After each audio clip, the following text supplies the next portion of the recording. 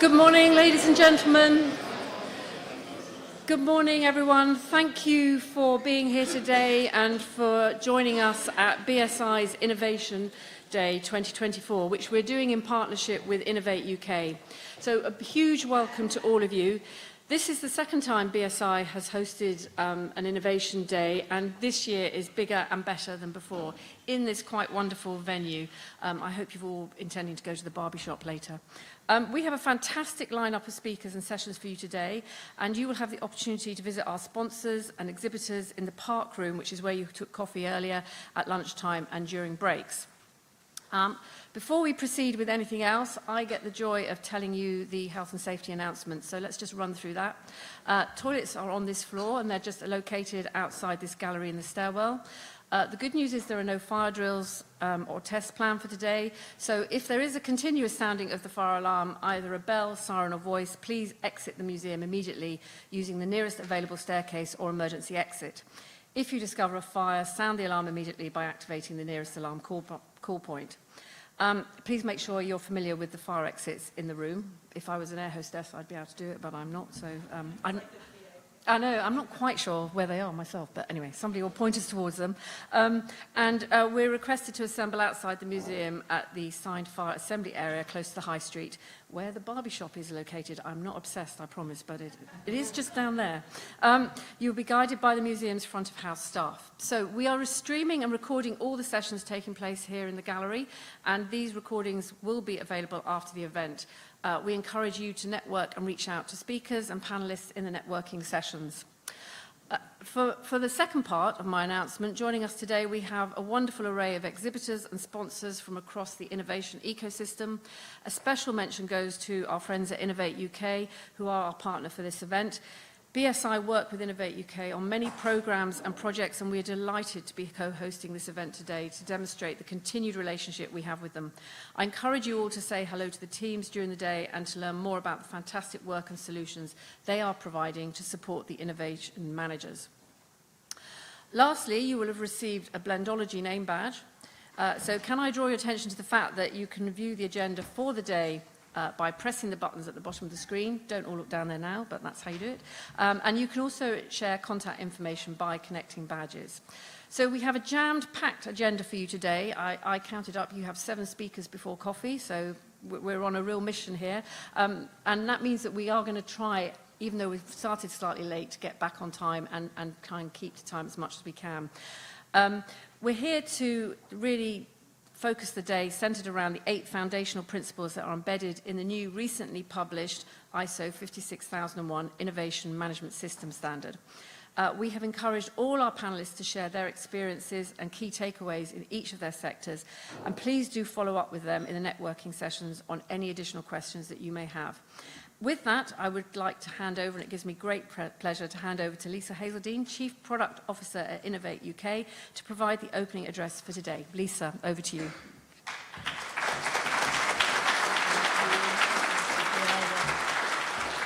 Thank you very much. And good morning to all of you. And it's an absolute pleasure to be here today at Innovation Day, supporting BSI with their new Innovation Management Standard and Principles. And as I said, of course, to be here with all of you. So I want us to spend my time this morning talking about 3 things specifically: the importance of innovation for growth in our economy, the role of Innovate UK and others in the ecosystem to support innovation and innovative businesses, and also the significance of innovation management principles to business success. So we all know that business innovation creates growth by driving competitiveness, enhancing productivity, and opening new market opportunities. It also stimulates collaboration between business, research, and other stakeholders. So the message is, if you want above average growth, you need to innovate. And the government's responded to this in its latest budget with its continued emphasis on funding around research, development, and innovation. I heard it referred to as the goose that lays the golden egg at the Science, Innovation and Technology Select Committee this week.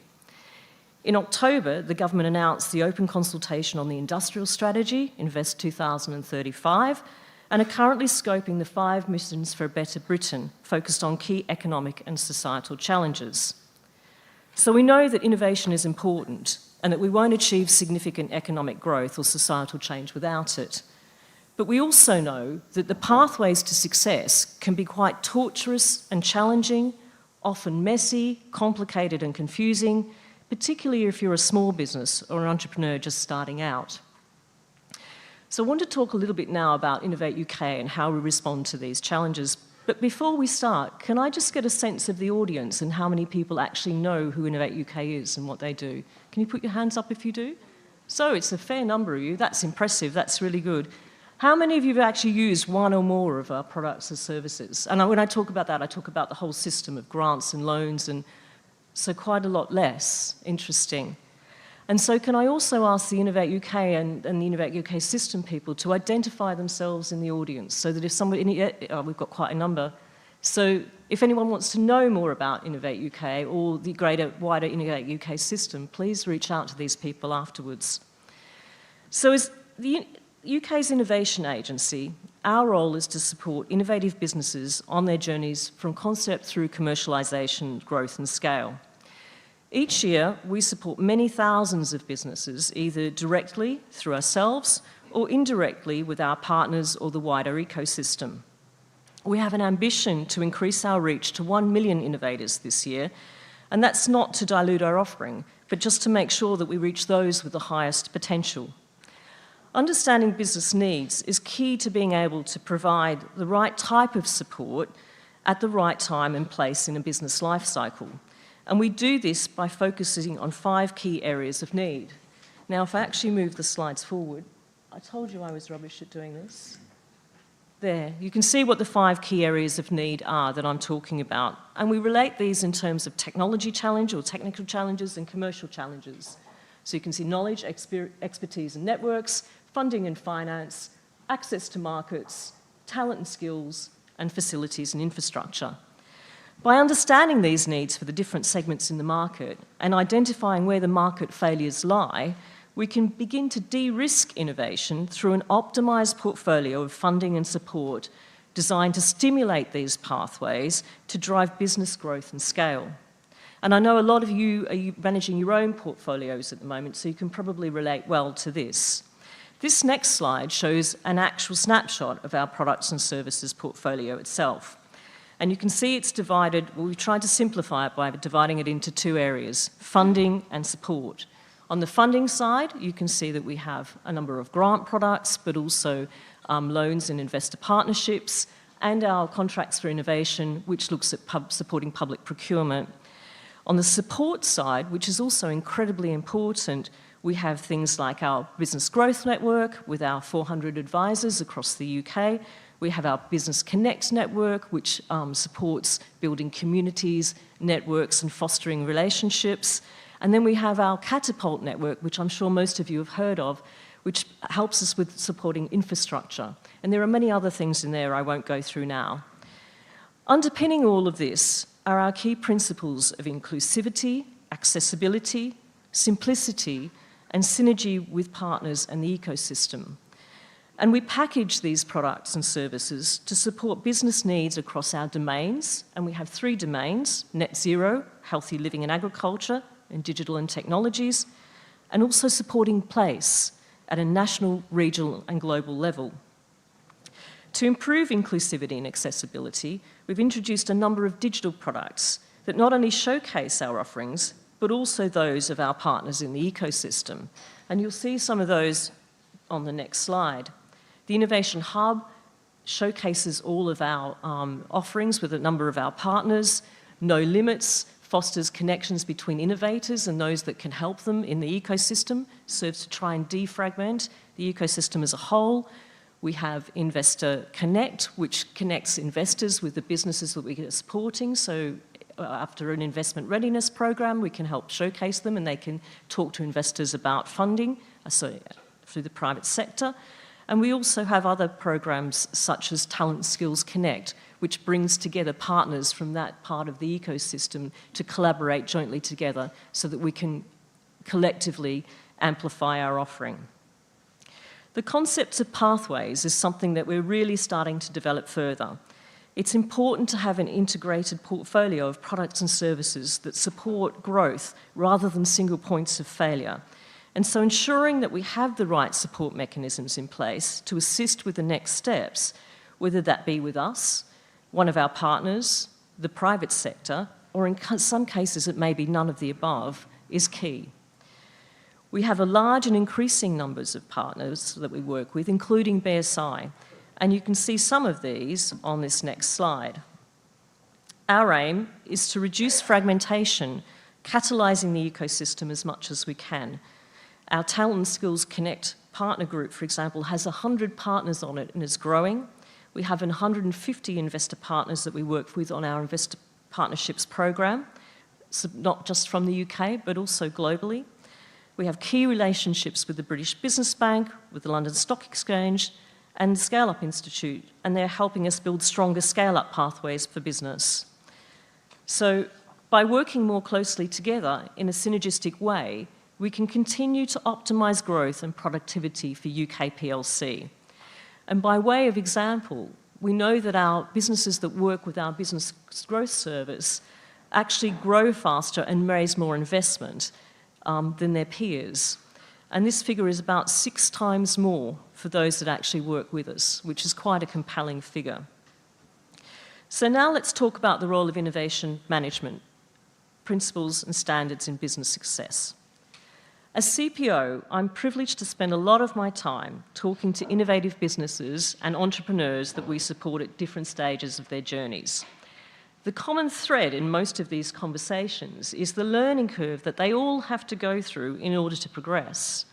Success can often be seen as serendipitous rather than something that can be effectively managed.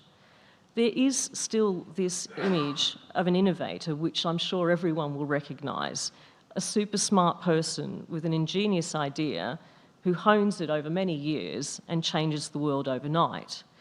The concept of structure, principles and standards have stereotypically been viewed as stifling creativity rather than an effective and efficient way of facilitating growth. Money, usually a grant, is typically viewed as the way to solve all problems. Interesting though, when you get below the surface of what's really going on, the actual need, you find that what's missing is the key insights and learnings from those that have gone before to short-circuit some of these pain points. At Innovate UK, we work very closely with BSI and are in the process of encouraging the adoption of the principles you'll see today within our portfolio. We're upskilling our own business growth specialists, and as I said, we have 400 of them around the country, as well as embedding them more fundamentally within our propositions. The concept of innovation management as a basis for the effective management of innovation activities helps to de-risk innovation, accelerate and increase the opportunity for success, and ultimately drive growth for UK PLC. So thank you very much. I wish you all a very exciting and informative day, and I'll look forward to talking to some of you a bit later. Thank you.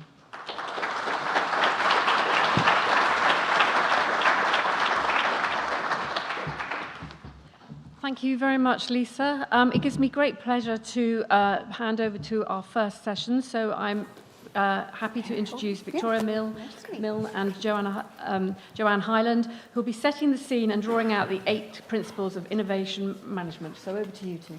Wonderful. Thank you, Anne. Welcome, Joanne. Thank you, Victoria.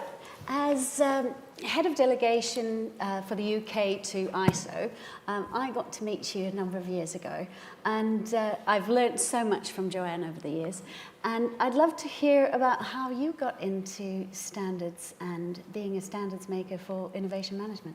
Okay, great. Well, it started in about 2018, and I actually attended an event here in London as an observer at the time. But it really is thanks to Magnus Carlsen. I don't know where he is right now. There he is. We had met, I think, in 2011, and he had been encouraging me to get involved in standards writing. And I was one of those skeptics. I did not believe that innovation could be standardized. And he spent a few years convincing me that it could be. And what really changed my idea is that we're not trying to standardize innovations themselves. we're really trying to standardize the innovation management process and the innovation management system itself as an enabler. So that's kind of how we got involved. I've been involved in drafting the Innovation Management System Guidance Standard 56002. I was also involved in 56007, which is about managing ideas and opportunities, which I would really encourage people to look up. And then, of course, what we're here today to talk about, which is 56001 and the requirements standard, obviously, for the innovation management system. Yes, working on 56007 was a real pleasure. I remember Right, that. yes, we did do that together. Yep. Yeah, great guidance standard. So there are guidances which are kind of like self-help books within the range, as well as the first globally auditable standard, which is 56001. But of course, so often, innovation is portrayed as kind of the sexy, exciting side of things, but standards less so. The beauty of 56001 is really that it's that framework. And it's a little bit like having the right kind of trellis for your vines if you're going to be able to produce a really good Chardonnay. So what I would like to touch on now is the fact that we've got this framework. That's great, and it's quite beautiful the way it's laid out. But how do you actually get anything of any quality out of it? How do you actually produce something that you know is good? Okay, so I think first I'd kind of like to put the point that in our community, most of the people involved in innovation management are very process-centric. And you hear about the stage gates or the phase gates, and companies try to solve everything through that. And what we are seeing is that it's really much more about all of the enablers of the innovation management system itself rather. And what's really important is how do you bring it all together in a meaningful way. So getting to the principles and the whole focus on innovation intent, it's really more about having the right mindset to be able to do this. And so I look at the framework more as being a guidance or a checklist to make sure that you're dealing with the requirements appropriately. But if we don't focus on the principles themselves, then it just becomes a question of somebody trying to get a piece of paper to say, yes, I'm certified, but did they really get it? Do they really understand what it's all about? And I think that's what's really important, and hence the reason for why we're here today, to talk about the principles. And really why today's been designed around the 8 principles, and hopefully by the end of today, you'll all have a good understanding of what those are. So let's start with what you think is the most important of the 8 principles. And if we could move the slide on we're not quite near the clicker, if somebody could just press it for us so that you could have an overview of what they all are. There we go. Thank you so much. Okay, so if anyone who knows me for the last 20, 25 years, I've been focused on managing uncertainty. And I really think the journey begins with the idea that you have to be able to embrace uncertainty. We were just having a conversation last night at dinner where if you don't have the right mindset for this, it's not going to happen. And we see a lot of people in various organizations that actually embrace it and really flourish. We've also seen many that resist and therefore cannot support the journey. So for me, managing uncertainty is the most important one. And I'm biased. Our research from RPI that goes back for 2 decades was all about managing uncertainty.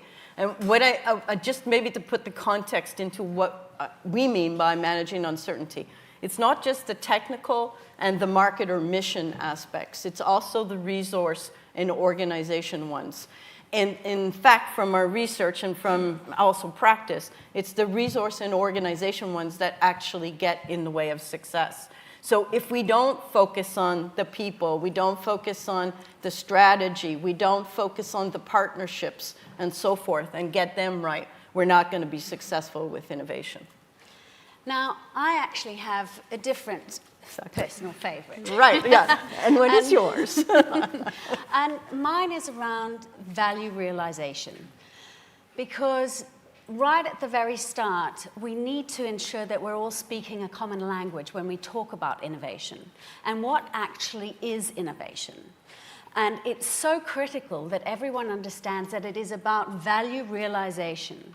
You don't have an innovation until you can prove to me what the value is, which means that you have to have a degree of metrics, you have to be able to review it, you have to be able to have some sort of way to process it through the organization. But value realization is what an innovation is. Everything else is just playing games. So that, for me, is the number one principle, that if we're understanding that right from the beginning, we also become a lot more customer-centric, because we're thinking about what value this is going to bring to our customers, to our stakeholders, from that very first brainstorm or hackathon or whatever it might be. Okay, and so when we were preparing for this, my counter to the value realization is, because I'm biased by being in the world of uncertainty, we often don't know what the value is going to be early on. And we have to be able to tell the story in a different way without being able to put together what the value is. And clearly the language is important, so we have to get the language right from the very beginning. Yet we also need to understand that, depending on if we're dealing with more of an incremental type of innovation, understanding what the value is pretty well understood at the beginning. Whereas if we're dealing with a more radical or breakthrough type of innovation, we really don't know. And we have to ask the questions to get there. So that was kind of the reason why we went back and forth on this. And that then sort of brings me into the systems approach. It's not just about one element of the innovation management system. It's about all of the elements together. So we can't, really, even though we have personal favorites, of course, we can't really say one is more important than the other, because they all work together. And so the principles also work together just as much as the elements of the management system do. So the systems approach is really that holistic view of what do we really need to do, and as I mentioned at the very beginning, to move beyond process to be successful with the innovations. And particularly, the systems approach is about having perspective. So for so many innovation managers, the ability to be able to step back and say, how does this work systemically and systematically throughout the organization? What is the role of all of the support that needs to come into play, of all of the planning, of leadership? How do all of these factors work in order to deliver our innovation portfolio? And the innovation portfolio, is that well balanced to what it is that we want to achieve? And in order to allow innovation managers to do that well, you really need future-focused leaders. And I'm looking into the audience for Mike, because he's going to be speaking about that later.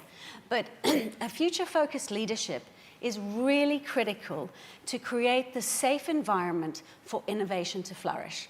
So that means that you have leaders who are curious, who are courageous, but most importantly, are empathetic to the behavior change, the mindset change that all of these principles are really all about. These principles are the Trojan horse. Standard looks fantastic. It's really quite simple. It's understood by compliance. It's understood by so many in the organization who have never before been involved in innovation. But what is absolutely key is that you have the leadership that are able to ensure that the innovation intent and the environment is really fertile for the change that you need to see within the staff, within those who are going to have to implement this innovation, and those who are going to be able to prove that it is generating value. Right. So let me pick up on the innovation intent part and the strategic direction principle. So I'm sure many of you have been involved in strategy setting. Most strategy that is set within an organization comes from what we know. It comes from current strategy, and it comes to look out to the future. But we're talking about, combining sort of the future-focused leaders and the actual strategy itself. It's a strategy that has to be cast from the future, based on not probabilities, but on the possibilities of what could be. And it's very important, therefore, to have an innovation intent. And that is the role, that is the responsibility of leadership, to say, this is our innovation intent. This is what we're aspiring to. It doesn't mean that we're actually going to get there, but at least we have an idea of where we're heading out into the future. And I'm talking, excuse me, like 5 to 10 years out in some industries or some sectors, and in others it could be 3 to 5 years, or it could be maybe a couple of years, depending again on the complexity of the industry, the level of uncertainty, and so forth. So we, not to sort of hit on the major consulting companies, but they go into organizations and they create a strategy that is based on the present, and they get all of the business units or so forth to roll them up, and they say this is going to be our strategy for the future. That is only going to continue to perpetuate what is happening today. So it's really important from a strategic direction point of view to be able to step out to the future and backcast to the present and come up with these possibilities. So I know, Victoria, you wanted to sort of then talk about adaptability here. Yes, right. Because as we're building this picture for you, you can see that the organization is going to need to change to be able to accommodate these new innovations. So we've all been aware, and we are going to have a lovely panel later on AI and the effect of that new technology on organizations. But adaptability is absolutely critical.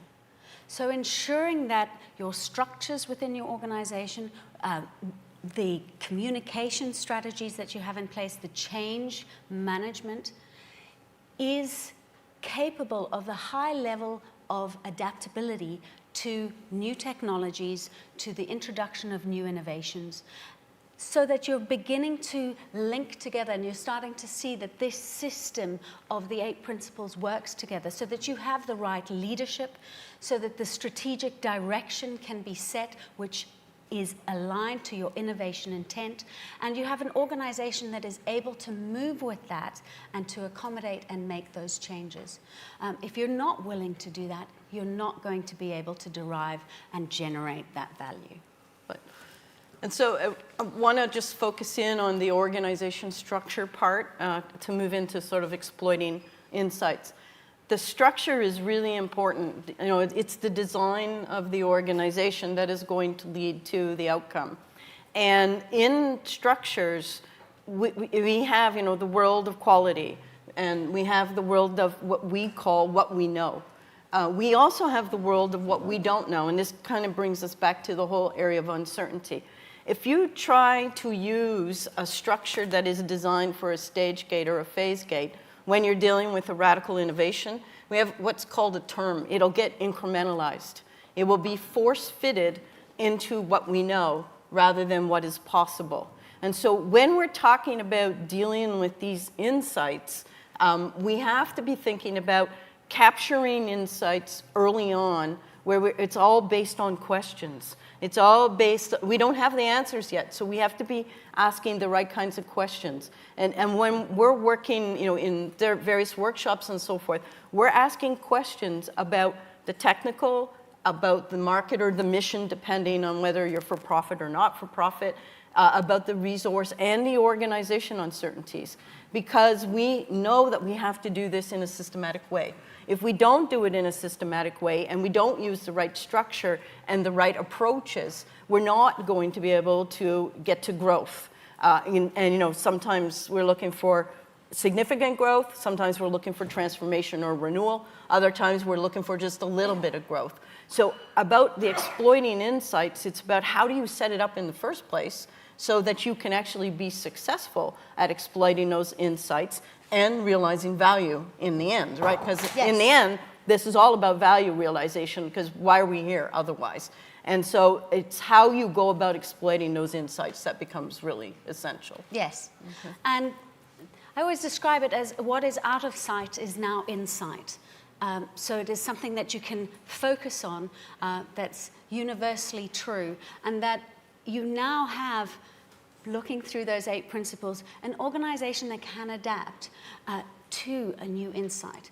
And that's the critical part, because so often organizations have fantastic studios, they might have even outsource it to insight agencies to get them all of this fantastic data knowledge that they can use within their organization, but they simply don't have the structures and the processes to be able to take that forward in the right way, to manage down the uncertainties that those insights present, and to be able to then, as you say, generate value.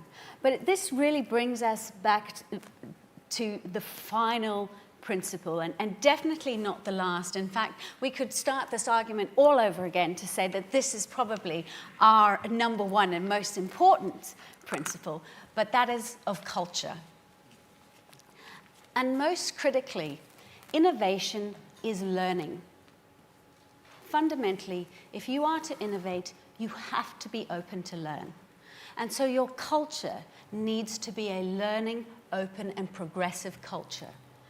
Because if we individually can't find the passion, aren't able to articulate and be a part of developing those solutions across an organization, and there's the thing, across the organization, not that lone innovator who's raging against the system. The great man theory has been disproved. It is about everyone within the organization being able to contribute, being able to work on ideas, having those skills developed in the right way, and being able to play their role where they fit best through that process, from that innovation intent all the way through to finalizing that value realization. And so it is absolutely critical that we work on the culture within organizations as part of the 8 principles in order to deliver real growth, real productivity through innovation for UK companies and beyond. So I'll just make a little joke about the great man theory. I don't think Elon Musk would agree with you. It just came to my mind at that time. Okay, so I think I'm a little bit different on the culture part. Because I've seen so many times where organizations say we need to change our culture, and they focus on changing the culture, but they don't put in all the tools, they don't put in the mindset, they don't have the right people. And then they wonder, well, why didn't our culture change? What happened here? And that's why it's really important, you know, kind of going back, and you were sort of going through that, is to be looking at all of the principles together and all of the system elements together, because we enable the culture to change. We can't just declare that the culture is going to change, because it won't. And so when we have, we've been working with companies for 25 years. I was a practitioner myself and put together an innovation hub. Invested in ventures, and because I know a lot of you are involved in venturing now. I was at Nortel Networks, involved in the R&D organization, and we took a lot of our research and we put little ventures around them, and then we grew them over time and scaled them into meaningful ventures. And when we were there and doing that, I focused more on finding the right people for the roles, because it's very difficult, going back to mindset, to have the culture unless you've got also the right people. And I'm not saying that people can't change, but we've also seen a lot of people that are just not wired for the world of uncertainty. They're not comfortable having no answers. And that's okay, because we need different people in an organization. And I can say that if you were to put me in a quality role or even in a development role, I would be so bored, because it's consistent all the time. And some people like the repeatable process. Some people like, to have the answers. And then other people like to be able to think about what the possibilities are going to be for the future. And these are some, the experiential learning. These are some of the elements that are really important for the culture, yet you also need to be able to sort of bring it together in a way where you also have the right people. And our research that we went through as well validated that we would see A performers in a development world, and then we'd move them into the innovation world, and they failed. And we would see like B, C performers in the development world, and we moved them into the innovation world, and they succeeded beyond anybody's wildest imagination. So, so there's a lot of evidence for that, and that's what also helps to create the culture, enable the culture, and help people to be successful. And I want to mention something about organizations in general, because do we still have a little bit? Okay, so and Radwan, I don't know where you are. Oh, there you are. So we've been having a few conversations, and I've been in this world a very long time, close to 30 years and 40 years in business. I've seen a lot of changes over time. And we started with sort of using the term corporate venturing. Then we used terms like new business development. We use terms like strategic innovation. We've used terms like corporate entrepreneurship, entrepreneurial leadership. Like I can keep going on and on and on. And anyone who's been involved, and I see a few of you nodding, you've seen all of these. Whatever sort of the flavor of the month of the year or whatever, those are the terms that come into being. And really what this is it's about, obviously innovation, but there's two sides of it. There's the corporate innovation side, and then there's also more the, the small business startup side of things. And we share common principles, but it's very different how you do it in a corporate innovation context than how you do it in a startup context. And so that, I want to kind of come back to the importance of these principles. The principles we all share together. And we all need to believe in them, and we all need to be a part of that. Yeah. That is really essential. But we also need to understand that if I'm a startup, I'm going to need to go about doing this differently than if I'm a large established organization. And that is part of what the standard is about. It's to give us the flexibility to be able to recognize that different critical success factors apply depending on your context. And I think that is really important for us to continue to have the dialogue about. And even last night at dinner, we were saying, okay, where can we find case studies about venture capital using the standard? Where can we find case studies for the innovation ecosystem? We wrote a book with cases, 16 case studies. We had trouble finding a small, medium enterprise at the time because this was done in 3-4 years ago. So we need all these different case studies. And it's a great discipline in innovation management, but we're all drinking the same Kool-Aid. So when we go out into the world, people don't know really what we do. And I'm sure, like I said at dinner last night, when people ask me what I do when we're out in a family environment, and I explain, their eyes glaze over, and then it becomes a conversation about gardening, something that everybody can understand. So, and I'm sure I'm not alone in this, and I think that's really important. I just wanted to leave kind of that message that it's not easy, but we can do this, and we're going to do it. Yes, yes, we are. So 3 things. 1, you can take these 8 principles away and really customize it to your organization, whether you're small, medium, or large. But ask yourself some critical questions. That's one takeaway from today. 2, we have a fantastic case study later on about a startup that has scaled up and the effect of this particular standard, in fact, its predecessor, 56002. So you will actually be able to hear a really fantastic case study of how this doesn't just support large corporates, but also small and medium-sized enterprises and startups to scale-ups. And finally, you touched on how important it is that we have the skills and that we actually have the right support for innovation managers out there. And part of the legacy and impact from today, you will see a QR code later, but we are starting a group on LinkedIn for all of us who are innovation managers to be able to join, to begin to start to share content, and to begin to start to create the language of the 8 principles, based on the 8 principles, but of what it is that we do, the professionalization of innovation management, so that we can start to codify what the right skills and practices are. And this will then work in conjunction with all of the wonderful support from Innovate UK that Lisa has covered off, as well as the work and standards from BSI, so that we start to have a real kit of parts as innovation managers, guided by the 8 principles. But thank you so much, Joanne, for joining me and for talking through the 8 principles. Wonderful. Thank you very much. Okay. Thank you,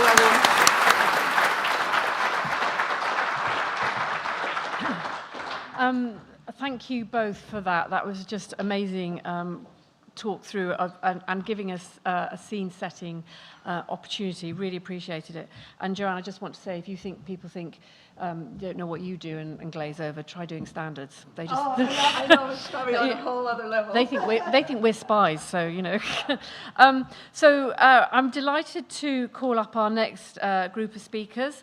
They're going to pick up on the principles, and we're going to start going through those in turn. So we're going to start with the realisation of value, and I'm delighted to invite to the stage Professor Sam Menhat, Stuart Law, and Nick Barnsby, who are going to take us through to the next session. Thank you very much.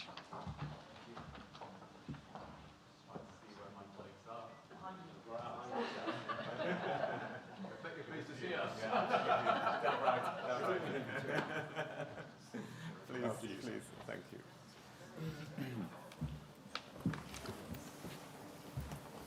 Yes, I was worried for a second or two if my colleague's going to be here or not. So then I had to do the singing and dancing to keep you all occupied in the meantime. But good morning, everyone, and great to be here with you today in this sort of fantastic setting. And what a great attendance we see before us this morning. This is sort of a much highly anticipated and hopefully insightful session. The session before this already has highlighted and emphasized the notion of realization of value, which is sort of sits at the core of every innovation intervention, every innovation initiative. It's all about the value. Well, what is it, this dude? What is the value at the end of the day? And it is unique to different organizations, to different people. And it does have to rely on the 8 principles that Victoria and Joanne just talked about, and how they actually start to underpin the notion of value. So just to keep your grey cells ticking over during this session, in case you start to glaze over as well, think about what is value for you from your perspective. And that takes us to sort of the notion of what innovation is, and we talk about sort of innovation as the process of creating a new value from a new or novel ideas. At least that's the sort of definition that we have in the ISO 56002, and we've implanted this in the 56001. So in essence, value, it's all about the perceived benefits and the gains minus the cost, in a nutshell. And it encompasses, therefore, the tangibles and the intangibles as perceived by the beneficiary. So the value has to be assessed and graded through the lens of the target audience and the beneficiaries that you're trying to offer that value to. Therefore, measuring value involves evaluating the perceived benefits against the cost, demonstrating the return on innovation investment. Often a big debate in companies, so what's the return on this innovation investment? But as Lord Kelvin, the great Scottish scientist, said once, if you can't measure it, you can't improve it. We need to know what the progress is. So our focus today is on how we measure the real impact and value of innovation. We have chosen the defense and security sector as an example. We've got a fantastic panel with us today.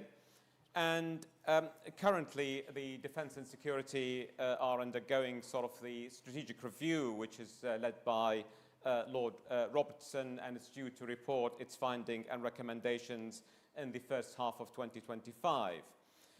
And as innovation, when I was reading the actual assessment itself and had my various conversations with the people who are putting the review together, it seems to me that innovation takes a central role, a central plank in the development of the of the next review.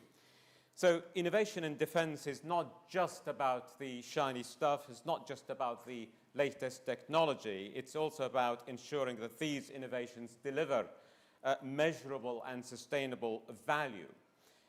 It's about how these innovations give us strategic advantage, enhance operational capabilities and resiliency in the long term.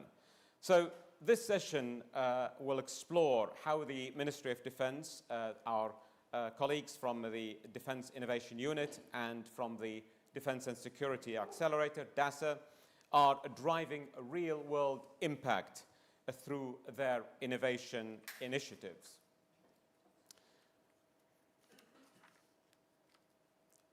One question then to you in the meantime, maybe a second question. So are we, when we are innovating, are we designing innovations for lasting impact? Or are we just meeting short-term goals? In other words, how can we ensure today's investments create enduring value, offer unique advantages, and deliver long-term strategic advantage? I think that's if we just do the disposable stuff, very quick innovations, get it done here and now, and then and that's it. That's not really going to help with other initiatives like we are now going through the COP29 and the Sustainable Development Goals. We have to be at least aligned to some of those. So we need to think about that a little bit more. So let's turn to the panel to explore how defense organizations like DASA and the DIU, the Defense Innovation Unit, measures the success of their innovations. Are they merely ticking boxes or truly transforming capabilities for the future? We'll hear how they have adjusted their approaches, their strategies, their cultural settings to ensure both tangible and intangible benefits can be achieved. The old adage Joanne was talking about, where culture eats strategy for breakfast, so culture is a key component in the 8, obviously, principles we talked about. So let me welcome then my friends here, my colleagues. Nick Barsby is the Chief of Staff at the Defense and Security Accelerator, DASA, and my other friend, who is Stuart Laws. He's the Assistant Director, Assistant Head of the Innovation Partnership and Outreach at the Defense Innovation Unit, as part of the Innovation Directorate of the Ministry of Defense.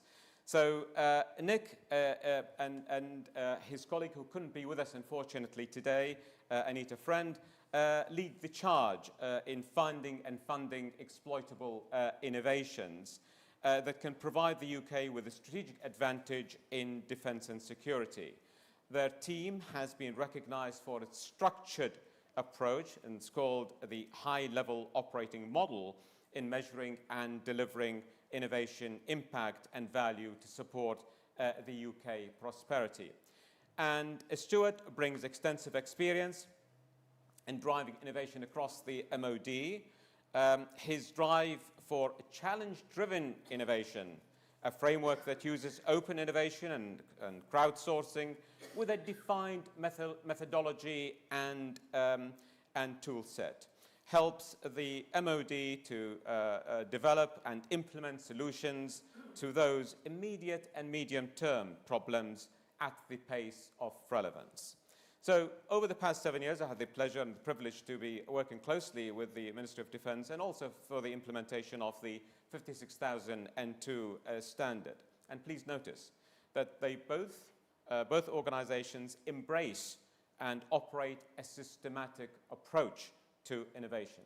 They much said in the previous session about having those systematic approaches to ensure repeatability and de-risking, essentially, the innovation to ensure a successful outcomes.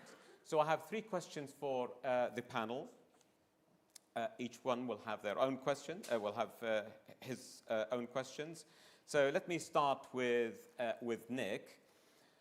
So, Nick, how do you measure the real-world impact of these innovations on UK defence and security? And how do you evaluate the broader contribution to the UK prosperity? Thank you very much, Sam. As you've already said, a first part of our mission is to find and fund exploitable innovation. And I think certainly in the first years of our existence, we were very much focusing on the inputs. How many people had we found? How much had we increased our network? How much had we funded? And then we came in contact with the IKE, and they told us about the importance of realizing value. And we started to think about outcomes. And it's really difficult, particularly in our world, if we have found a device, if we've found a way of finding explosives in electrical items. It means they don't go on the planes, but the outcome is probably safer air travel, but how do you measure that? Yeah. So then we came on to the notion of intended outcomes. So what we do right at the beginning is say, what do we think the outcome is going to be? And we've come up with a number of categories: saving lives, protecting property, infrastructure, efficiency. We've got 6 in all. We set that out right at the beginning. We then have a systematic tracking of all of our innovation, and we go out and we have about a 60% response rate, which is brilliant, from our innovators who tell us what's happened to that innovation since we funded it. We pick those out which are getting towards an outcome. We think of a 10-year time frame, and then we have qualitative interviews with those innovators, and then we back it up with the customers of those people who've got the innovations. So, for example, when I came into to here today, going through Waterloo, very pleased. We've got a device in there which is looking at incident management, a great startup company going in. And we've said, what's been the outcome to the transport police as a result of this device coming in? And has it met those things which we talked about 3 or 4 years ago when we started to fund this innovation? So far, we've got 82% of the things we've funded said they're going to meet the intended outcomes, and 64% of the people that we've surveyed have said their innovations have been brought into use. And that, of course, is the impact. Yeah, absolutely. And that can be felt in many ways. The ideal is, as we've said, in the hands of the end user. But we've also got examples of innovation which has shaped the future and shaped policy. So after the Manchester bombings, we talked about crowd safety, and we've measured the outcome of that in change of policy in the way that places are guarded now. Research program is another one, and also decision making. So many different multiple data points just Yes. to substantiate basically the intended outcome and the sort of desired outcome. You can only estimate. You can't really have a definitive intended. That's the issue of uncertainty we were talking about earlier on in the previous session. Fantastic. Well, thank you for that. Let me turn to Nick then. Sorry, to Stuart. The defence and the Defence and Innovation Unit, basically looking at how to measure innovation supported, by the DIU to deliver longitudinal, essentially, benefits as opposed to sort of just the immediate thing. How do you go about sort of getting those balanced, particularly using your network of hubs, like the J-Hub, Navy X and so on? How do you balance that? Cool. Thank you, Sam, and good morning, everybody. Great to be here this morning. I think one of the key things before I sort of get on to attempting to answer the question is understanding defence as an organisation. When you go to one of these talks and people are talking about innovation, you'll frequently be told command and control organisations are incapable of innovation. We are an example of how barking mad and wrong that statement is. We've been doing it for a long time. We're never short of ideas.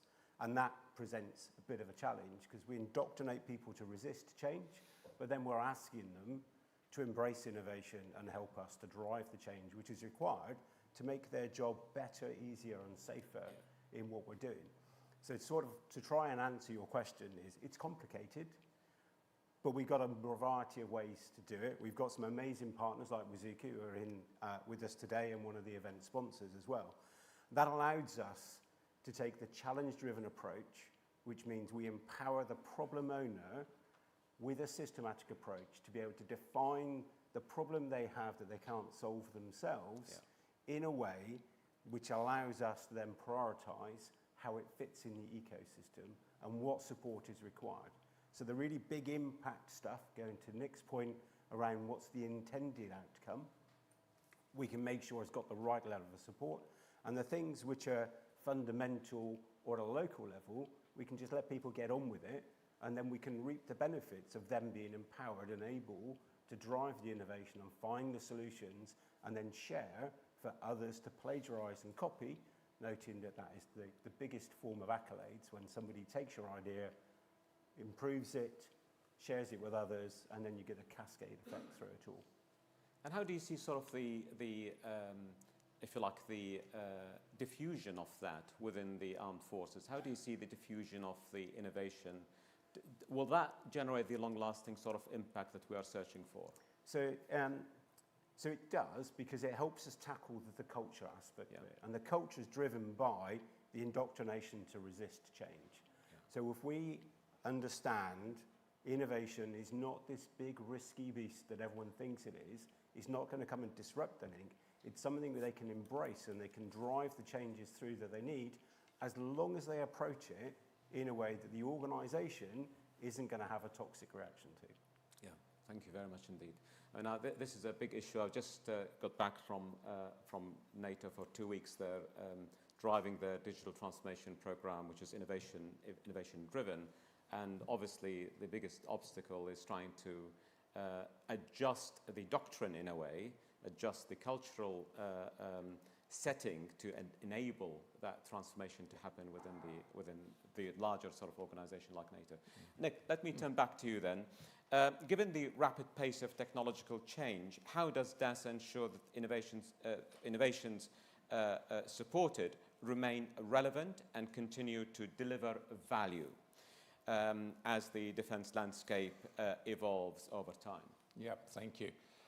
So one of the lessons that we've identified is that innovation is all about collaboration. Yeah. And we're also a customer-focused organisation, one of our values. So the first thing that we do is to make sure that we collaborate with those people who are asking us to find things and make sure we really understand what it is that they're after, what the outcomes are. So that's the first point. And we call them DASA partners. They're based with our customers, asking them what the opportunities for innovation are. So that's the first bit. We also have a team of innovation partners that are based throughout the UK nations and the devolved nations and the regions. And what they're doing is actually finding out what the innovation out there is and what might be of assistance. Through our competition process, we're sort of tying up the innovators with the opportunities. And then once we've got those people and funded them, we then assign technical partners who can make sure that there's a context to the innovation that's being delivered. And in the same time, we have exploitation managers who are making sure that what's going to be delivered at the end is going to be ready and be accepted by those people who need to be educated about the innovation that's coming to them. So it's that collaborative effort, really. And of course, with innovation, you're testing and adjusting as you're going along to make sure that when the outcome you want at the end is actually going to be achieved. Does that collaboration sort of help readjust your strategies, or how does it? Is there sort of a cross-feed between your engagement with stakeholders, with people at the front, the front end essentially of this process? Does that feed back to how your strategy should be adjusted for the future? Yes, I mean, as I mentioned a number of different posts that we brought in. And that's all come about from our strategy and looking at what we were doing in the first place. Yeah. To say, well, it's great, as I mentioned, we've got all these competitions, but what's actually going to be the impact of them? That's exactly it, yeah. And that's what we strive to do by setting these people the challenges, go and make the exploitation work, go and find opportunities. Definitely. Fantastic. Thank you, Nick. Let me go back to Stuart now. In a sector driven often by continuous urgent operational challenges and demands, as we are witnessing today on multiple theatres, how do we strike a balance between pursuing high-risk, high-reward innovations and ensuring the delivery of short-term deployable solutions to meet the immediate needs? So thanks, Sam. Another great question for me. I think a lot of it is around the leadership. Without key leadership who understand the need for change and innovation, how it can be achieved, how it's not a threat to what they're doing, and how it then becomes integrated into business as usual. Absolutely.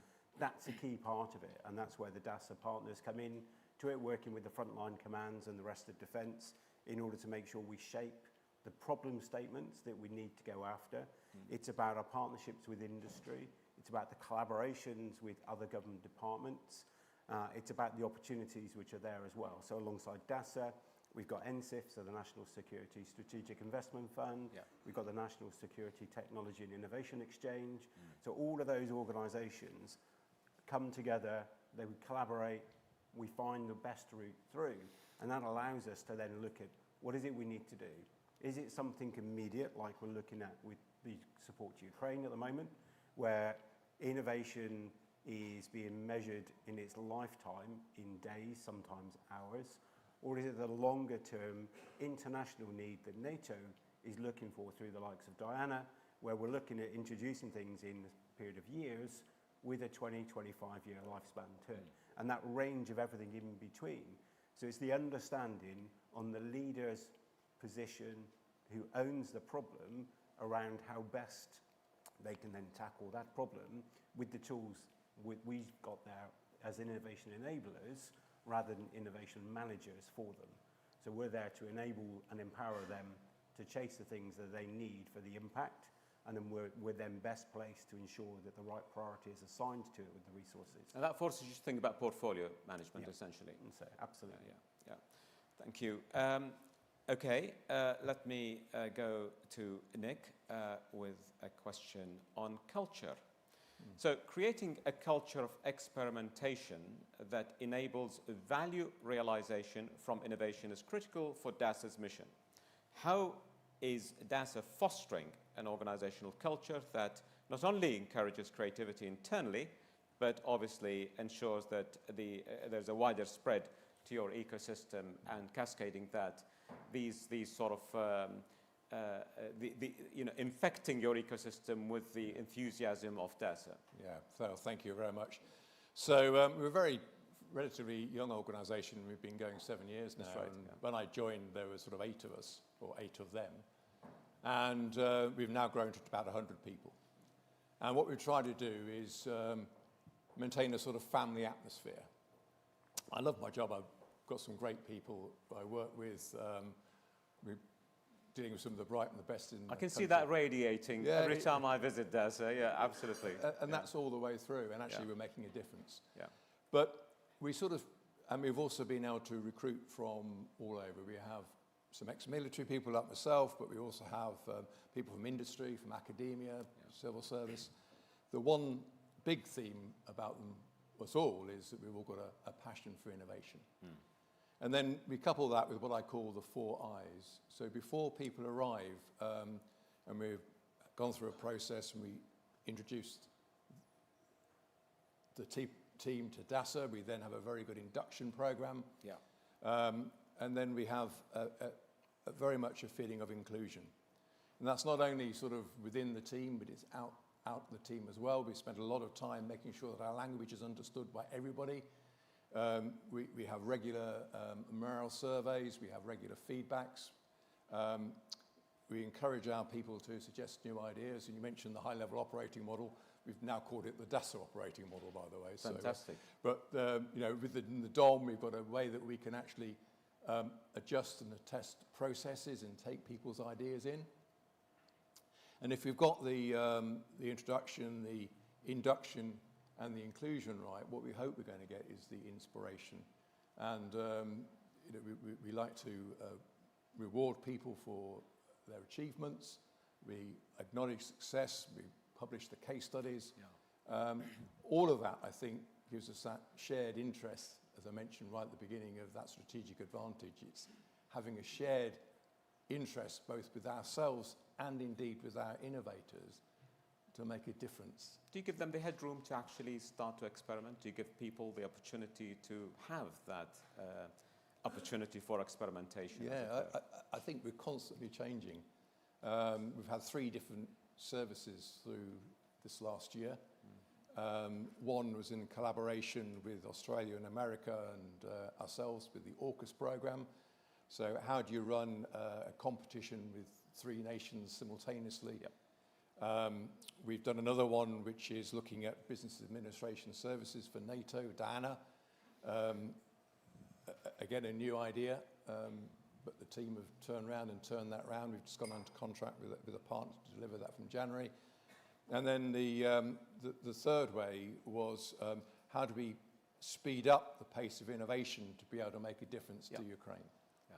And all those three required our people to step to, work harder, but come up with new ideas and actually achieve the results they're achieving now. And that's what gives us a buzz. It makes it exciting. Fantastic. Yeah, absolutely brilliant. Thank you. Let me turn back to Stuart with the final question then. Organizational culture plays a significant role in ensuring realization of value from innovation.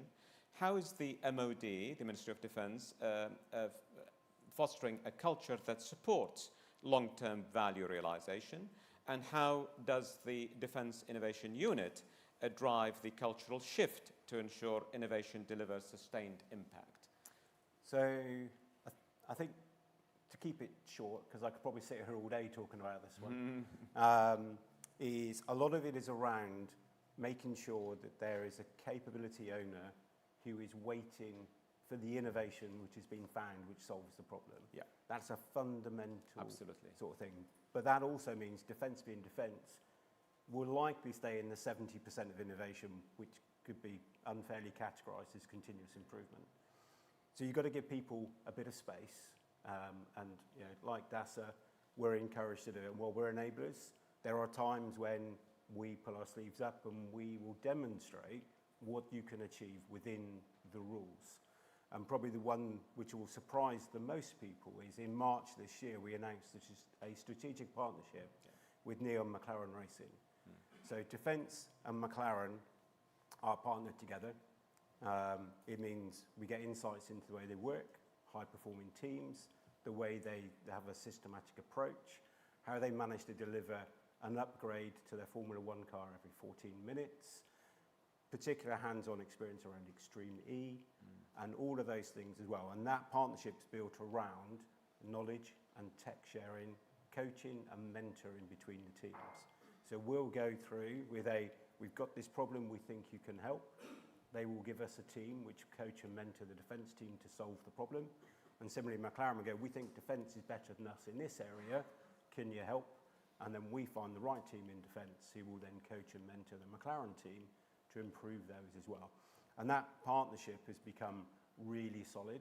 It surprised a lot of people when we announced it. It surprised some of the senior exec at McLaren when it arrived on their desk as a proposal as well. But when you look at the differences and the similarities massively outweigh the differences when it comes to what we're both there to do, how we do it, particularly when we're trying to do it against a sustainability background as well. Fantastic. Let me just ask you for a final tip to the audience. If you were to sort of give one thing, you know, particularly for those who are just starting on this journey, what will that be? And the same question to you, Nick. So just to get perspective on what suggestions, tips you could give. I would go with be brave and carve your own path. Don't try to be Amazon or Google. They are 50 steps ahead of you. Yeah. Be your own person, your own company. Fabulous. Thank you. So I've already mentioned one, which is innovation is all about collaboration. Yeah. And I think the other real lesson I've learned is innovation takes time. And the amount of time, no pun intended, that people have sort of said innovation is instantaneous. It's got to be done now. Yeah. Particularly some of our senior officers who would like things now. It's not going to happen, boss. If you want innovation, you've got to give it time. Yeah. You'll get there, but it's not an overnight thing. What a marvellous recommendations. Thank you very much indeed. As we conclude and bring this session to a close, I wanted to emphasize the importance of understanding the long-term value of innovation. The 56,000, the ISO 56,000 series and the BSI responsible PAS 440 in 2020 provide essential frameworks, and others, by the way, because I sort of sit on the ART committee as well, the artificial intelligence, so the 42,001, just a quick plug, also a management system, creating the right conditions and guardrails to design and execute innovation strategies that deliver sustained and measurable impact. these are the guardrails that you really could benefit by using them. From my sort of 40 years of experience, I'd recommend 3 takeaways to add to Nick and Stuart's. Know what you're trying to measure. So at least guesstimate what success might look like. Yes, uncertainty is absolutely a key thing here. And in that, look at the growth opportunity profiles that you are searching for, and indeed the level of differentiation you would want to achieve. Secondly, establish a baseline to measure. So what's your yardstick, essentially, against which you can evaluate your progress? Often when you have ambiguous situations, OKRs, objectives and key results, will work better than the typical KPIs. Engage and communicate. I think it resonates well with our colleagues here. Consistent engagement and targeted communication, and the emphasis and the accent on the targeted communication, to speak their language as well, to make sure that there is genuine exchange of knowledge here, are critical for achieving sustained and transformative capability or transformative innovation. Nick talked about collaboration, which drives creativity and co-creation, and also drives that inspirational bug. Both the DRU and DASA have demonstrated how its strategic approaches to innovation can transform capabilities and safeguard our national security, not just in the immediate term, as already demonstrated, but also for the long term. So thank you, Nick and Stuart, for excellent contributions. And thank you all for being a great audience in this session. Thank you very much indeed. Thank you.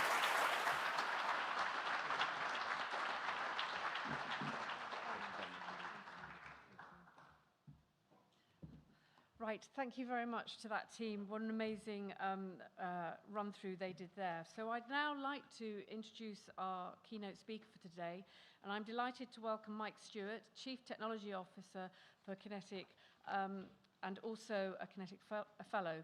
In his role, Mike leads a global function focused around inspiring and enabling people to leverage science, technology, and engineering for operational advantage. Mike, the floor is yours. I'm hoping you're here. I don't know where you are. Oh, there you are. Sorry.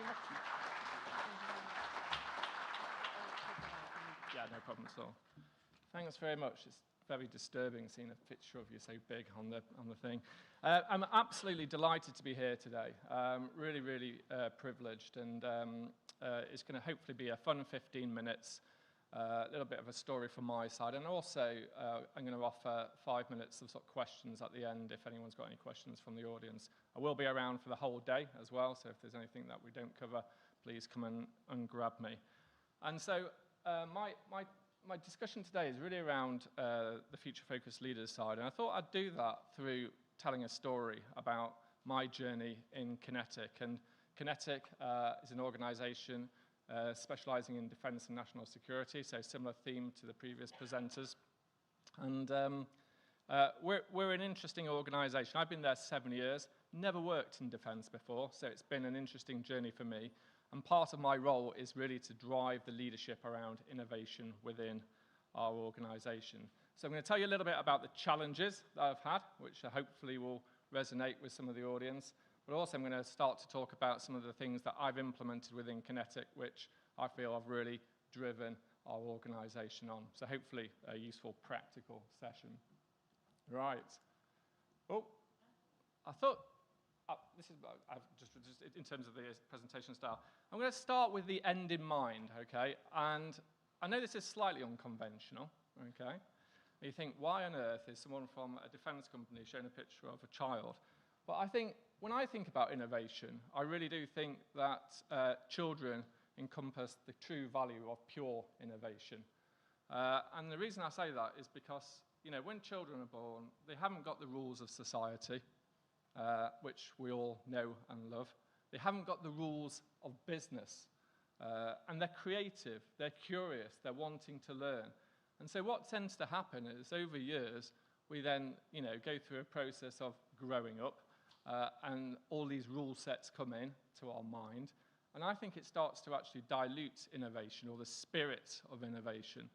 So I guess what I'm saying to you all is, just to start with, we need to become more childish again. I think my My wife might agree that I might be doing that at times. But I think really taking a look at children, I think, is a really important element to actually thinking about the behavior of innovation. But let's go on to Kinetic. And I think let's just talk about some of the challenges that I've found within our organization first.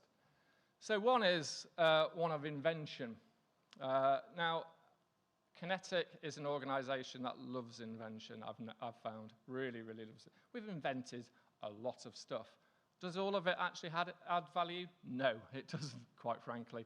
So one of the challenges that I've had is actually to modify our approach to innovation, to move away from the association that innovation equals invention to the point of the speakers earlier, innovation is about delivering value. Now, we have, over our period, come up with some really good innovations and inventions. Radar, for example, is a pretty useful invention which came from our organization. But part of my task when I first joined the organization was to really reset this approach because otherwise we were just creating solutions that were looking for problems. And I think I see a few smiles in the audience, other people might have that similar challenge. So the next challenge I came across on my little journey was one of diversity. Now, I believe diversity is a real enabler for innovation. You need different people, different backgrounds, different experiences. And that's where you maximize problem solving. And I've found, actually, in the defense and national security sector, there's some challenges around diversity. And in Kinetic, there's some challenges.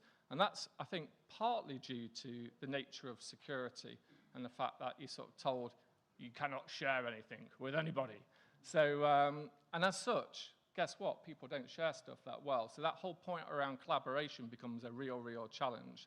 So one of the things that I was wanting to do is to try and maximize our 8,500 workforce and our partners and our customers. How can I unpick that to actually drive much more of a collaborative approach, really taking the maximum diversity of what we have on offer?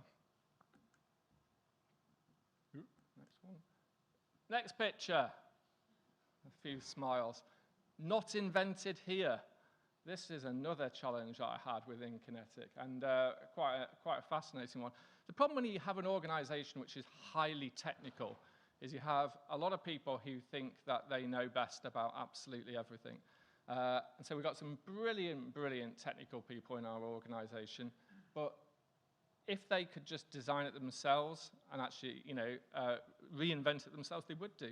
They don't, bizarrely, there is no sort of like common view around reuse. So one of the challenges I had here was really to take this brilliant technical organization and actually to drive more of a culture of reuse, as opposed to people wanting to just reinvent things again and again and again. And my final slide on the challenges. It's very hard, by the way, to find a slide that talks about culture. This is my slide on culture. So I've come from the IT sector, and so I'm used to sitting around in shorts, T-shirt, beanbags, coding. That's my background. And so when I came to Kinetic, guess what? There wasn't many beanbags. So, what I found here was like the culture it's an interesting culture, a great culture, but I think one of the challenges is how do you create the right environment to get people to thrive? And I think the environment informs the culture, the tools inform the culture, that leads to behavioral change, and so on and so forth. But I think, the challenge that I had was every one of our sites had a slightly different culture, which was quite funny. And we've acquired organizations over the years as well. And guess what? They all come with their own cultures as well. So again, another challenge on this little journey. So, all right, you heard a bit about the challenges. So where do you start? This is me a few years ago. It's not really me a few years ago.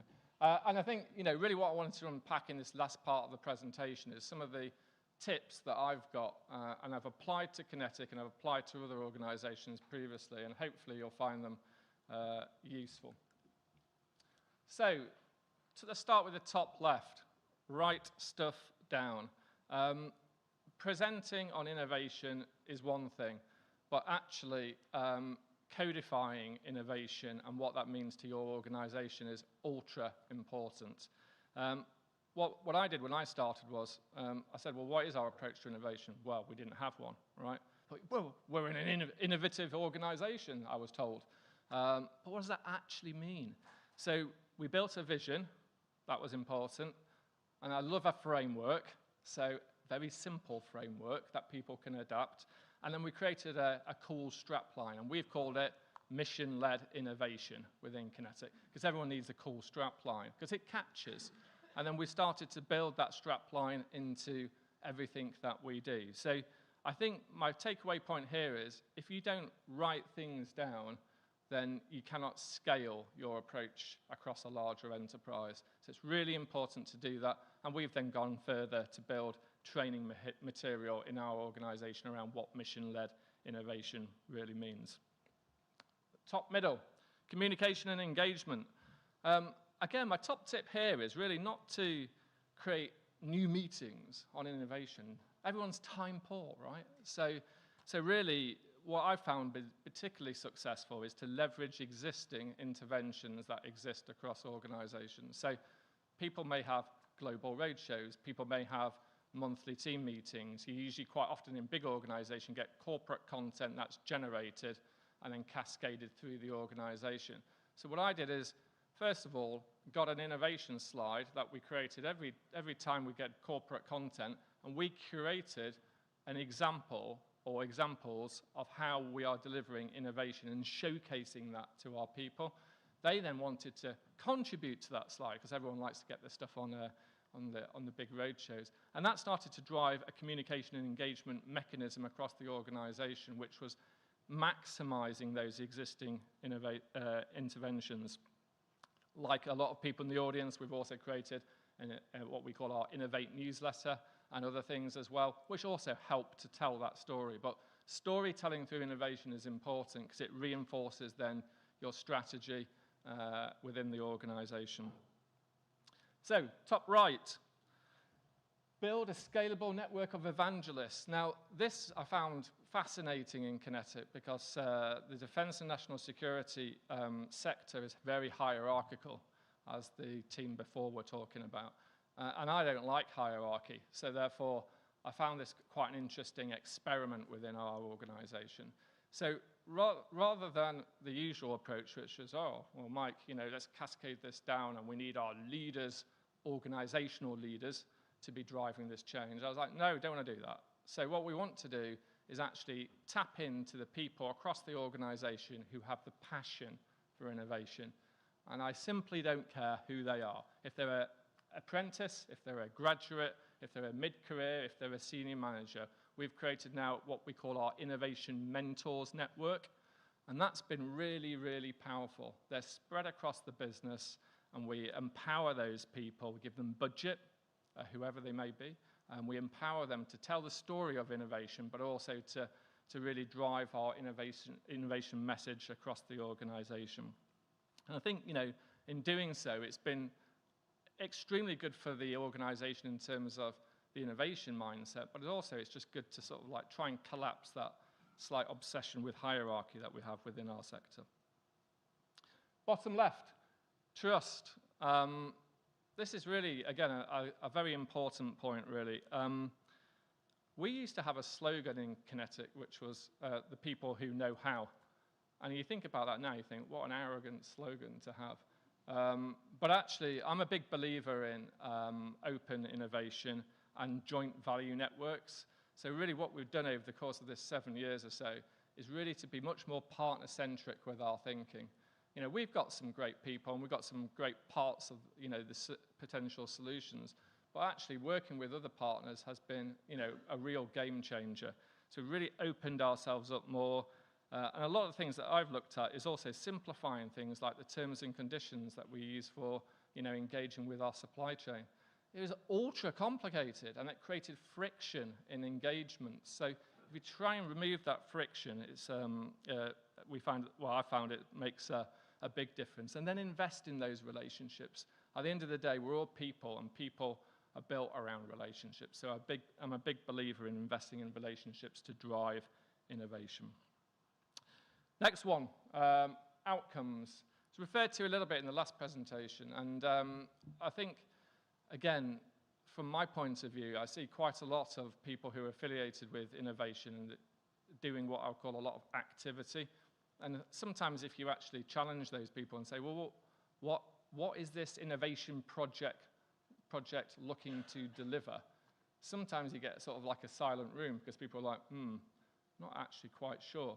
So I think my top tip around this one is, when you're looking at innovation projects, think about the outcome that it's going to deliver. Because if you can't identify the outcome that it's going to deliver, then there's definitely a challenge there. Next one, on the right-hand side, this is around enablers. And this is probably where I've found one of the most sort of like significant changes. We're an organization whereby we have what I call a professional services workforce. A lot of our time and people are done through timesheets. And so therefore, and I think I've seen a lot of nods around, so a lot of people have this same sort of mantra. Well, the issue that we found was when we first started to look at innovation these 7 years ago, we found that people were being de-incentivized by working on our innovation projects. And that's because the innovation projects weren't classed as productive time in our finance system. And guess what? At the end of the year, all of our engineers, scientists, and technologists, they get their appraisal, and they've got a utilization target on productive time. So we were accidentally de-incentivizing people from working on our innovation projects. So we just flipped it around. We made that a productive code, and guess what? People are now really, really leaning into it. And I think there are other approaches as well that we've used around gamification and other things which actually drive and motivate behavior. But, I think thinking about those enablers, sometimes they're really boring, like a timesheet code change, but actually they can turbo boost change within the organization. So I'd say really do think about what those enablers are for your organizations. It's sometimes the small things that make a real big difference. And finally, at the bottom, I put be bold, but balance challenge with inquiry. I think sometimes when I joined Kinetic, I was sort of joined as a bit of a disruptor, and I was expected to disrupt the organization. The problem with disruptors, and a lot of people who wear the innovation hat are disruptors, is that if you disrupt too much, you can bounce back off the organization and you cannot actually engage. So I think my key point here is you've got to balance that approach. Disruption is good. You want to change the game, but at the same time, you need to do it in a way that doesn't actually result in rejection within the organization. I see a lot of people who are in the innovation sphere who are going to an organization and they do, 2 years, and then they get rejected because they haven't been able to embed a way of working in a sustainable way. So I think my key takeaway there is just maintain that balance. So, back to our little guy at the start. I think it's a different little guy, by the way. But, I think my point is innovation is a journey. Hopefully, the challenges that I've outlined, that I've come across, and also the tips that I've gone through just now, hopefully they're useful for people. I do believe every organization is different. Every organization has a different context. There is no right or wrong, but hopefully, as a community, I'm very much like to work with all of you to actually continue to foster, to learn, to see what works in your organizations, and you can see what works in my organization. I believe in knowledge sharing, and that's how we're going to actually drive a much more progressive culture of innovation across this ecosystem. So, thank you very much.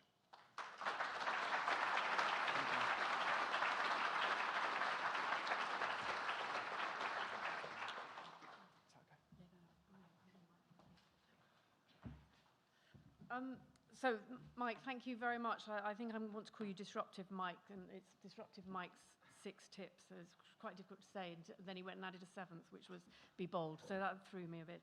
Thank you very much for that. It was a great address. I'd now like to give you the good news is that you've got some coffee, which is in the park room, which is just over there. We're going to accept that we're running a little bit late, and we're going to ask you to make sure you're back by 11:05. so that we can try and get back on schedule slowly. But thank you very much indeed for your input. And also take the opportunity, because we haven't given you an opportunity in here to ask questions, so go and nobble those speakers, as they say, and make sure you get some time with them to ask whatever you want to ask. Thank you very much. See you at 5 past.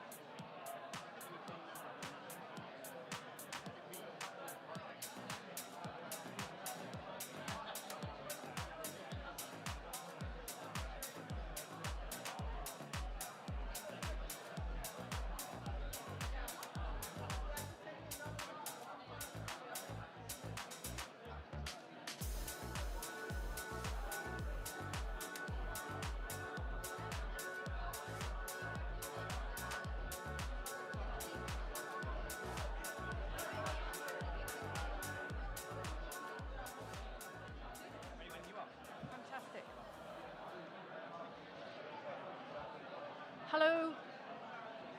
Hello, everybody.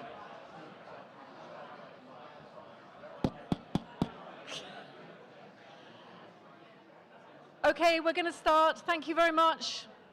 Thank you. Thank you so much for coming back so promptly. Before they start to speak, so steady chaps, I've got some very exciting news, probably more for the people on this side of the room, which is there are some secret toilets which we didn't know about. So we're not just limited to the few out there. Actually, if you come around the other side of this black column here, there is a door and there are some more toilets there. So please make use of them. If you hadn't noticed them on that side of the room, or you were hoping I wouldn't mention it, it's too bad. So welcome back. I hope you're all refreshed and ready for the next segment of the day. So I'm delighted to welcome on our stage here our chair for the next session and one of our sponsors for the day, Colin Nielsen from Hype. Colin, it's over to you for our next session on strategic direction. Fantastic. Thank you ever so much. So welcome, and I'm so delighted to be here with you and to be with such a fun crowd, people that I've known for, in some cases, more than 20 years. Those of us that have been working in innovation for a while, I think this has been a long time coming.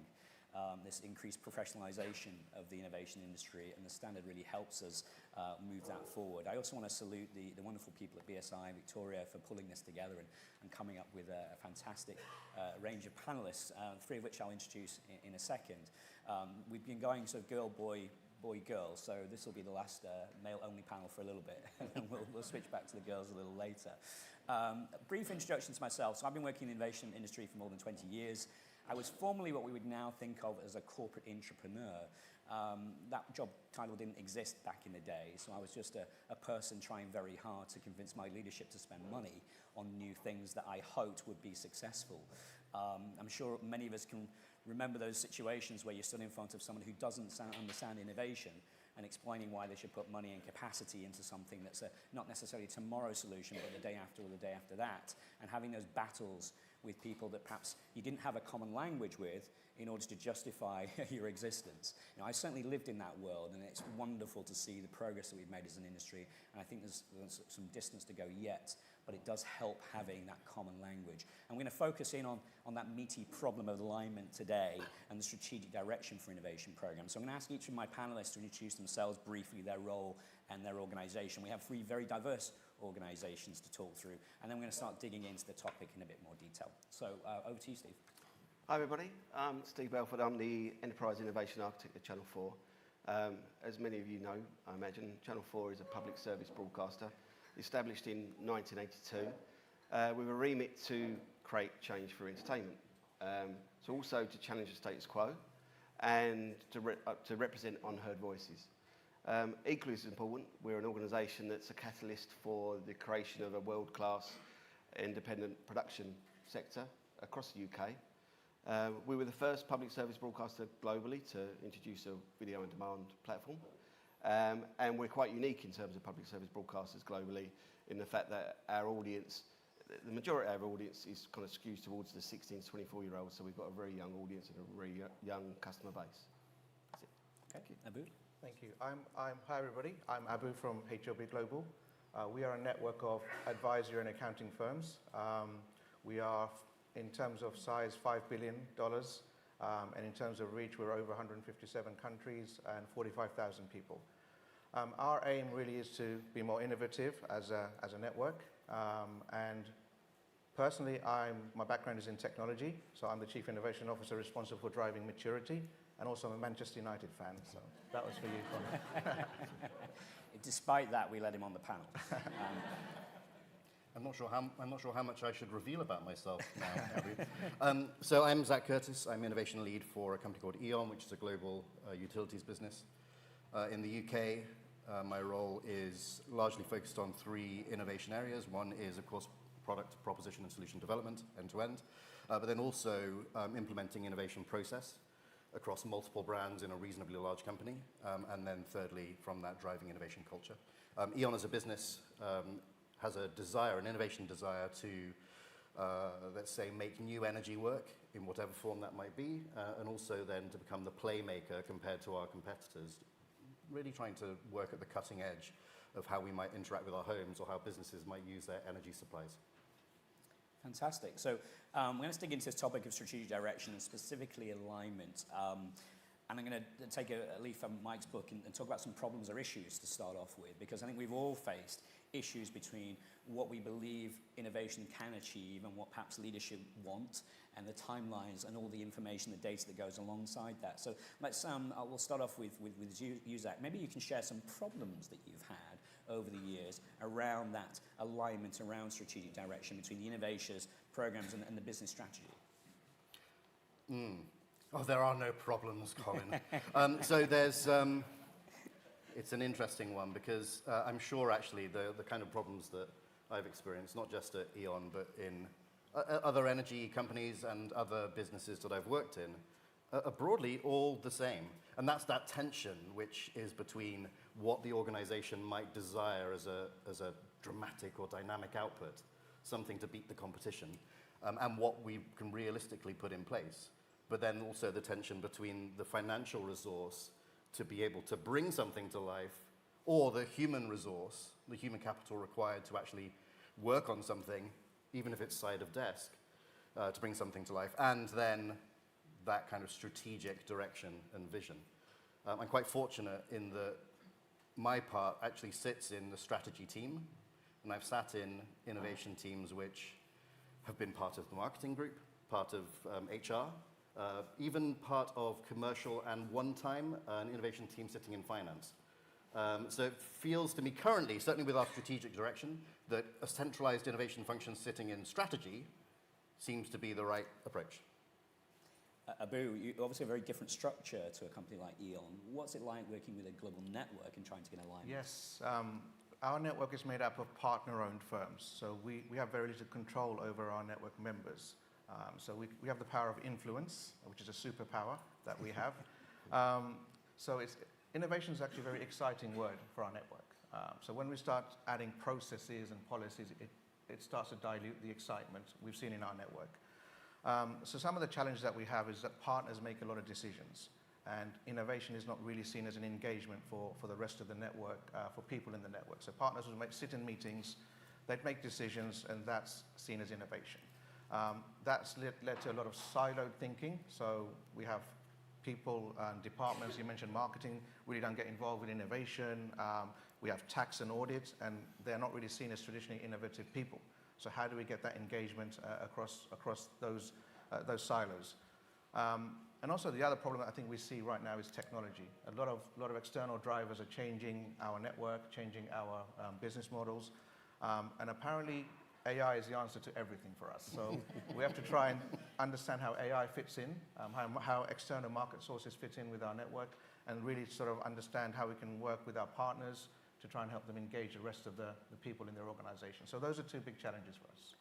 And so moving on to Channel 4, and obviously, without alignment, it's very difficult for you guys to deliver anything, right? You have to be aligned so that you can orientate the organization to produce what you want to produce. But I'm sure it comes with some challenges as well, so maybe you could share that. Yeah, absolutely. So probably unlike other panel members, we have the dynamic of working with creative people as well as corporate parts of the organisation. So Channel 4 has got a history of being innovative in the kind of programs we commission.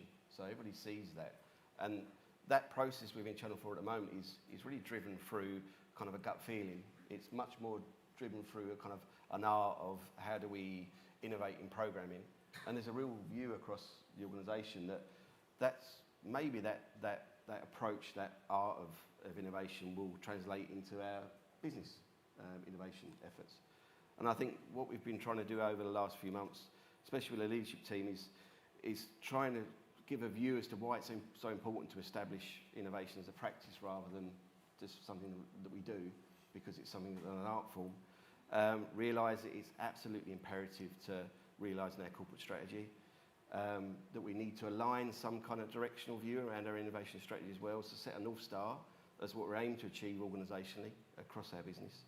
And then obviously to really invest and support the idea that we create a framework to enable us to be able to perform those innovation areas and to see how we can drive value through those activities as well. Fantastic. So let's move on to the type of support that you have currently today from leadership and what that means in terms of innovation policy. And we'll start with Abu this time. If you think about your role today, leadership support, what level do you really have within the organisation? Where are you on that journey, and what still needs to be done in terms of gaining that strong, crisp alignment? Yeah, it's an area that we've been putting a lot of effort in, trying to buy in leadership support. And I was speaking to somebody earlier on about trying to get, we've just gone into a new strategy for us and to bring innovation as core part of our strategy. We had to actually fight that at the boardroom level because innovation management is not really seen as, at the moment, a real strategic area for us. So we have to put some sort of value drivers behind that to get that through to our strategy. As Colin mentioned, we have different variances of firms. So some firms are really big, large firms who have a wheel in process at the moment. Some firms are very small, 2 or 3 partners. So the challenge is trying to really align at that level. So I would say what we started seeing now is firms have started putting resources, put some money behind innovation. One of the challenges still is that firms see innovation as a product development, and it's not really seen as a culture change and a shift towards that. So we're still trying to fight those battles to try and get those resources behind engagement, resources behind actually putting some practicality and processes behind types of innovation. So I think that's where we're at the moment. We're quite early stages. We'd love to put some technology in place to try and help and support the global reach, but probably we'll discuss that as we go into this panel. So Steve, what needs to be done again now in Channel 4? What do you think that next step is again towards gaining that alignment with leadership in terms of, that consistent, clear policy? Yeah, we're quite early in our journey, and my role at the moment is really trying to reach around the business, trying to find advocates for the kind of systematic approach we want to take with innovation. And it's been quite interesting to find the people and the stakeholders across the business that are quite impassioned. So we've got various agencies that sit slightly outside of Channel 4, like 4 Ventures and 4 Creative and 4 Studios. And surprisingly, they've been the most impassioned advocates for us to approach this in a systematic way. So I think it's now a kind of process that we're going through of trying to convince the other stakeholders that maybe not so aligned to the way that why do we need a system to implement innovation, and start thinking about how do we change their opinion about innovation being something that just happens organically, within teams across the business. And we've started to have discussions around how do we change some of that mindset, and we're thinking about how we can create an incubator for innovation, effectively alongside Channel 4, with its own operating model, with its own budget. The idea being is that we start bringing people across the skills and experiences, amazing experiences and skills we've got from Channel 4, into kind of squads of activity within areas where they can focus on strategically aligned opportunities. Maybe they can work in new ways, whether it be a kind of culture of experimentation or looking at a way we can identify value within those activities. And then basically take those experiences back out into the business again, so it kind of breeds that culture of innovation and failing fast.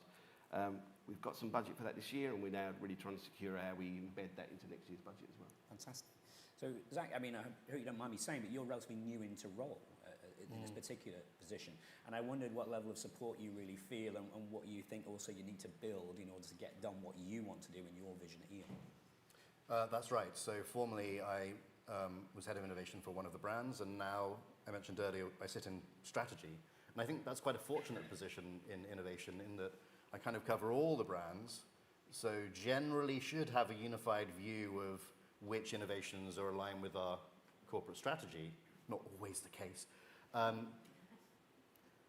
But we're getting there step by step. I think one of the next challenges is that given where we sit in the business and that we have exec, board, and the senior leadership buy-in, it's then working with each of the brands to make sure that everyone is on the same journey, which is still linked to their own strategies, but also then the kind of combined version. I think there's a couple of important things to do for that. The first one, and I'm sure it's relevant for lots of you, is visibility. The more we can share about the different innovations that are happening in different parts of our businesses, then the more likely we are to be able to, firstly, stop any overlap that's happening, and secondly, make sure that people are bought into all of the different things that are going on. And then the second part is probably, I think, to engage leaders and high-level managers early on, from a problem and then going onwards, and not doing what we may have done in the past, which is presenting people with a fait accompli around, okay, we need to launch this particular thing. Fantastic. I want to expand a little bit more on these sort of innovation management systems that you're all putting in place in different shapes and sizes. I think we all in the room collectively believe that this is an important thing to do, but we're all in very different positions on that journey. I think one of the observations I would have is that in order to be able to execute our plans, they need to be supported by structures that are sustainable and agile and can be adapted in time. And be super flexible, but also adapt to the different cultures and structures and objectives that we have. So perhaps you can just share a little bit more about what you want to put in place, what those sort of building blocks are, so to speak, and what you think that next step on the road is. And again, we'll start with Steve this time. Yeah, absolutely. So I think Channel 4, we've been putting some reasonably good foundations in to support kind of an information management system. Predominantly putting me in role. It's a dedicated role. My focus is across the whole organisation. So looking at how we can build that kind of capability across the organisation, rather than what currently happens at the moment where we work very generally within silos within the organisation, whether that's creative versus corporate, and how do we build that enterprise capability where we start thinking about things that act across the organisation rather than just purely within teams. The next thing we start focusing on is about culture and how do we build a culture of innovation across Channel 4 and change some of the mindsets. It's innovation in a publicly owned, commercially funded organisation is a challenging thing because we have to justify every £1 we spend on innovation is £1 we're not spending on creating programs, or maybe we're not driving the more immediate value, which £1 spent on marketing like a current program maybe would drive more immediate value. And I think we've been trying to do kind of, I would say, innovation literacy events across the organisation to try and understand how we impart the knowledge of shared ownership of ideas, shared knowledge sharing, really is the right way to go, and making sure that we recognise individuals across the business that engage with that process as well. We've also looked at external ecosystem partners. We've spent a lot of time resetting our strategic technology partners' relationships over the last year, kind of aligning our strategic goals, making sure that we can start identifying where we can co-create opportunities, where we've got kind of shared interest or shared value. We've also leaned into creating a lot more relationships with academia, which we haven't done so much in the last few years. Understand how we get access to cutting-edge research and development capabilities that we would never be able to create ourselves internally. We're working at the moment on quite large Bridge AI Innovate UK funded projects with multiple universities and startups. And it's amazing the amount of enthusiasm and energy that comes back from those projects into the business and really sparks that kind of innovation mindset. We do a lot across industry as well. We work with a lot of our industry peers around innovation, looking at how we can find shared opportunities, shared challenges, where we can start understanding where shared value comes from as well in those spaces. I think the most important thing for Channel 4 is that, because we're quite new on our journey in this respect, is about how do we mark ourselves or make ourselves seem available for being open for business around innovation.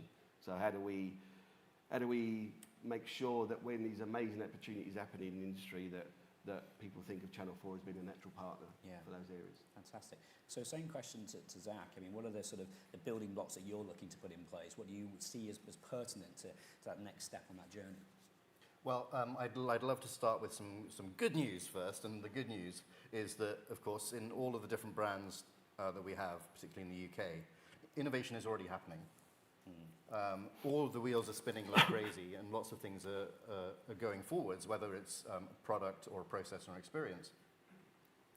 The challenge that I mentioned before is how do we kind of unify that, or at least curate it. It doesn't mean that centrally we want to own and dictate what's going on, but it might mean that we just want to curate all the strands together. So to make that happen, as I mentioned in the last question, visibility I think is important. But having said that, having a unified way that people can see all of the different things that are going on. We have some structures right now. For example, we have collaborative groups which come together across different countries to share best practice or share learnings, but we need to find a better way of actually making that more formal. Now, from that base, then our plan is to offer capability. Now, in capability, I'm also including methodology. It doesn't really matter which methodology it is, I guess it depends, but we want to give people access to knowledge for that so that they have some way of having a framework for what they're already doing, which then means if we continue that visibility, we can make sure that everything is more aligned. And then the next part is, I think, having more business challenges, which are unified, and then we bring everyone together to solve those particular challenges. And I think once we do that, we will drive towards that end goal, which is that culture of everyone feeling accountable for, and I think accountable is the right word, actually, accountable for innovation, but also having the skills and the capability to do it because of that foundation and that process. Yeah, excellent. And Abu, I'm sure some of those building blocks also resonate with you. Maybe you can give us a sense of what your strategic priorities are in terms of next steps. Yeah, no, absolutely. I think, as you know, we've tried before with innovation. We've tried throwing technology at innovation in our previous incarnation, and we failed. So we had a reset to go back and say, what is really behind the scenes of building culture in our organization? If you can imagine, we are in 157 countries plus, and we have Australians who tell you how it is, pretty much, and you have other parts of the world that culture is slightly different. To bring out that culture in a way that's probably more productive for us is where we're focusing on. Our firms have been, innovation for us sits at our firm level, so they are the innovators, and we've heard from leaders that they are lacking skill sets, and so we're trying to put programs around education, how you can be innovators, how you can make time and space for innovation. And we are aligning with the ISO standard with that. So we partnered with Hype on this to support us and really understand the culture behind how we can bring innovators, as Steve was talking about, bring innovators out of the network. I think that's a big challenge for us. Also, as Zach mentioned, transparency. So we have innovation sitting at that level which we don't have access to. So we're trying to put some technology behind our global approach so that firms can start putting innovation in a global pipeline so that we can then start looking at innovation holistically, look at resources, look at budgeting, look at costs, and share those costs across the globe. So I think that's really our focus for year one. Great. So I think one of the themes I've taken from this is that transparency over the innovation portfolio, knowing what the organization is working on is really important, because unless we know what we're working on, it's very difficult to know if we're going to head towards our targets, whether we've got overlaps, whether we've got gaps that perhaps we need to explore. So I'm going to take a slight pivot, and the final question for this session I'm going to talk about is metrics. I think one of the things that needs to unify us all, again, between innovators and leaders, is having common ways to measure what we're doing. I think we've all probably been given some unusual and unpleasant measures at times to time, which perhaps we didn't agree with.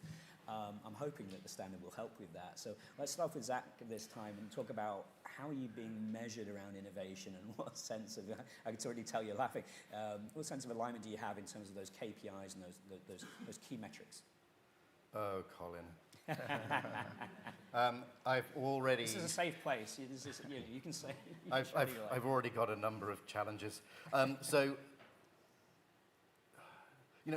We've looked at a number of metrics, and the honest answer, particularly for E.ON right now, is that we don't have a clear set of metrics that we can run across all of our innovations. And part of the problem with that is that innovation is happening in multiple areas of the business, and they're not yet curated into one place. I would love to. I haven't yet landed on what those metrics might be. Okay. I mean, I love the kind of soft metrics, like, for example, how many ideas have we generated over this quarter, linked to how many challenges, but it doesn't necessarily respond to return on investment. As you can imagine, the business is interested in how much money are we going to make from the innovation. My concern is that then leads to a fear of failure.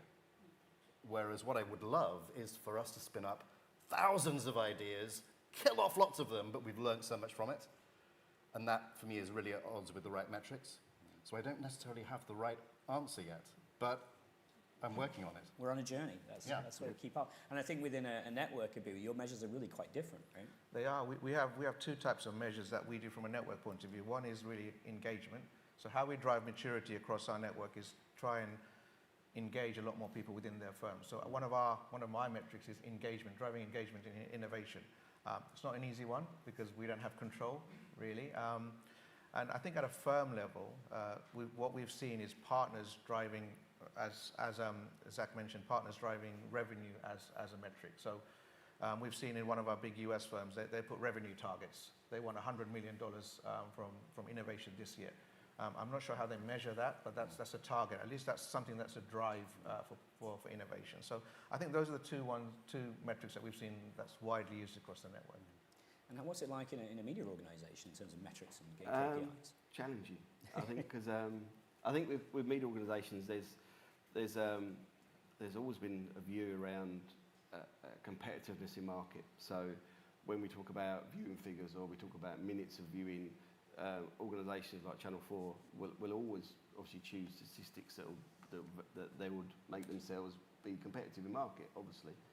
I think the challenge around measuring in innovation is that it is a real challenge to get leadership to even consider the act of adding value to an innovation. Speaking to before about this kind of view of innovation theatre, where innovation happens, and it's seen publicly, it happens, but it doesn't actually mean that at any point does anybody actually then really realise the value or the business impact that those ideas can have. We are lucky in terms of, certainly in terms of the platform that we've chosen to use.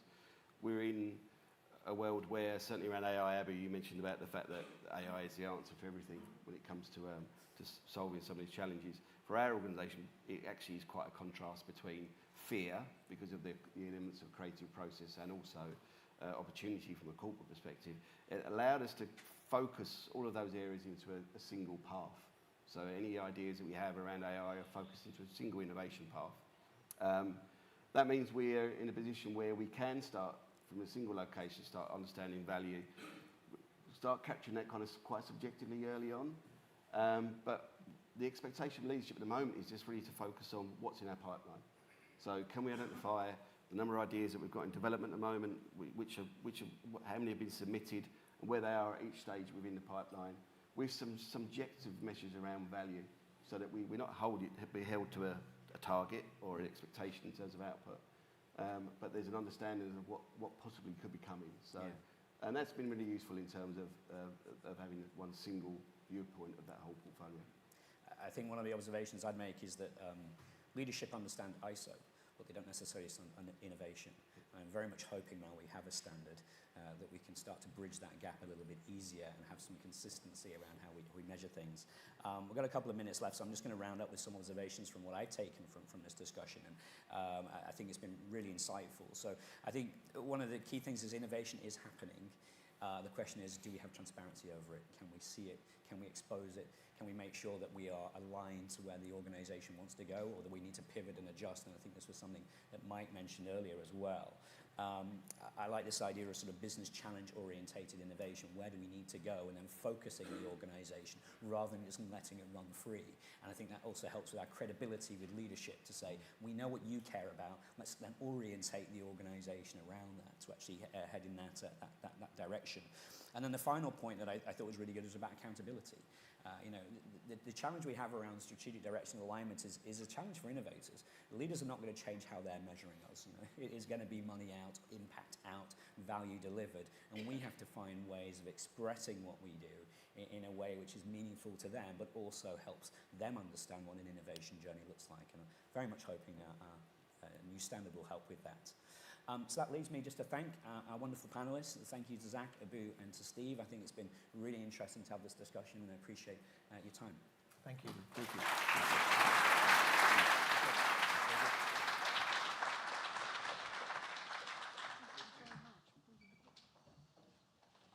Thank you, Colin, Abu, Zach, and Steve, for that really great conversation. I'm now delighted to welcome my colleague Emma Glass onto the stage, and she will introduce the panel for the next session. Thanks, Emma. I'm over here. Yeah. Oh, I'm in the middle. Perfect. So good morning, everyone, and welcome to our next session on culture. I am delighted to be joined by our wonderful panelists today, and we are going to be talking about an intergenerational view on innovation. But to get things started, I am turning to you all as the audience and the participants. So, how many of you in this room knew that you wanted to get involved or have a career in innovation when you left university or school? I want to see a show of hands. Interesting, very interesting. So I think that will really then feed into the conversation that we are having today about how we embed good culture on innovation within our organizations. So for the session today, it's worth mentioning that I will put 3 questions to our expert panelists, and then they will conclude their questions today with a call to action from you all. So please do keep your ears open and make sure you're taking notes, because we want to make sure we're getting as much value out of the day today as possible. So my first question is to Chris. Chris, what is innovative culture to you? It's a big question. It's a big question, yes. yeah. So hi everybody, I am Christopher Catney. I'm an innovation manager at Heathrow Airport. I've also had the benefit of being an innovation officer at Virgin Media. And for me, across those 2 industries that I was part of, telecoms and aviation, it was fascinating to see how such massive industries in this country differentiated and what culture could be driven from innovation. At Virgin Media, we were really focused on collective intelligence, open innovation, things like that, but we really didn't focus on much around technology. At Heathrow, we're super focused on driving technology for our passengers and not really as much focused on open innovation. And I think whenever it comes to sort of differentiating elements of that, I've always thought, well, what does culture mean for me as a person, as an innovation manager? I'll be honest, I never really wanted to get into a corporate world. I always felt myself more of a footballer for Man United, as an actor, things like that. So I wanted to focus on what creativity would be. And for me, an innovative culture is the space for creativity and for creative license for people who work in an environment and in a business, be it if they're a CEO or if they mightn't have as high a brand in the business. And the word culture is mentioned a lot, and I thought it'd be easier, rather than explaining it, to personify it for me. At Virgin Media, I ran a program called Matchbox, which is a version of Adobe Kickbox. And the first person who I met whenever I was running this program, he sat down beside me and said, I don't really feel like I should be here. And he was part of our order entry team in Virgin Media, very, very basic transactional activity. After 12 weeks as part of that program, Lorenzo stood up and pitched his idea to our senior leadership, and his idea was backed and brought into fruition. And for me, he personified what a creative, innovative culture could be like. And to take somebody who not necessarily had the opportunity to be part of those types of initiatives, rise above his station and deliver what he saw was a valuable asset for the business. Yeah. Oh, that's amazing. And so great to have those kind of personal stories and the personification, as you mentioned. Shilling, I'm going to come over to you next. So same question, what is innovative culture to you? What does it mean? For me, just to talk about a little bit of my background. So I joined MOTS as a grad, and now I'm PM, but I'm second to Stansted Airport as a requirement manager, but also highlight, I'm also the career mentor for University of Birmingham for 7 years, which is, for me, innovation culture is, to echo the previous panel briefly said, is create area everyone can share the insight and the thoughts, allow everyone have a kind of like moment to share the values, kind of like, as you understand the culture means is actually kind of like, when you heard about culture, it means I will automatically just think about the next step. So being kind of like the bridges between the industry and the academia area, I do find out culture is really different compared to industry and kind of like academia levels. From what I understand, the cultures actually need to be actually shared equally in terms of between industry and academia levels. But I'm so glad, I say Mott McDonald's is doing a brilliant job in terms of that kind of approach. And then in terms of me as kind of like go-to person, I've been mentoring a lot of students in my past of only 8 years, probably rough experience in my life. And then I do hear a lot of like students from upcoming students like from A levels or from university, they're very passionate about their innovation. And then I feel like I'm the kind of like bridges to bring this kind of like culture between what's actually happening in the university and what we can do as kind of like industry levels. So that's kind of like my answer. Amazing, thank you so much. And I think that the fact that you're working with the university and the mentoring scheme as well is really great. And I know Steve touched on this in the session before about involving academia within our innovation work more and more. Ollie, over to you. What is an innovative culture? Sure, thank you. So hi, I'm Ollie Kelland. I'm the Artificial Intelligence Lead for our European Middle Eastern business at Mott MacDonald. As a young professional, I graduated with Master's in Civil Engineer 3 years ago. So I'm very, very early into my career and also the wider industry. I liked earlier, essentially, the amount of beanbags is kind of a gauge for culture. But to me, it's kind of the it's that collaboration, it's community, and it's kind of the courage that's given to the new joiners, the people that come into your organization to really go and say, hey, we're doing it this way, why are we doing like that? Should we be doing it elsewhere? Could there be differences? Within Mott MacDonald, we employ people who are regarded as the world leaders within their disciplines. Yeah. It's scary to go to their, many billion-dollar projects that we work on and say, hey, actually, we could probably do this a bit differently. And actually, it also goes the other way. It's for them to have some random meeting go in their calendar from a grad they don't know, who's put some English all over the place, kind of saying that they think they could do something in the kind of way, but not using the language they're used to say, yeah, I'm going to go to that meeting, I'm going to have that discussion and see what comes out of it, and then kind of connect them up and use that thread, etc. Yeah. Oh, thank you so much. So my next question is thinking about how does this idea of kind of innovation management, how does it resonate with you as a young professional? And I think we have already kind of touched on this, but I think it would be good to kind of extract a little bit more detail. So Chris, I'm going to come to you first. Yeah, of course. I think I probably could speak about it more from the Heathrow Airport perspective. Yes. And what, for us, the comment around a challenge-led element for innovation management system has been mentioned a few times. For us, that is the paramount be-all and end-all for our projects. If you can imagine, in an airport that has around 7,000 employees, the guts of an additional 50,000 staff from across a variety of different partners, not to mention the 85 million passengers that we have to support every year. There's lots of people who have lots that we'll describe as problems, complaints, problem statements. For us, our ability to define what the problem is from the outset gives us as much ammunition to be able to derive value for that idea, for any ideas that come from the back of that, and also to establish. And once the problem statement's been, materializes, give the ideator the opportunities to really have a space to iterate along the lines. I think true innovation probably does happen around the ideas of iteration, and that the idea that the possibility that an idea may fail 2 or 3 times. As has been mentioned previously, a leader may see that and say, okay, well, stop. But that's not what we try to do. We try to ensure that anybody, be it a security manager or a project manager who's part of our initiatives, understands that they have a space to be able to drive that towards a value add. And I think that's at the key, at the absolute heart of everything we do in our innovation team at Heathrow. Amazing. Thank you so much, Chris. Shilling, so I know you just mentioned that you're mentoring students and you're on the front line educating and talking to the next generation of innovation managers.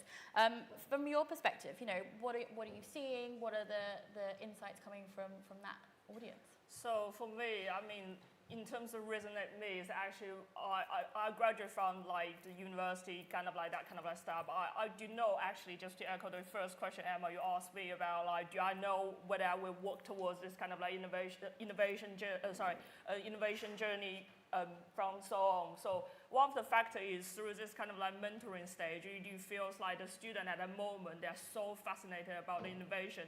And the first question sometimes as a career mentor staff, I have to guide them in terms of whether the innovation will going to help them, whether find the right path for them. So become that kind of go-to person for me is actually, I through this kind of learning step by step. Initially, I don't know much about innovation because when I graduated from university, I failed into kind of industry straight away, but slowly through McDonald's, because we had a very kind of broad journey in terms of, if you want to do an innovation, there's a field for you to do it. But obviously, I through this kind of step, share this kind of insight with my student, and then know, so such as a great field, and then when they, so I'm using as a base case study, which is one of my mentoring students at the moment, he's wanting to become a patronage, want to set up his company, just focus on the innovation stuff, which is at the first stage. I do feel like I make a little bit difference to his thought, because initially he would like to completely change his career just become like engineering student rather than become innovation basis. So what I'm talking about is actually I do feel like no matter what you saw, and then the thought you share with the upcoming student, the next generation can do feel difference.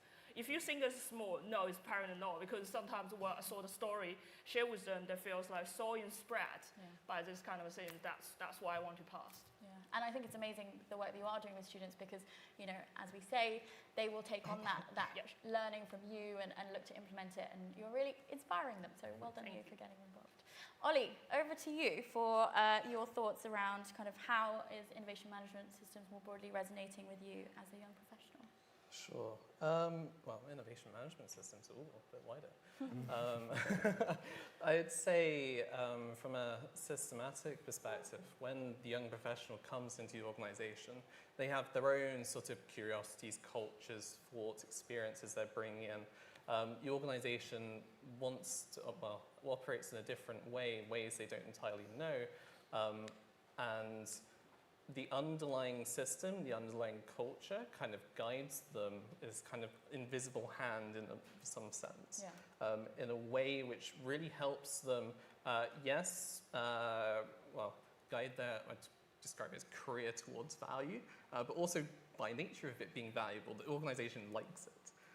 You get people who join and get to do stuff they're interested in, stuff they love, stuff they're passionate about, but also are just inherently, because they're surrounded by this kind of invisible influence of the culture, doing things which are also, well, desirable. Thank you, Polly.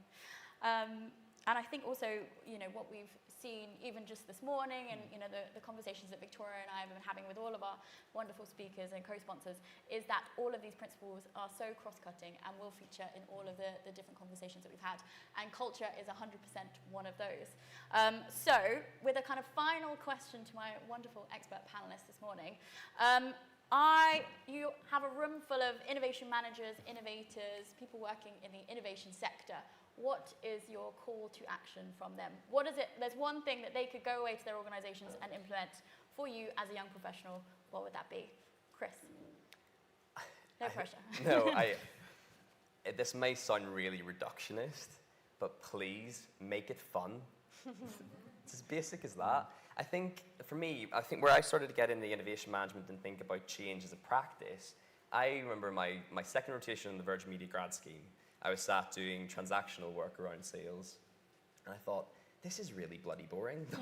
You know, it was very much order process, management, things like that. And I sort of sat there and thought, I really want to make my career much more enjoyable in terms of having a laugh. And I think there's probably a lot to do with, and Charlie Tuxworth, you'll know this very much as well as I do, being from Northern Ireland, we like to have fun.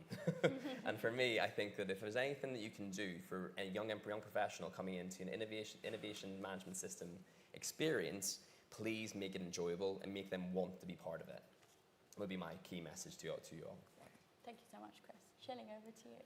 Just to echo what Chris just said, for me, I think the biggest takeaway or the core actions for me want to throw to the panel, everyone welcome, is basically just being echo what Mike just said as well, so being broad. I mean, basically, as a young professional, when you hire those, they are actually focused on the next generation. Basically, when you talk about innovation for the business, sometimes it's focused on the leadership, focused on value, kind of like strategic perspective. But however, for me, the biggest takeaway I learned from today, through today's discussion, I do feel culture is a glue.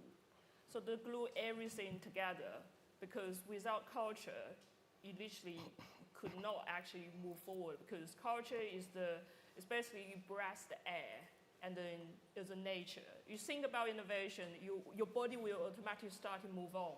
This is one of the key lessons. What I learned from my student is about, they think about innovation, they just know how to do it as the next step. I don't know whether it's just because academia and industry is slightly different when they talk about it. But what I believe is my core actions, particularly for today, is I would like to urge all the senior leadership to focus on how exactly what you learn from today And is there any lessons you could share? Just do an overview, like a presentation, or post on LinkedIn to talk about the upcoming graduate. Just do like lunch and learn, that kind of like formal sessions. Trust me, no matter what you do, if you think it's smaller things, trust me, it's not, because smaller things make a huge difference, because that's why I influence my students and also influence my colleagues. And I second to my client side at Stansted Airport. I've been pointed out as an innovation champion, try to make a difference to airport, aviation industry, which is echo what Chris just said. It's a smaller things, but will make difference to the next generation. That's it. Amazing. Thank you, Shilin. And she will, yes. Very good. That really was a call to action if ever I'd heard one. So yes, thank you, Shilin. And then Ollie, so I know Mott MacDonald have the Early Career Professionals program, and the work that Shilin has been doing as well.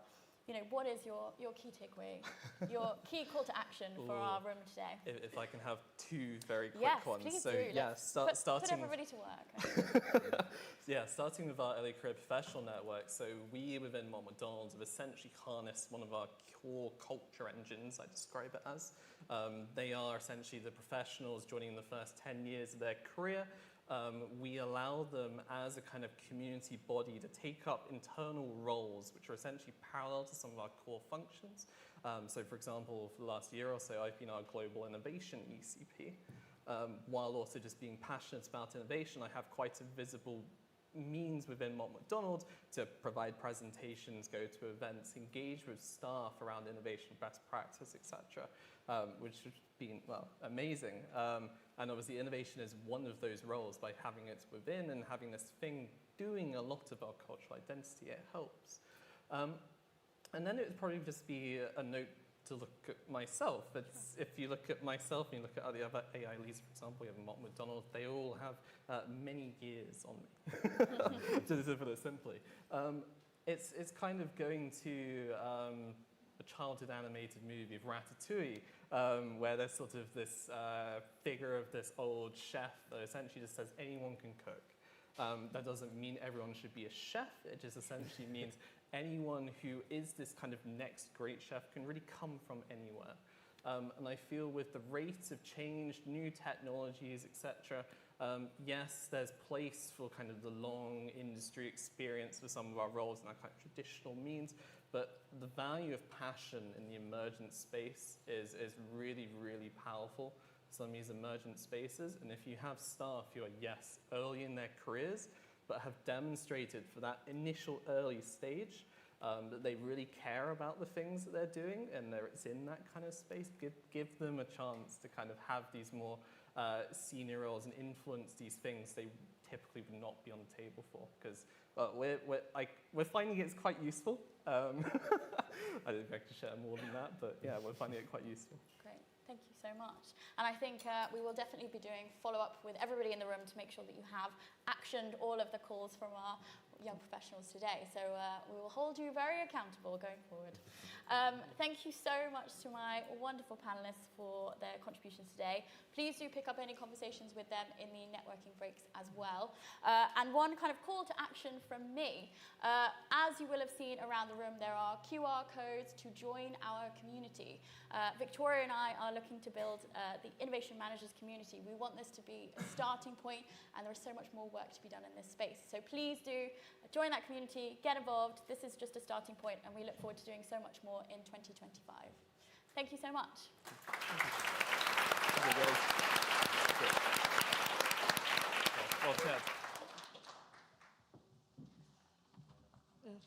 Thank you very much to Emma, Shilin, Ollie, and Chris. That was a really fantastic session. So before we break for lunch, we'll be turning to the fifth principle on exploiting insights. For this panel, we will be joined by design experts in innovation management, and I'm pleased to welcome to the stage Peter Childs, Rebecca Walsh, Jessie Baker, and Tris Keach. Thank you.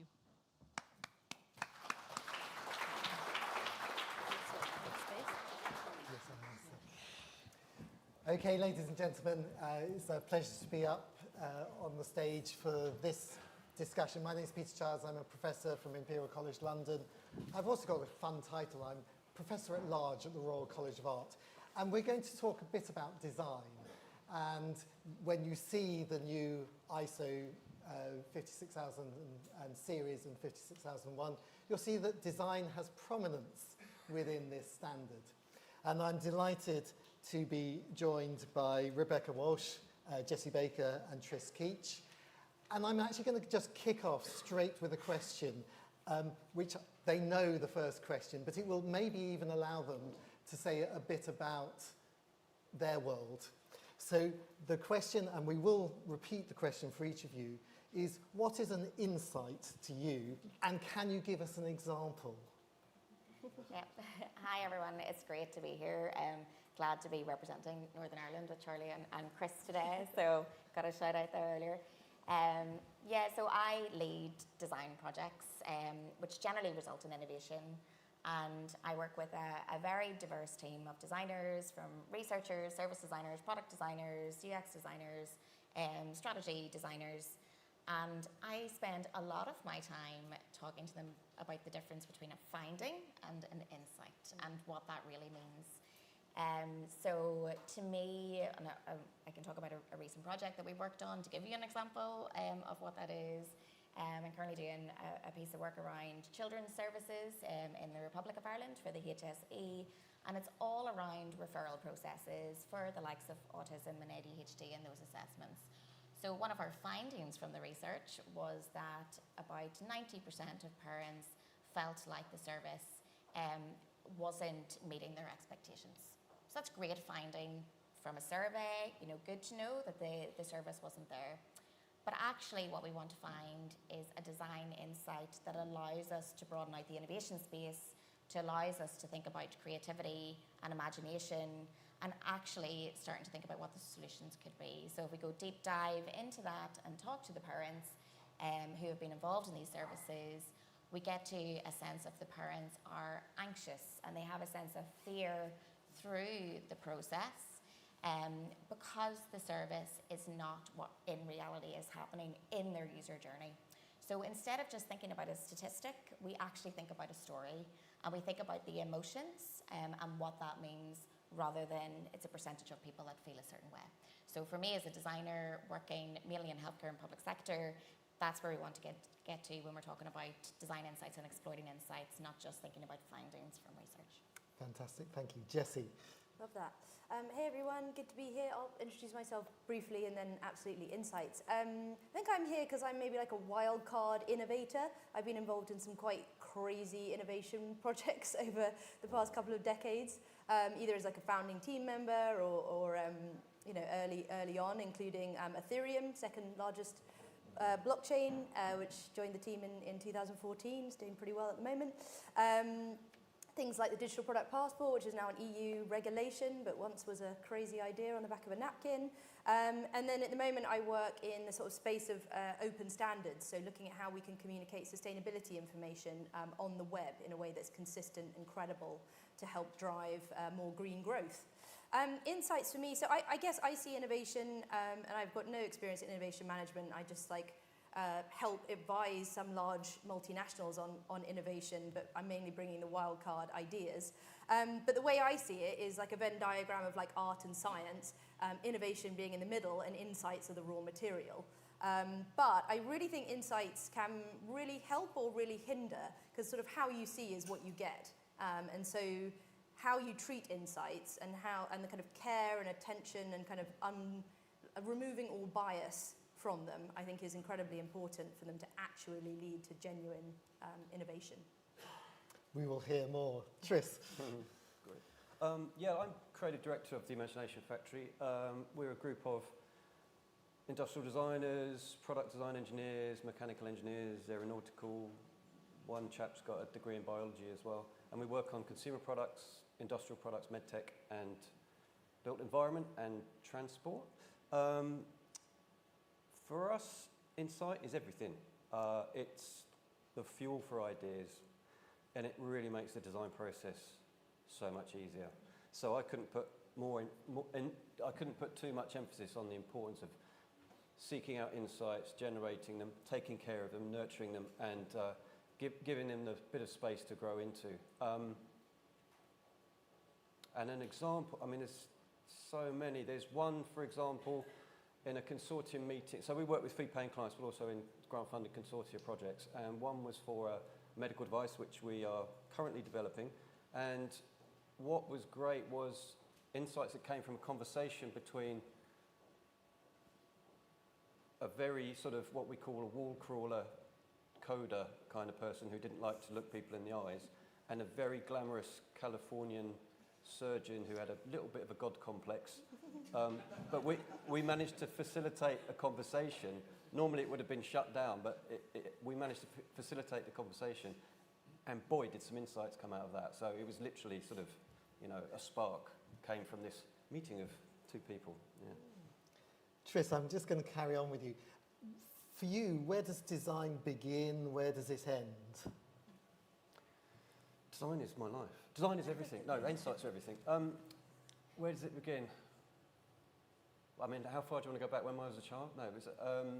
We've had the child already up on the screen from the speaker from Kinetics. So, I mean, I came into design because my dad was a graphic designer, artist, and stuff like that. And I came into it back in the day when you could get a job as a product stylist, and that seems to have gone as a.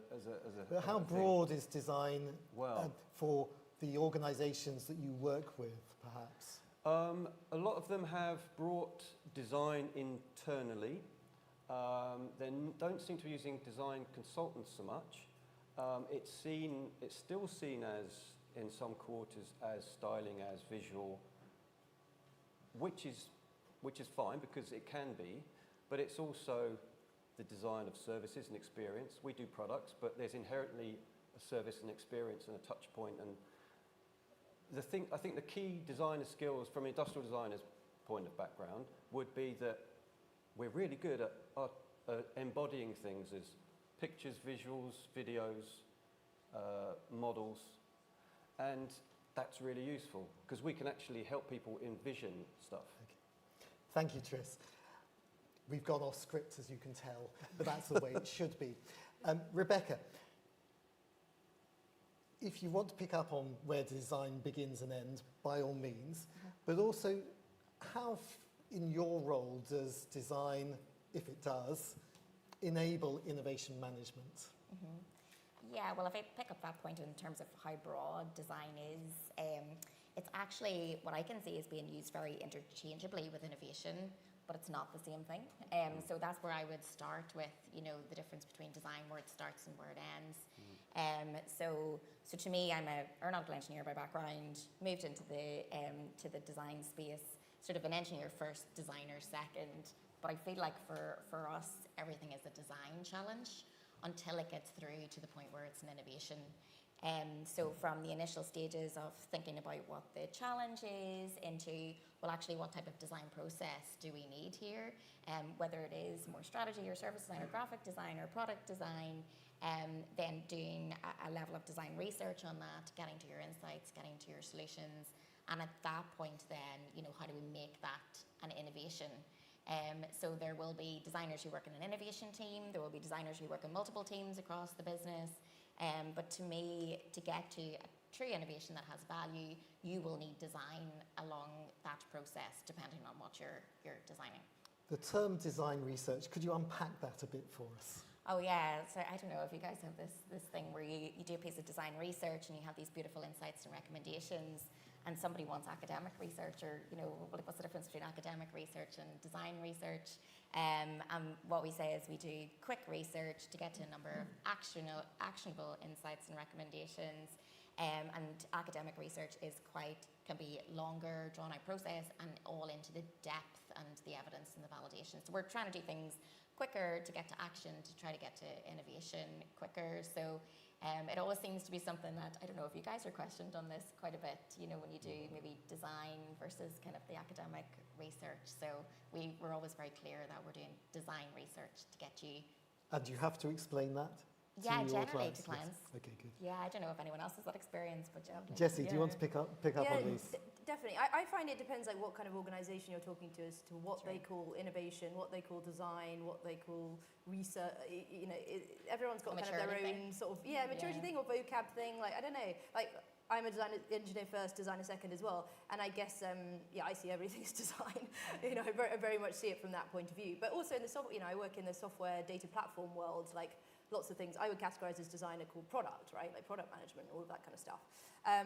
But yeah, I think calling it design and looking at it through design lens is very helpful, because things I like about design principles and the way design processes are structured is they're very user-centric.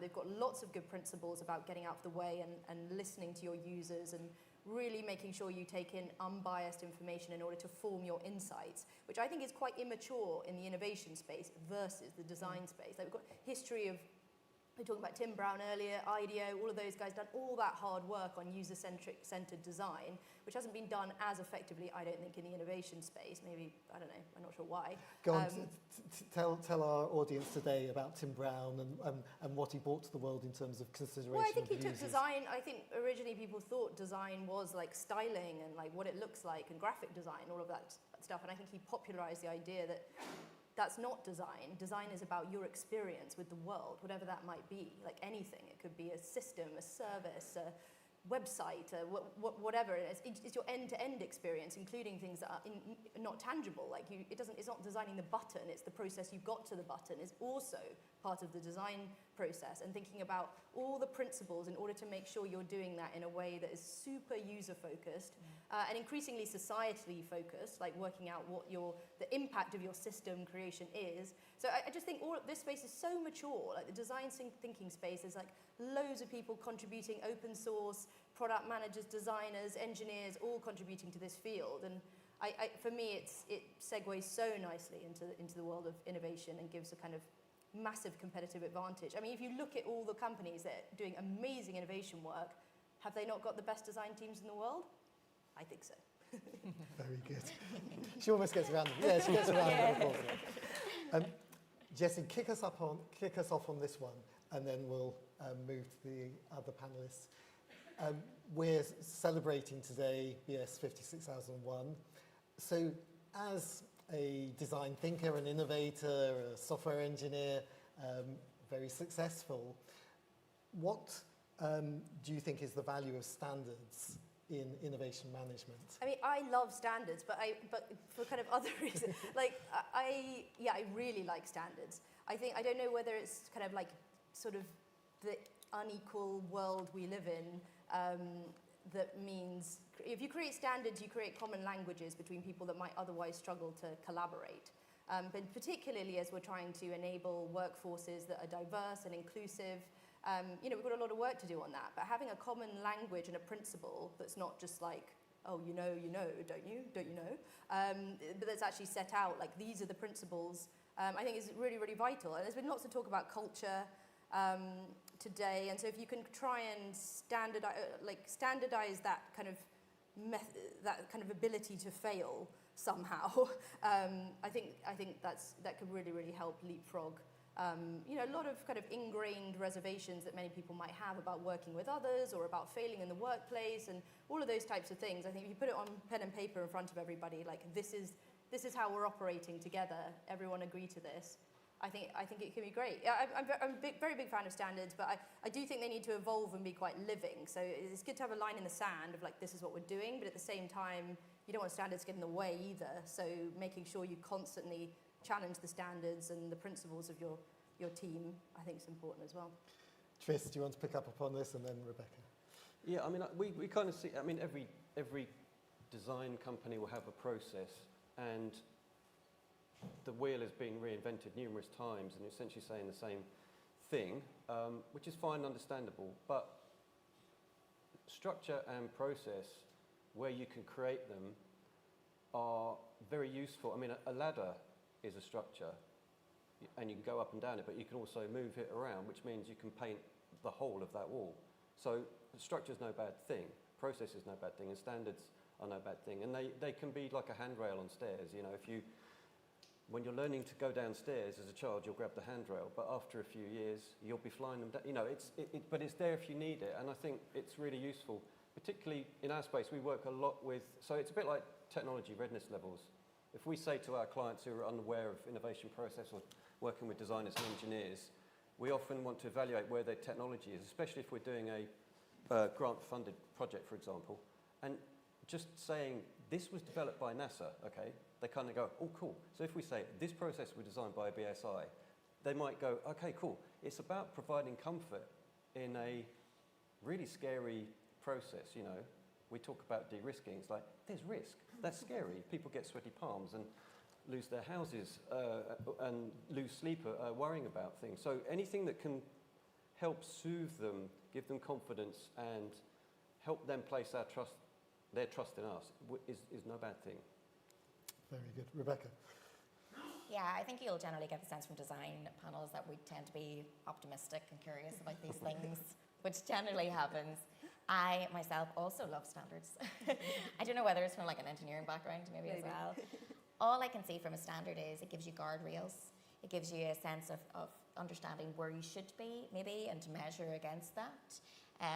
But it also allows for creativity and problem solving within that too. We know that from other regulations or like again, if I give an example, because I just love when you have a practical example of this, the Information Commissioner's Office Children's Code, if anyone is aware of that, where products and services have to comply with the Children's Code now.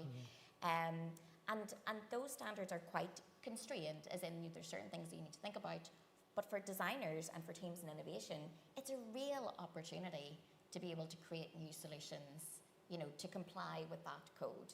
And that's how we should be seeing standards. You know, we should be using them as a way of being more creative and being able to come up with even better solutions to some of the challenges that we're facing too. So I think it's a good thing, but I completely agree with Jessie. I think it needs to be a living, breathing document because things are changing so often now, and we do see with the advancements of AI that it's going to be something we're going to have to be aware of, and what that means for our businesses, what that means for innovation as well, and ethics and design for planet and sustainability.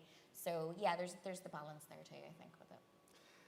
We've heard it today, that the notion of a safe space for innovation, I think that's very significant. I wonder if those words even made it into the standard, but perhaps in the next revision, there's this opportunity. Standards are living documents.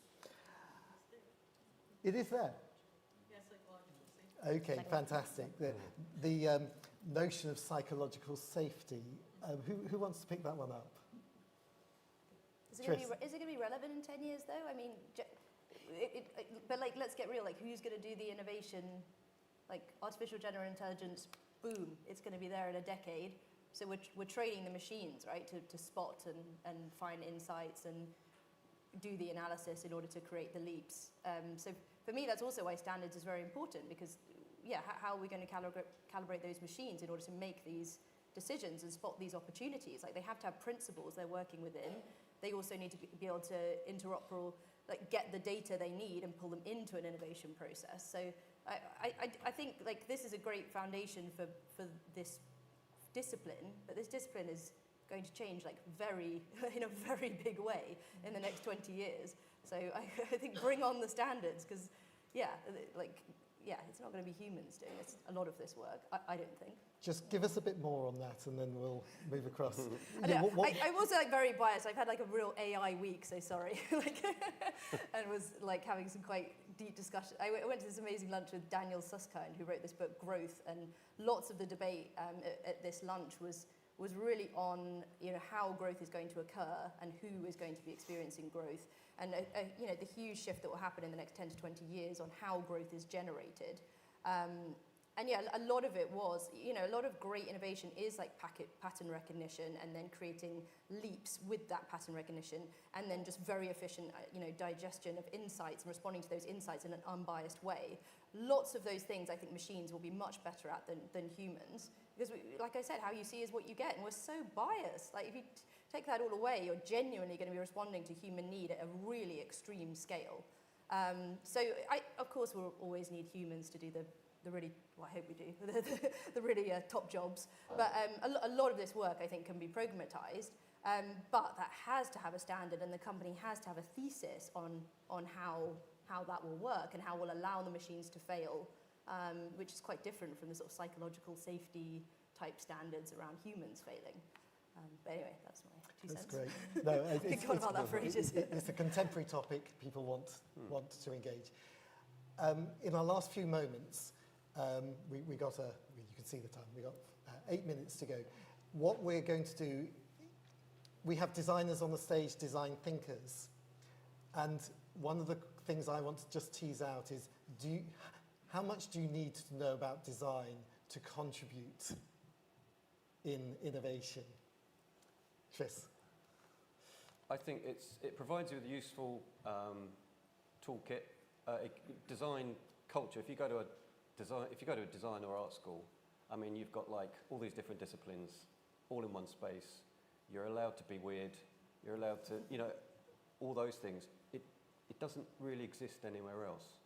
It's quite unique. It's different to a finance school or a science faculty. So they've all got value. So there's definitely value in design, and in design is the culture, etc.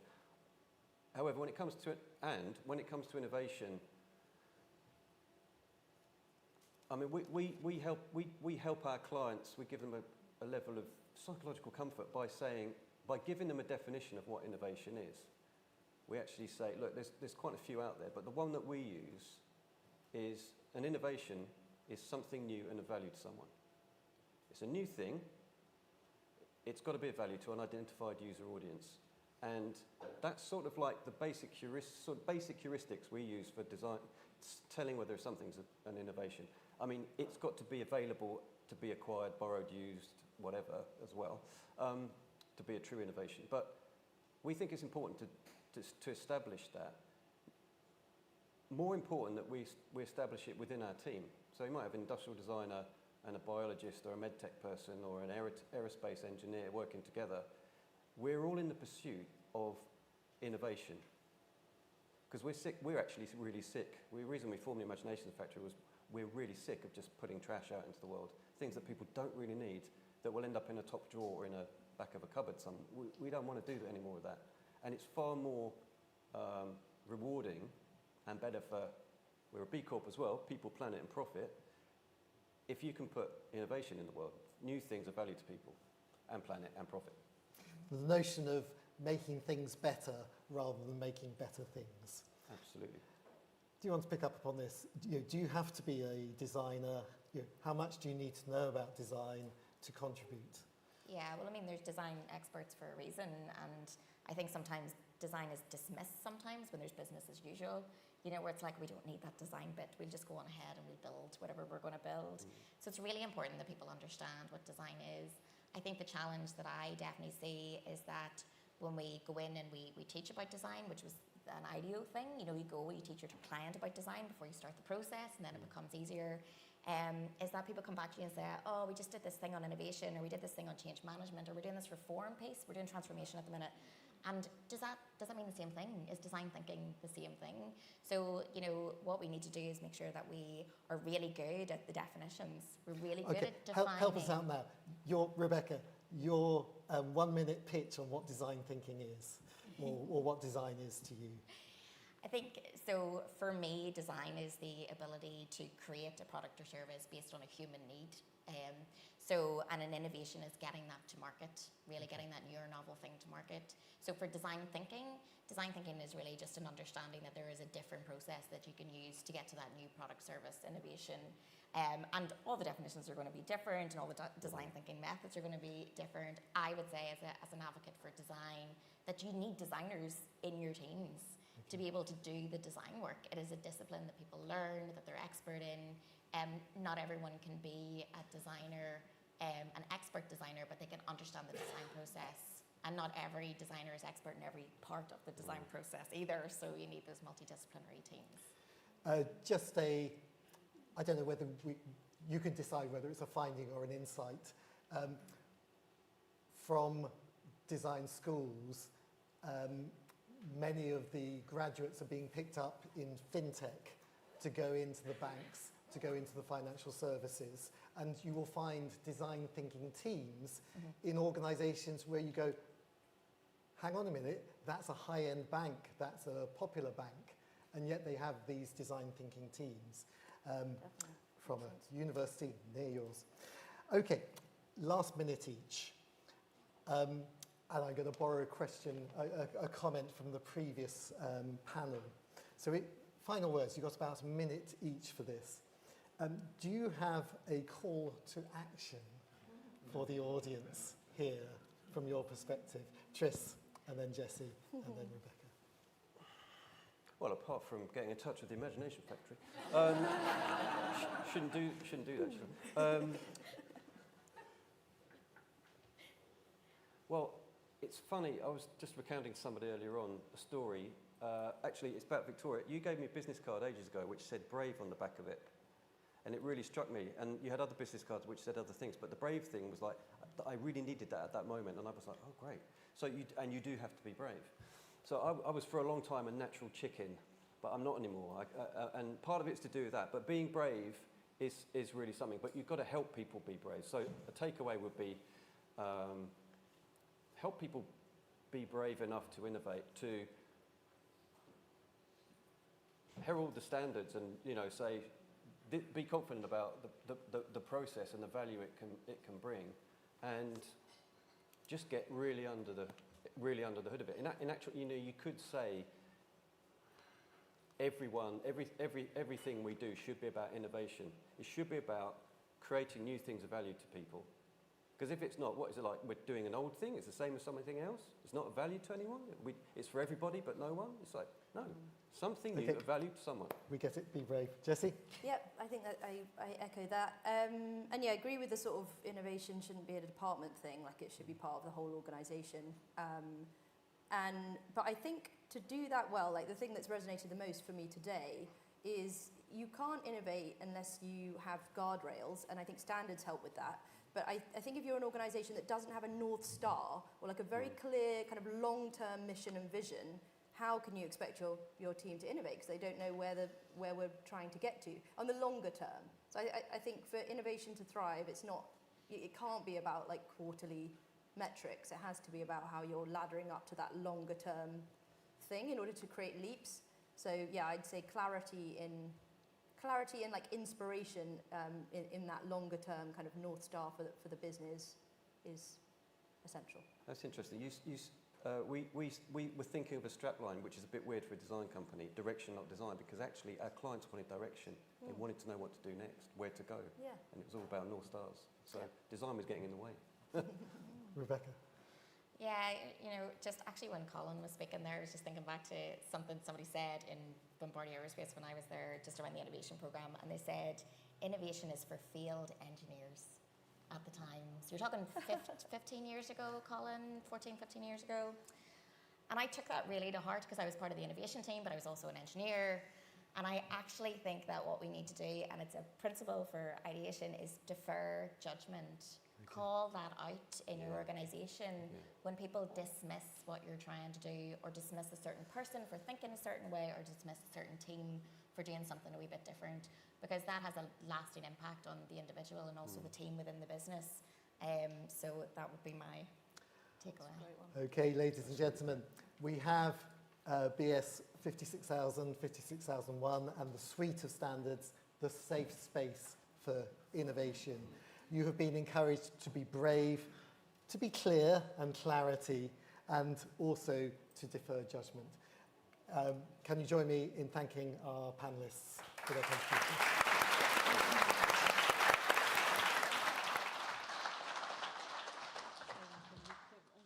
So, well, thank you. That was a great session, and I'm really loving the call to action. So there's a tip for the panels coming up later on. So thank you very much to you four. It's now time for lunch, which is really good news. So I'd like to invite you all to head to the park room, which is the same place for coffee. Feel free to grab food and come back here if there's not enough space in there for you. If I could ask you to be back in here by 1:10 promptly. We're on schedule. I've got the thumbs up. We're doing really well. Thank you very much. See you after lunch. That was fantastic. Thank you so much. Yeah, that was nice.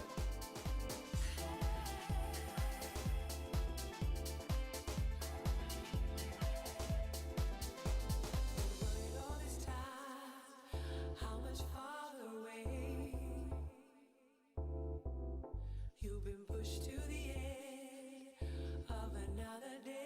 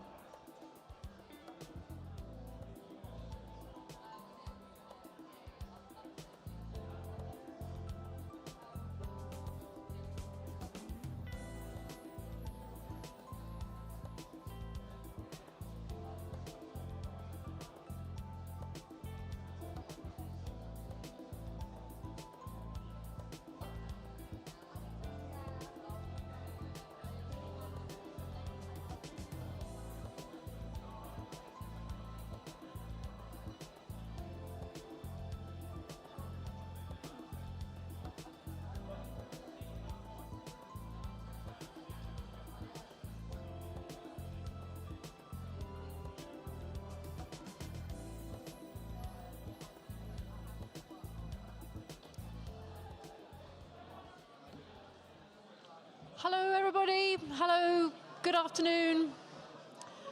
Hello. Hello. Shh. Brilliant. Well done. Well done. Welcome back. Hope you had a lovely lunch and took the opportunity to have a chat with colleagues and people from our sessions this morning. So we're moving swiftly on now to our sixth principle today. We're taking you through them at pace, and we're looking at managing uncertainty for startups, scale-ups, and SMEs. So please join me in welcoming Emma and Tiffany on the stage, who will take over from now. Thank you.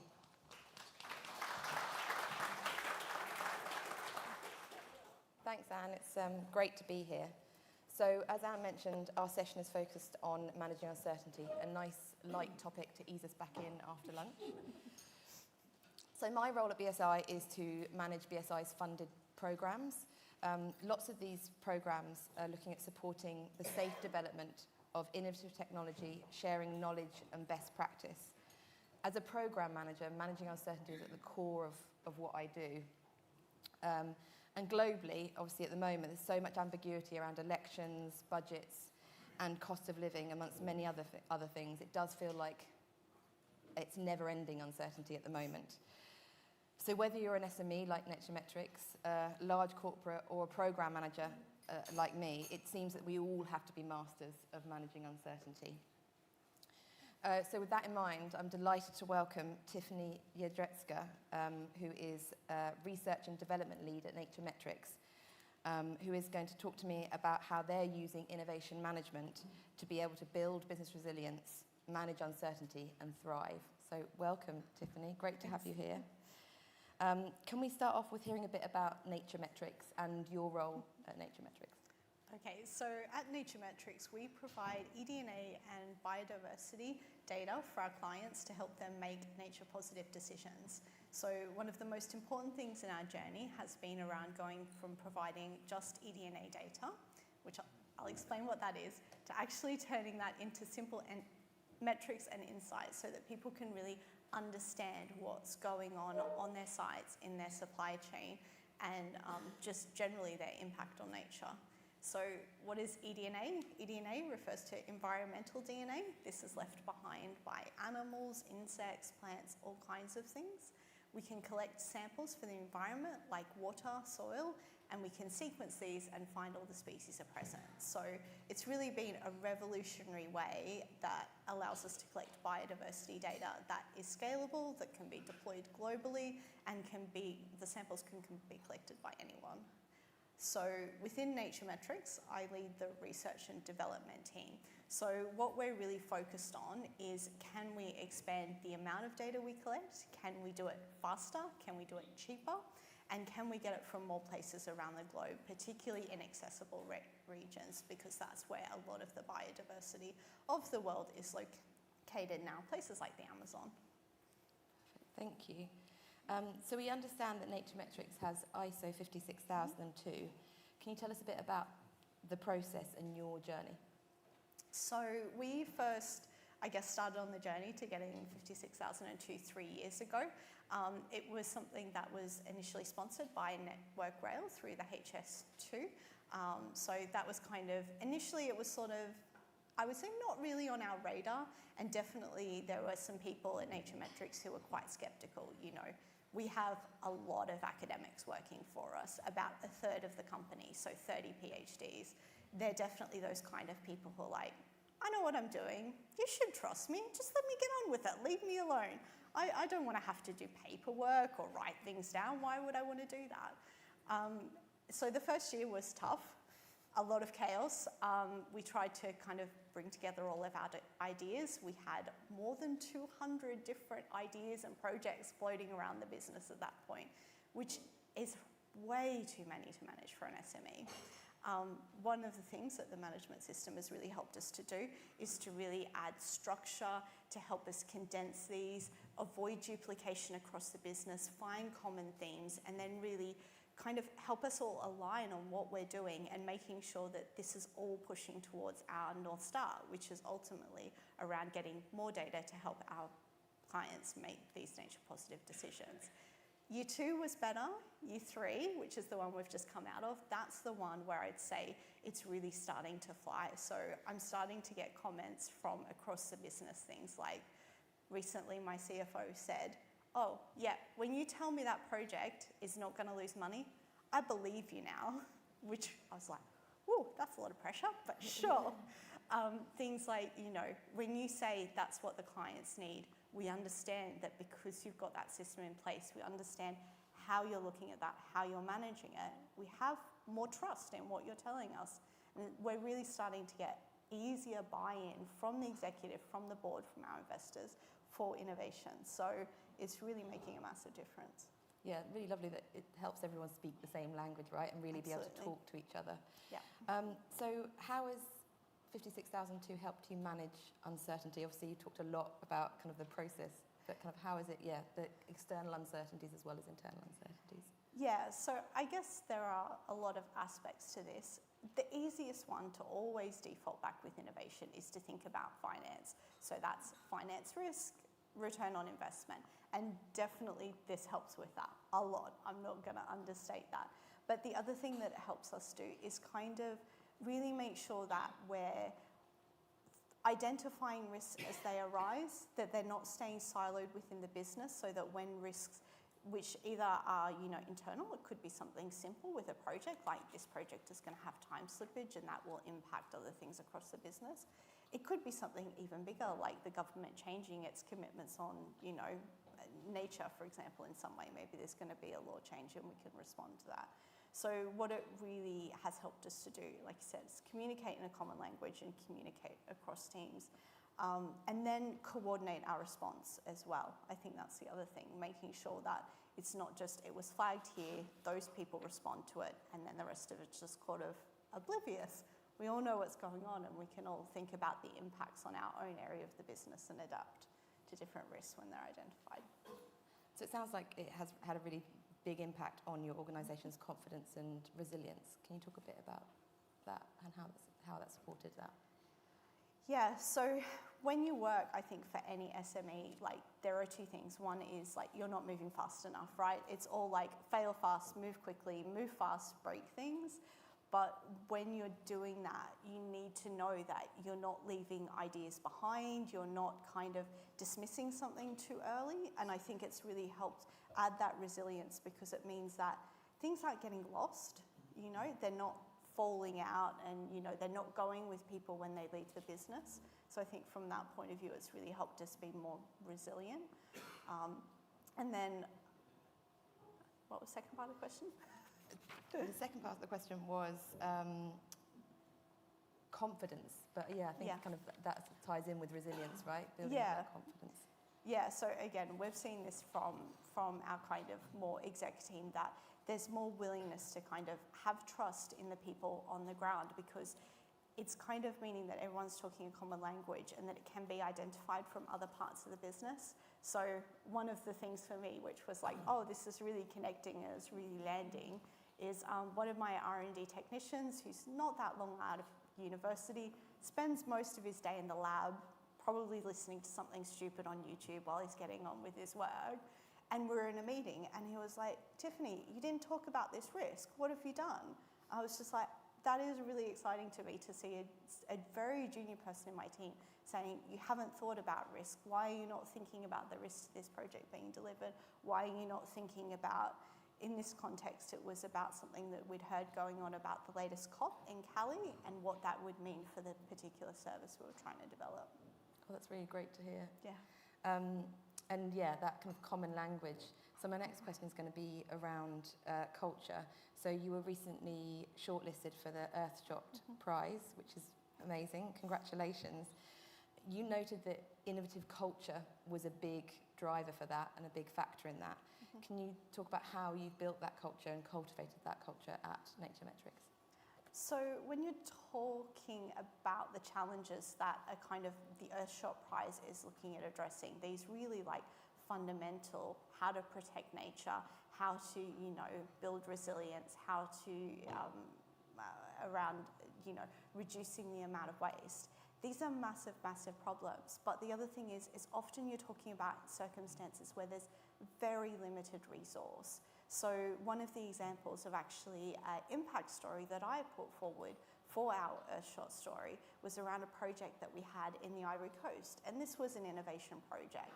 And so what we were doing there was actually we helped a university in the Ivory Coast establish their own lab to be able to generate sequences from species in the area. So this is really important. What we do basically is we take our DNA and we compare it to reference databases. And that's how we identify species. Those reference databases, they don't cover every single thing in the world, and they're particularly biased to what traditional academics are able to identify. We don't have much local knowledge. We don't have much Indigenous knowledge in there. So this was a part of us kind of acknowledging that and saying, like, look, we can drive massive innovation for our company because we can really, by thinking about differently about how we fill these databases. So instead of saying, we're going to go do it ourselves because, you know, we know what to do and we're just going to fly there and we're just going to take a bunch of fish and ID them and say this is what they are and sequence their DNA. We can think in an innovative way about this and thinking, who can we partner with? How can we enable them with technology? How can we do it in a way that works for them? And that was one of our impact stories for the Earthshot Prize. The other thing that I'm really proud about with that, this was not an Innovate UK funded grant, but it was a funded grant. So what I would say is that that was a project that ended 2 years ago. That partner lab in the Ivory Coast is still going.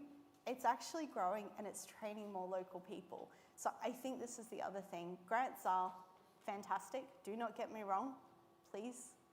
If I apply for them, keep giving them to me. I can't stress that enough. But the other piece is what I would say is things like innovation management, the other support that we've had through with Innovate UK. So we've participated in a lot of programs, whether that's been through the EDGE program, which is now business growth, yes. Whether that's through the GBIPs, whether that's through knowledge transfer partnerships. We've pretty much run the gamut of engaging with Innovate UK. But what they've meant is that when we have those grants, they don't stand alone, they get embedded in our company, they go into our learnings, we continue to grow our business. It's not just this pot of money that we kind of use for academic purposes. Perfect. There's a couple of really interesting things you said. I think this idea of sharing that you've built this innovative culture, how can you share that knowledge, share that experience to build an innovative culture with your partners, which I think is a lovely, really lovely idea. And I think, yeah, straight into my next question, which is great, is the support you've had along the way. Like, what support have you had? I think for SMEs that are trying to, you know, grow their business, right? They're often, you know, low budgets, time poor. So there's, you know, there's lots of support out there. So what support have you had and how has that helped you? Well, I'm going to start with the one that will probably make everyone from Innovate UK groan, which is, yes, we have had a SMART grant. Yes, that's the one you all think of. Let's get some money to do some research. Yes, we have had that. It was very useful. We've engaged with the Horizon Europe program as well, so that led to the match funding through Innovate UK, and we've continued to engage with different programs. It's been really nice to see how this has evolved over time. So some of our recent grant funding has come through a competition that was run collaboratively with Switzerland. So this allowed us to really expand our reach and kind of hopefully open up new markets in Europe. And then another competition that we recently were awarded funding was a collaboration with DEFRA as well. So this will really help us to kind of, what we're developing will help us address the regulatory markets. So we've definitely had a lot of grant funding. But then the other side of that is the support that we've had from Innovate UK. So I actually not necessarily got the career path that you would think that would land me working at Nature Metrics. I was a postdoc at the University of Surrey studying viruses. Very academic, very, you know, thinking no one understood what I did.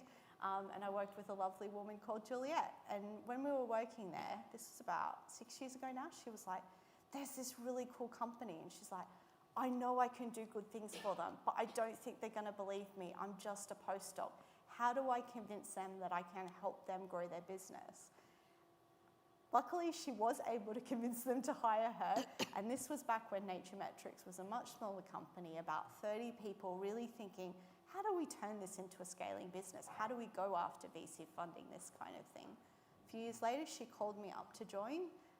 so different, on the verge of opening the largest eDNA lab in the world, which took £1 million to build.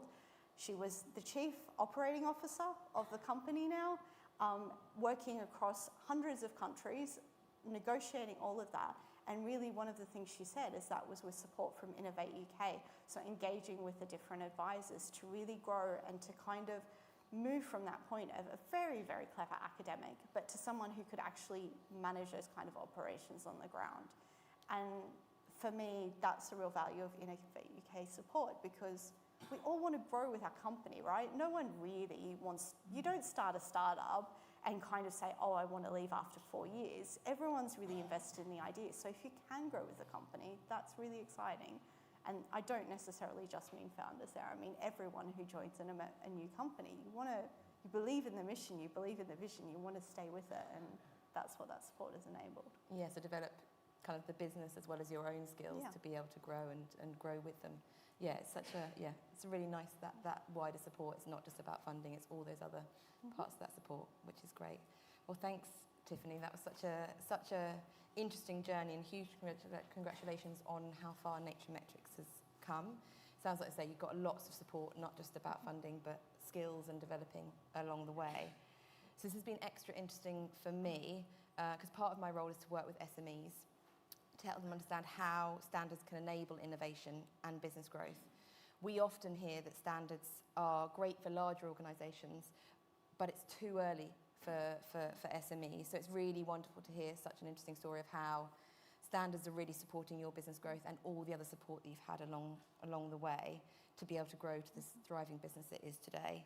So with that in mind, I'd like to end with one final question. If you could offer advice for an SME that was starting on their innovation management journey, what would that piece of advice be? I think when you're thinking about starting on that journey, people's reaction is to feel really uncomfortable. Like, this is going to be too much work. It's going to be too hard. You should just let me get on with things. But you need to kind of get over that discomfort and figure out how to manage uncertainty in your business, which the management system can definitely help with. And then after a year, it's like it's been there all along. And honestly, the earlier you bring it in, the easier it is. It is much easier to implement with a team of 30 people than it is going to be to get buy-in across a team of 100 or 200. You know, from that point of view, I definitely think we had an advantage over a big corporate. I did not have to convince many people that this is a good idea. Each year, when it comes time to pay the bills and I need finance sign-off, I only have to go to one person to say, yep, this is good, keep going. And so, yeah, I think don't be afraid of it would be my biggest take-home message. Yeah, and I think the kind of, starting it early, right, is that actually kind of understanding it, seeing how, kind of getting that process going as early as possible, and then you can move to the kind of certification and kite mark, which is where you guys are now. Yeah. So thank you, Tiffany. That was really, really interesting, and hope everyone else enjoyed it.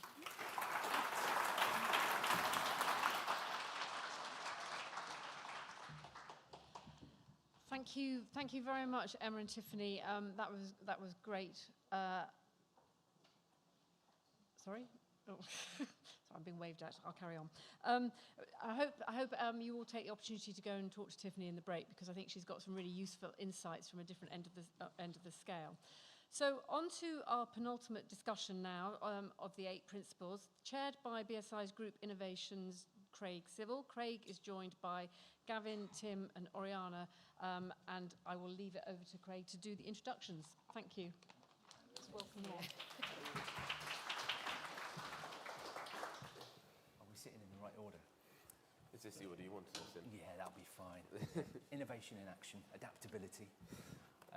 Oriana will be back in a minute. So now's the time to fill. That's all right, that's all right. Yeah, okay. Yeah, it's my party piece. Oriana, hello. That's all right. We were just starting. I was just about to go into a joke, but now I won't have to do that. So that's great. That's all right. I thought I was a bit too scary or something. But... Okay. Thanks, everyone. Yeah, no event at the moment is complete without having a topic on AI, and so we've got the AI slot at this event. But it was a smart choice to equate AI with the principle of adaptability. Because boy, have we in AI world had to adapt recently to all the rapid pace of change. But we'll go into that in a second in our discussion. So firstly, introductions. So I'm Craig Civil. I'm the Director of Data Science in AI. I work in the Group Innovation function of BSI, and I manage a team of 7 data scientists, and we're based in Cambridge on the Innovation Centre with links to the university. Prior to joining BSI, I worked in the insurance sector, similar to Ariana, in the City of London. I worked for Lloyd's of London, the insurance. Then predominantly my career has been in healthcare. So I worked for Bupa. Prior to that, I did a good old stint in the National Health Service of England, which is actually a pretty good use case for AI. They were very early adopters. But yeah, if I'll hand over to my colleagues to introduce themselves. Tim? Yeah, good afternoon, everyone. I hope you're all enjoying it as much as I am. My name's Tim Powell, and so I'm the Automotive and Transport Lead at the Hartree Centre. The Hartree Centre is a supercomputing, AI and quantum computing centre within UKRI. And we are primarily set up to work with UK industry to accelerate the adoption of those advanced digital technologies. So we work with organisations across all sectors, although my speciality is automotive, transport, manufacturing, that whole area there. And we see a lot of different organisations from SMEs all the way up to multi-internationals struggling and adopting AI and kind of the capabilities that it can join. So I hope to bring some of that insight today. Thank you, Tim. Gary? Good afternoon, everyone. It's a pleasure to be here. My name is Gavin McLafferty. I work as the Innovation Lead at Subsea 7.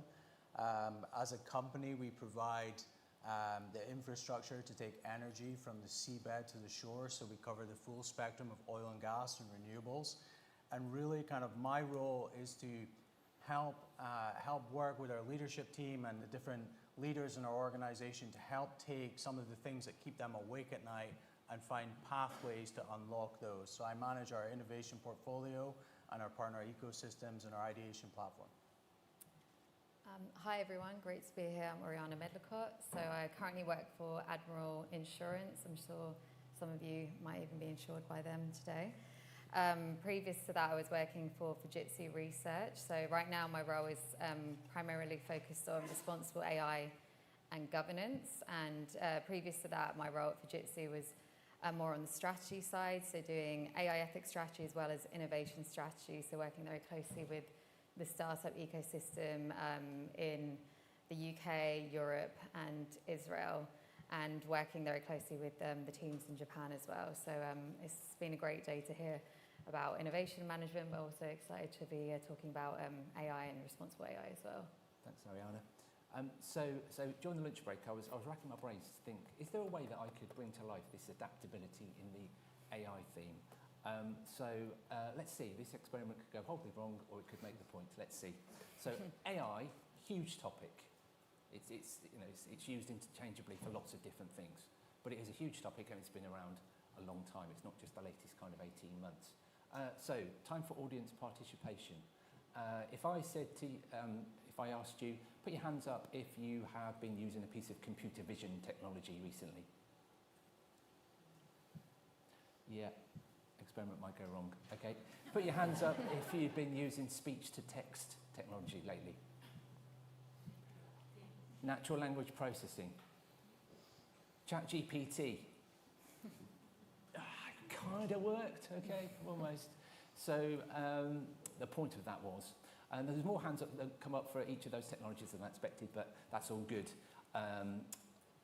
ChatGPT changed the landscape enormously for us in the AI world. Up until kind of 18 months ago, if I'd have been talking about what I did for my job, then people would kind of move on to the next guy. But all of a sudden, ChatGPT brought AI into the masses, and it's the latest and greatest thing, and everybody should be getting used to ChatGPT, and AI is magic, AI is wonderful. AI is going to save the world. No, it's not. AI is terrible. AI is so risky. AI is going to kill us. But it's been a pretty frantic time for all of us, and we've had to adapt. See the link I made there. So the value of these standards and the adaptability principle is really, really important to kind of make a serious point. And for a standards organisation, so I joined BSI 3 years ago. I was a customer of BSI using the standards. There are so many great standards for the use of AI. And again, they kind of bring out this whole adaptability theme. But I'm wondering, fellow panellists, in your experience, what have been the common pain points that each of you have encountered that have prevented your organisations being able to rapidly innovate using AI, particularly in kind of this rapidly changing business environment? Tim, if I could hand over to you first. Yeah, sure. So I'll speak on some of the interactions we've had with various different industry members. So it really varies on what the common pain points are on being able to adopt AI, whether that be for SMEs who want to jump headfirst into it and not actually having the data in place in order for them to be able to train accurate enough models yet, or whether that be with large organizations where everything needs to follow the corporate strategy. And we've had organizations turn around to us and say, well, we don't have a corporate strategy on AI yet, so we need to wait to do this project I did. And I'd say that in itself is really hurting what the capabilities and adaptability which is needed when looking at adopting new digital technologies or new technologies in general, not just talking about AI, but is saying, well, we've got to wait for the, for the higher ups or for the standards, for the regulations to come in place before we can even start thinking about where to look. That as well as then the skill gaps as well. So once you kind of got over those couple of pain points there, you will often find that people are jumping into the adoption without necessarily considering all of the factors which lead up to those big companies like ChatGPT, Copilot, etc., which enable them to be so powerful, and that is one of data. And having all the right data in the right place, having it curated, cleaned, actually having it in a central place. So many organizations will have lots of different data sets and they're all stored in that cupboard or on that server, on this person's OneDrive or whatever it is. And it's about bringing that together and having a more bird's eye view of what that data is saying and what it could do. Yeah, data access is certainly an issue I think that probably we've all faced throughout our careers. But the lifeblood of AI is access to good quality data. Gavin, what's your perspective? Yeah, so just adding to that, I think one thing that a lot of organizations struggle with is people have lots of different thoughts about what AI means to their organization and what it means to them. So we need to be willing to try and meet people where they stand and bring them along on that journey. That's really important. There are organizations, and our organization has a very diverse group of people. We have people with lots of experience in many different areas, but we have people that struggle to use technology. So, we might have people who can use the latest technologies and make great impact with them, but at the other side of that, we have people that struggle to use Microsoft Outlook. So we need to kind of build that capability into our business, but we need to build that kind of leadership expectation and anchor into the things that are keeping them awake at night to say, look, here's the imperative, here's why we should explore these technologies, and here's where we believe we can take those to and make breakthroughs within our organization. And I think that's really, really important. Someone said earlier, culture eats strategy for breakfast. Absolutely. So you need to anchor that against what you're willing to explore and where you can make impact. Yeah, there is a danger to kind of go rush to the latest and greatest technology, particularly with AI. Ariana. Yeah, so I think from my experience working into big corporates, but they're both very, very different. So coming from sitting within R&D at Fujitsu, where everyone's trying to innovate, but working on, quantum, digital twin, AI, cyber security, lots of future innovations to, the insurance industry, which is heavily regulated and still trying to get a grip on how to use AI, where they should use AI, how it can actually make a difference. It's completely different worlds, but some similar challenges I've noticed in both is the siloed working nature of just big corporates. So even, Fujitsu R&D doing amazing things, but, business units didn't even know that we were working on certain innovations that could actually potentially positively impact their customers or their own ways of working. And it's a similar thing where I am now. People are really excited by the idea of using generative AI, but again, there can be some siloed working and teams doing their own thing. I think it's about having these programs where people can come together. And one thing that Admiral's done for a while is has these like data champions, data leaders, and data academy. So it's really about bringing like the literacy side of what's happening in data and AI to the organisation, because a challenge in the insurance industry is the side of regulation, but wanting to also improve processes as well. No, I can absolutely relate to kind of working in the insurance sector myself, kind of that highly regulated industry sector, incredibly, understandably kind of risk averse. Yes. To kind of, adapting with the use of AI technology for sure. Okay, so we've heard about some of the kind of the pain points that we all face. Data, access to data, when you get access to the data, is it the right data, who owns it, good quality, etc., tech integration. But what to overcome some of those pain points, what have you found have been good strategies to adopt to enable AI to be adopted? I'd say, well, do you want me to start? I was looking at you. I would say it comes down to, what the title of this strand is, the adaptability or the agileness to be able to have experimentation run within your organization. We've heard about that a lot this morning in terms of giving space for innovation to happen.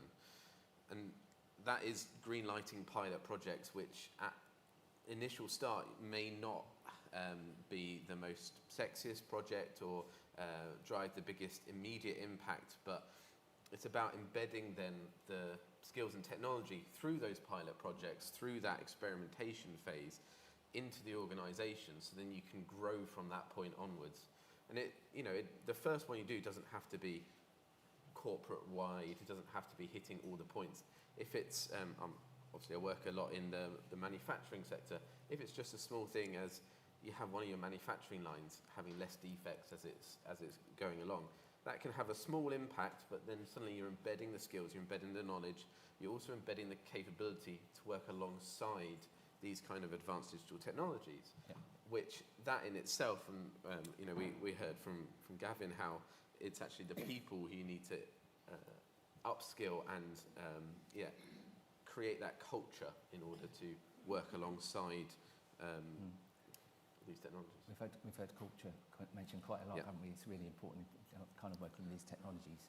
Gavin, what's your perspective? So we've done a few things that I found quite interesting along the way. So one of the things that we did is we introduced some AI tools around Microsoft Copilot, and we opened that to a part of our organization. And what that's allowed people to do is kind of up-level and upskill.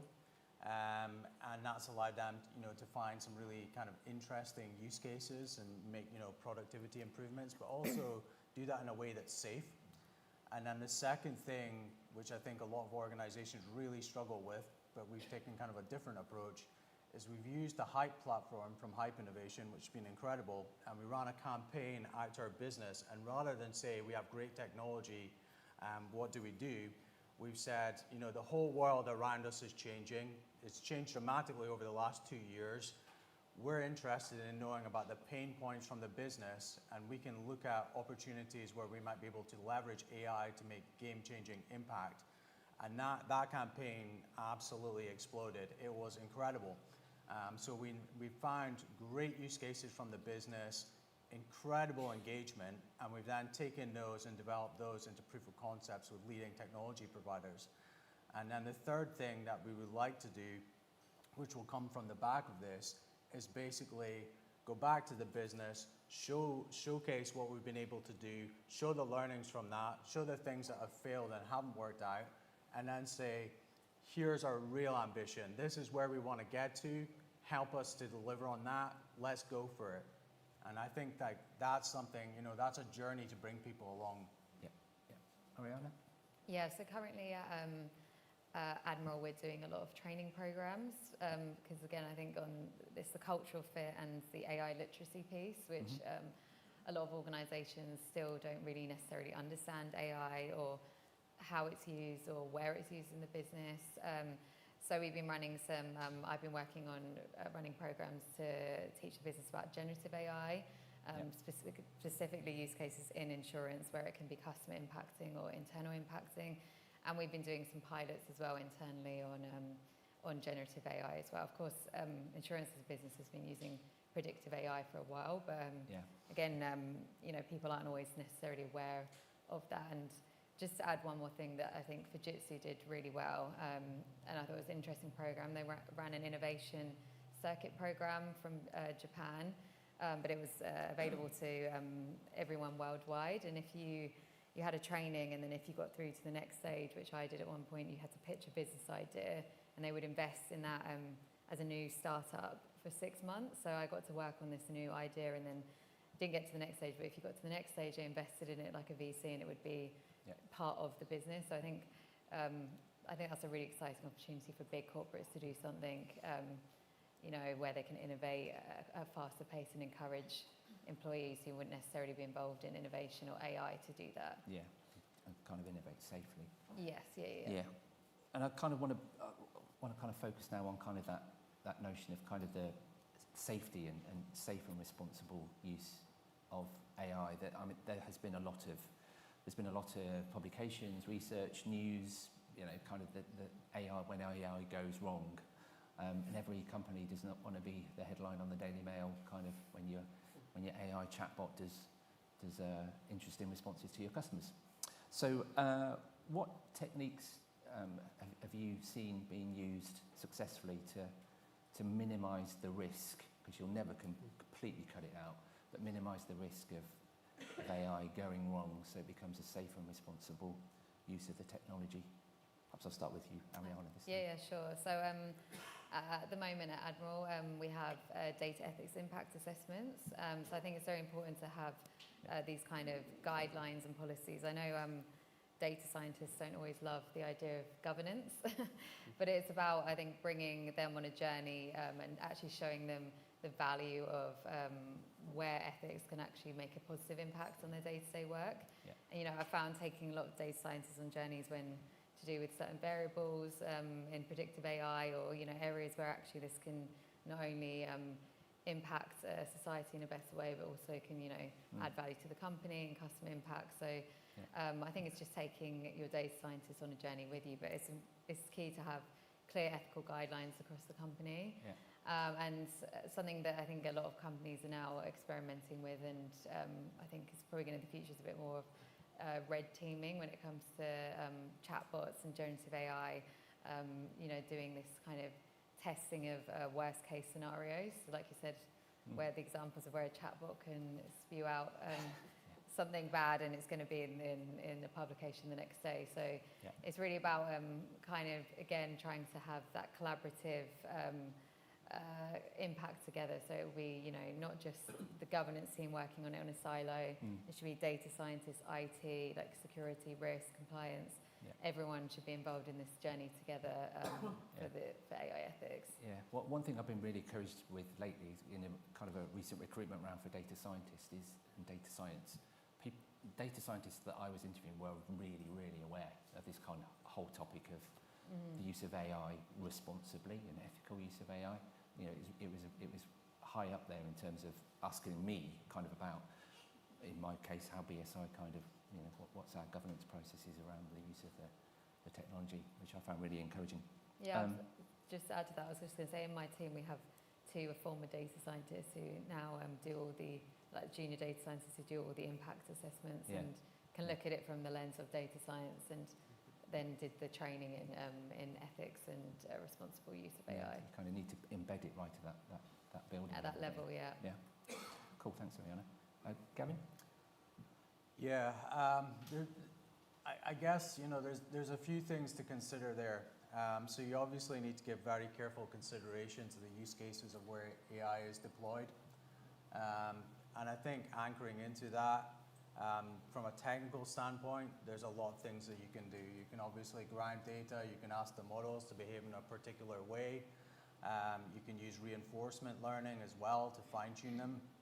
But a lot of that comes around to how do you deploy the right guardrails? How do you put in place the right policies? How do you track how AI is being used? How do you have a catalog that maintains that? You know, this is a journey that's evolving for everybody. I think that this is a relatively new subject for, you know, a great deal of people, but it does require some very, very careful consideration. Yeah, absolutely. Okay, Tim. To build on that point, Gavin, if I went to a warehouse, you wouldn't put me in a forklift truck because I'm not trained for it, and I would probably crash it straight away. Whereas with AI, people are seemingly more open to finding guides online and following them, or taking the ChatGPT, which has got a disclaimer on every single screen which says, check these results, and just trusting what is coming out of it at the end. So it's about having the right people in place with the right training, with the ethics training, with the data science background, so they know what the data is actually doing. And then also, I'd say collaborate would be kind of my main point, which I want to harp on about. Is there are a lot of different organizations out there which are exploring transparency within AI models, explainable AI. There's a lot of different opportunities for organizations to not have to get these skills, at least when they start off with, in-house themselves. There's a lot of investment which is required in people in order to do that. There's often a lot of brand new hiring. And say if you're looking at starting on the journey and starting to be that adaptability and look at innovation through AI, it's look at collaborating with, you know, Innovate UK, with likes of centres such as myself, or Alan Turing Institute, or DigiCatapult. There's loads of people out there who are already putting out great free content about this and who can help take you on your journey and advise you at whatever stage you're at. Yeah, okay, thank you very much. We've got 1 minute and 22 seconds left, and I did want to pick up on a theme that's been happening for each of these panels, which is our call to action. So our call to action. So I had advance notice of this because I only dreamt it up at lunchtime, of course. But so my call to action, based on experience, adaptability, AI, particularly from an innovation perspective, is be thinking very, very early on, if there are signs that your innovation in AI is going to work, where do you want it to end up? Where's your customers going to access this beautiful piece of AI that you have curated? Because in my experience, that final piece can be quite painful and quite slow and quite expensive if you haven't thought about it up front. So that was my call to action. Colleagues, I will let you choose as to who goes first. All right, cool. Okay. I think, I know everyone's been talking about this today, but I think it's bringing together a culture. So I think from my experience, the siloed working nature of big corporates and, you know, everyone wanting to kind of do their own thing and, you know, not necessarily talking to each other, and someone's doing something great over there, someone's doing something great over there. And I think it's about bringing everyone together on that journey from all different areas of the business, even especially for something like responsible AI. It needs buy-in from everywhere in the business, really, and training. Yes. Yeah, I'm just going to add something from Orhan Harari, and he said the electric light did not come from the continuous improvement of candles. So I think it's important that we're willing to explore different technologies in a way that's safe, and meet with our stakeholders, meet with our leadership, and bring them along in that journey and unlock value. I'm going to be a bit cheeky, and I'm going to have one call to action, but it's got a part A and a part B. It's going to be invest. Invest in people, and also invest in the right data structure. And they're the things which you need to lay the essential groundwork for you to be able to make the most out of what AI can do for your organisations. Yeah. And without those in place, you're building a house on a sand, Yeah. and it's just going to crumble. Yeah, okay, brilliant. Thank you very much. The iPad is closed. Our time has ended. Thank you very much, fellow panelists. Thank you.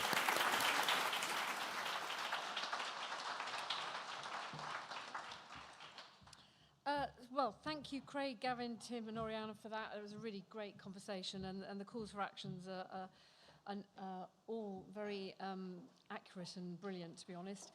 Now, team, we've got a coffee break, right? So till 2:20 2. This means that you need to set off from that room at 18 minutes past 2 latest, because we are starting at 2:20 2. So please, please, please humour me and come back. Thank you very much.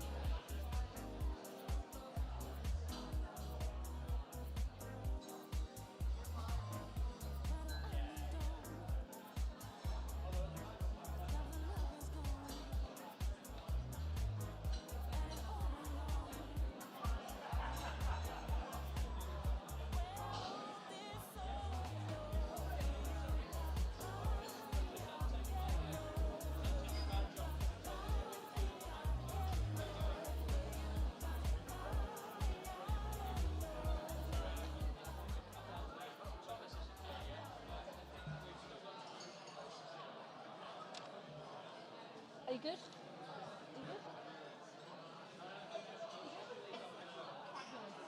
Okay. Hello. Hello. Yeah, and get Andrew. Afternoon, everyone. Martin.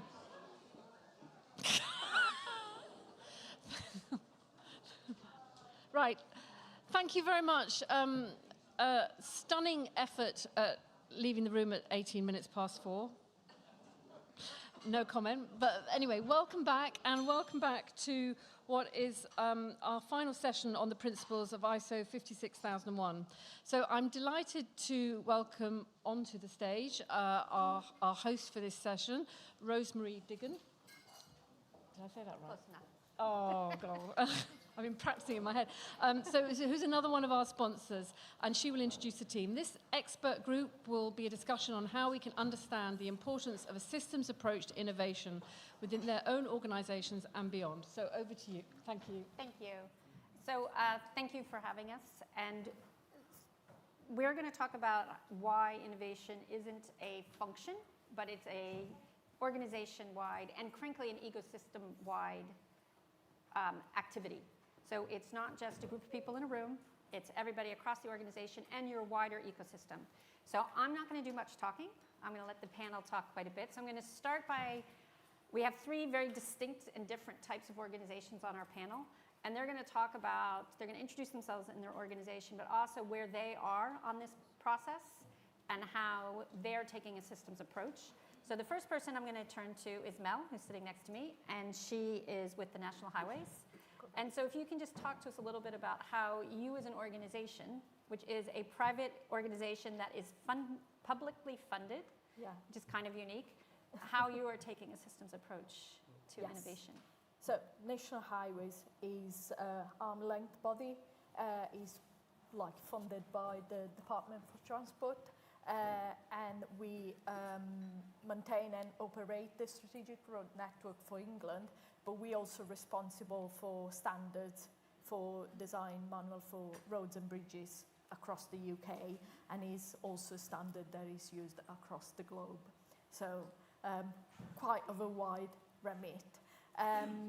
We just started our journey to implement a more systematic approach on managing innovation. We started identifying some key things and also moving the remit of my group and my team. Initially, the innovation group was running innovation projects, and now we have decided to move into more supporting and enabling the business in running innovation projects. So we've identified a few elements, starting at strategic level and even before. Of course, my group is also responsible for the strategy for innovation at National Highways. But before that, we've identified also that we need to develop a bit of a capability around foresighting the future. So foresighting future, the strategy, and then the portfolio management. And we have implemented a range of different tools. We are also responsible for guidance for pilots and trials. And we want to produce also guidance for scaling and sustaining, which is anything that goes beyond the pilots and trials stage. So as you've been transitioning to this, you say you're fairly early on, going from you were running innovation projects to you're asking other people to do that. How is that? What have been some of your challenges there?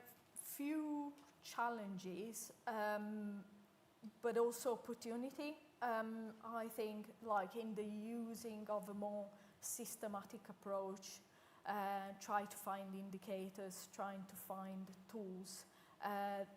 It's been, of course, National Highways is an infrastructure type of organization, so I'm not, but they're all engineers.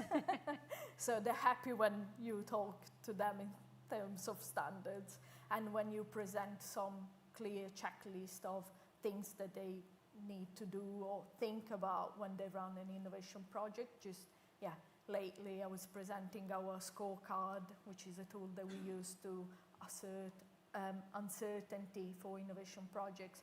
I was presenting to a colleague and it was like, I was pleasantly surprised that he was happy to have a new tool that didn't seem to be a burden or further governance, but felt like something that was bringing more clarity to innovation. So I'm actually going to ask Greg, because I know Greg, and he can introduce, he's with a law firm, which is a fairly traditional sector with innovation, but you also have a center of excellence, but I think you're a bit further along with that. So I'm interested to, how does that sort of compare and what that's been like in a law firm? Sure. Yeah, so I work for Linklater, so big international law firm, 6,500 people, over 30 countries, kind of full service. So we do sort of litigation, contentious work for big organisations. We do M&A, we do finance work, we do tax, pensions, so the whole piece, which brings a huge variety, and also a very regulated industry. And a very regulated industry in every country slightly differently that it operates as well. So you've got that kind of network. We have, so I've been at the first, so I'm a lawyer by background and a sort of technologist alongside that. So come into this role about 6 years ago. And we had, if you like, the innovation management piece in place already. So we had the funnel effectively. We could capture our ideas, we could triage them, we could have teams looking at them, evaluate them, and we had some sort of delivery mechanism. But over the last couple of years, we have put in place much more of a system around it. And that takes a few forms. One is, it got mentioned on the previous panel or one of the other sessions, is that we've stepped back from doing the actual innovation isn't done in our team, right? We're the catalyst. We're there to enable. We're there to connect, to fund, to advise, to set some standards and to set some rules of the road. But we are there to enable other people to effectively deliver. And there are lots of teams that we have effectively buddied up with and partnered with within the firm. That might be your sort of classic process improvement, business improvement. It could be automation, developers. We actually have a sort of a design thinking capability. We've got a UX and UI team in the firm as well, which is quite unusual for a law firm. So we've kind of built out this ecosystem effectively to help deliver, and we can sit back and effectively put in place the standards and the process through which innovation is taken from that raw idea into something which is going to add value. We're also there, sometimes unpopularly, to say no, right? And we very publicly and very actively say no to things as well. But it's a very visible system that we've put in place. Which we all know transparency is critical, yeah. Or people will stop doing it or not trust it. But actually, that was going to be one of my follow-up questions. So you say you can publicly say no. Yeah. How much can, now that you've enabled this, particularly, I can imagine in the law, different legal systems, lots of countries, how much have you enabled people to just get on with it? Or do they always have to come back to you and get some level of approval before they can start? So it's impossible to sort of keep our hands sort of at least loosely around everything that's going on. But certainly we were in a situation where we had different parts of the firm and different parts of the business. And HLB talked about this earlier. You know, with a law firm partnership model, you've got effectively lots of small businesses all pulling together. I remember when I first joined the firm, I went off and spoke to a vendor for a particularly exciting piece of technology, and I learned that we had 3 NDAs with that vendor from 3 different parts of the business and 3 different commercial discussions, all for about the same problem. And we've done a lot better now at saying we will act quickly, we will help you engage, we will help you take your idea through map requirements and find the right solution, but you need to be open with us too. There are some hard rules we put in place. So our software development team, our process improvement team, our designers won't touch an idea or even start engaging with it unless it's been through our ideas platform, for example. And so that's been a rule we've put in place almost in the background for the system to say we will force everything through there. The promise on the flip side is we'll be quick about it so they don't feel too constrained. Great. And then, so Camilla, you are with startup in an innovative area, and so your title doesn't even have innovation in it. So it's really thinking a different way of approaching innovation, where you're a company who is innovating as well as setting up innovation. So what's that like for you? Yeah, so I'm definitely a fraud at this conference. I don't have innovation in my title. I manage primarily safety assurance for self-driving technology. And OXA is a software development company for autonomous vehicles. We've got various deployments globally. And innovation really is completely spread across a business. Every single aspect of what we do is innovative.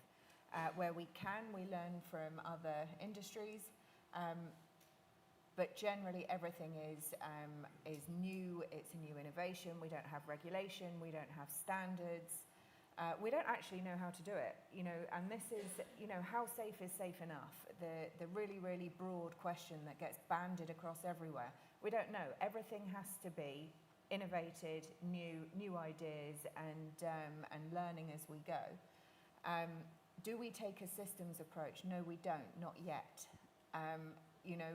We are scaling very, very quickly, and we're getting an additional 10 plus people every month into the business in order to meet the demand of the technology.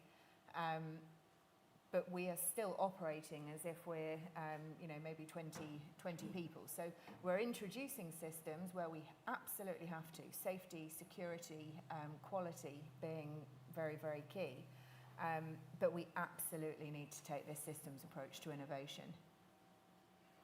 Okay, so where you are, where you say safety, what is safe enough? And we were talking just before here, where you were saying, in the US, a little bit more willing to, for a variety of reasons, good and bad, they're willing to take some risk in that area. UK is much different. So how, as an organization that's based here, but works globally, where you have such different cultures that you're trying to sell into or service, how do you take an innovative approach in that, and how do you balance that? Because are you trying to do something different in each country, or are you trying to find a happy medium that everybody can live with? Yeah, and not everybody can sort of accept a one-size-fits-all approach. We need standards, we need regulation. The UN is really supporting in that, in trying to get sort of a universal approach to regulation. But people have different appetites for risk. Within the States, it's very much around self-certification and monitoring. And if it goes wrong, you've got to justify it. You've got to explain your actions. Within the UK, we want the nth level of detail before we take the driver out. Things are much, or will be much more highly regulated. But this is about taking existing standards, which are for automotive industries, things like ISO 26262 and SOTIF, and those kinds of standards, and taking the parts that are relevant, but then actually looking at them completely differently. I loved the whole comment earlier about we didn't invent the candle or we didn't invite the we didn't get the light bulb from continuously improving the candle. And that's exactly what we're not going to get from regulation. We just can't continually improve ISO 26262. It's just not relevant. And that's the sort of where the innovation needs to come in. And do you, as an organization, are you taking an active role in that? Oh yeah, absolutely. So we're working very closely with the likes of BSI, Innovate UK, the Department for Transport, primarily CCAV, and sharing our learning and collaborating in order to accelerate that innovation within the UK. Okay, so we now have an idea of how all of your organizations, different points, different approaches, are looking at a systems approach to innovation. So now the question is, where are the challenges for that? And what are the biggest challenges you find in trying to get that, which, there's been a lot of discussion around culture. And so this systematic innovation does obviously affect culture. So what are your particular challenges? So I'll start with you, Mel. In getting, like you did tell me earlier that engineers like structure, and so that's worked for you, but what are the challenges? Yeah, so some people would say one of our challenges are just the standards, and the fact that we can't implement innovation fast enough. And to some extent it's true, because of course we have a more conservative approach in the UK, and especially in our organization, for which the first imperative is safety. So yes, standards can be in the way of innovating and accepting new products and new services and new way of working on the strategic road network. But that's our way to keep safety as a first imperative. But the standards are also one of our leverages for implementing and innovating, because we can't really do anything if we don't change the standards. So we've got something that is called departure from standards. That is how we test things. But yeah, the standards are one of our way of innovating, and they're also it's a very peculiar position for us, because National Highways doesn't really buy anything. We rely on our supply chain, and also we can't really, in our standards, of course, we can't specify any product or service. We need to specify the performances of these products and services. So yeah, it's a bit of a difficult position. The standards can get in the way, and maybe the biggest challenge is the pace that we have in implementing innovation into business as usual. Okay. And so, Greg, I know we talked a little bit, and one of the things you mentioned was HIPPO and time. So how are those challenges for you with this approach? Yeah, so let's start with time, and it actually came up with the kinetic session earlier, Yeah. right? For professional services, what are we selling largely, or at least how we are measuring our people internally, is on the basis of time and what they spend their time doing. So one of the big challenges, and it could be for incremental improvements to the way people are working, or it could be a completely new way of delivering a piece of legal work. It could actually be tackling a really big societal challenge which has got a legal element to it. How do you get people to carve out or set aside enough of their time to dedicate to that if they're not being measured or rewarded on it? And we've got a very similar system to Kinetic, which we call Time Bank, where any kind of innovation-related project, any new idea that needs time investment, effectively our lawyers, and in particular our lawyers, get a recording code which is treated in every single way equivalent to client chargeable work. Right? So we are equating the value that we put on client work with innovation. And we do the same for DE&I and a couple of other knowledge as well across the firm. That's helpful. The twist on that is that, and that worked when we first implemented it for a while, but actually if you've got partners who are running a business, a mini business within a firm, they may not want their people spending time on those innovation projects, even though on a personal level they're getting credit for it. So we've got a step further and said, actually, out of our innovation budget, we will reimburse our businesses, our practice groups, half of that person's time. And I know it's moving money around internally, but it's a really big signal to say, actually, we recognise that you as a mini business unit are investing time in this as well as the individuals. So the time's the big one. The other one is this HIPPO one, so the highest paid person's opinion piece, and it's equivalent to whoever shouts the loudest, but it's why we try and go for maximum visibility using our ideas platform as well. Everything is ingested, everything is effectively scoped. I have one person in my team whose role it is to scope and map and size and scale ideas, no matter whether they're a single line or a full wireframe in a business model and a prototype. Because we want to make sure that we are evaluating ideas using the same level of information and that they're being assessed for value, not just we've got a particular client that's asking us to solve a particular problem. So to examples. Okay, and so Camilla, you mentioned that one of your problems is if it's not broke, why fix it? And so some of the challenges are coming externally as well as internally. So how are you guys managing for that? Yeah, I think there is always a big resistance to change. People don't want to change things. This is how we do it. This is how we've always done it. Let's just carry on. And two of our big challenges as a result of that, one is documentation and the other is communication. So we are a whole business of whatever, between 350, 400 people, and every single person within the business is innovating and designing and inventing things.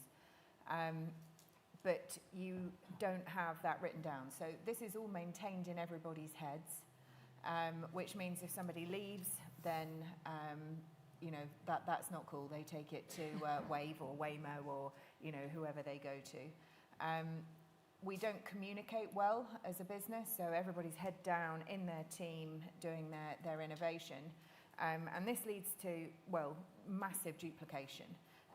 So people working in silos and doing exactly the same thing, probably ultimately coming up with the same answer, but a different process of doing it. And the lack of documentation creates a huge problem with assurance, approval, certification, and explainability. So, you know, why did the autonomous vehicle or the technology behave in that way? Oh, we don't know, because actually Marcus has got that in his head and he left 2 months ago. So there's this challenge of documentation and communication internally. Yeah, so I think it's interesting. Greg was saying that they have a platform where all the ideas have to go through it or they're not going to get the resources. Do you have something like that? Are you thinking of something like that to help address this communication and this documentation? Because that leads to transparency. And things are being forced because we have to document. We need certification in order to operate. We need to have approval through regulation. We have to have our evidence. We have to have our documentation. But there is still that belief that documentation and writing things down slows you down rather than enables you to scale, you know, your business. Yeah, we're getting there, you know, but it's step by step, baby steps. Yes. Okay, because we don't have much time left, and I really liked that the other panels were ending with either a call to action or a takeaway. So I'm going to ask each of you to do something similar. I did warn them. So I'm going to ask each of you to give something to the audience. What would your call to action or takeaway be? From Camilla's point and also from Tiffany earlier, it's painful filling those forms. Try to make the process and the system tailored to your needs and make it appropriate and measured. Okay, shall I go next? Yeah. I'll let you have the final word. Okay. So I think documentation, safety, and standards are actually enablers. They're not things that slow you down. They're things that enable your business, enable your innovation, and allow you to scale. I'm making sure I get the word system in mind. So I mean, mapping your ecosystem. So I thought, you know, I have a bit of a mind map that I keep on a virtual whiteboard of all of the different functions, capabilities within the firm and externally that we use to deliver solutions for people that have come up with ideas. And I like looking at an idea and almost working out which bits light up and work out which path I need to take to complete it. But knowing that up front allows you to scale or understand the scale and the scope of what your challenge might be and work out how you're going to deliver it. Because if you try and do that as you go along, it's sort of you're building the plane around you. But if you've done the planning in advance, the system supports innovation rather than sort of slows people down. Yeah, well, thank you, all of you. And I think what I'll just say to kind of sum it up, I think something you've all have mentioned is, and I do like the idea, we all think that, and I am probably one of the worst, some of my colleagues would tell you this, systems do help you. They don't slow you down. And in fact, if you have systems in place and you follow them, that's when you're busy or you're running into a problem, that's where they help you, and if you can fall back. But I also think the transparency piece, I think, is really critical. That's how you get a truly systemic way of working, because everybody feels confident. And just understanding that the things you think are in your way can actually help you along if you embrace them. So I think all of those things, you guys have highlighted it. So thank you very much, and hopefully this has been helpful. Thanks very much.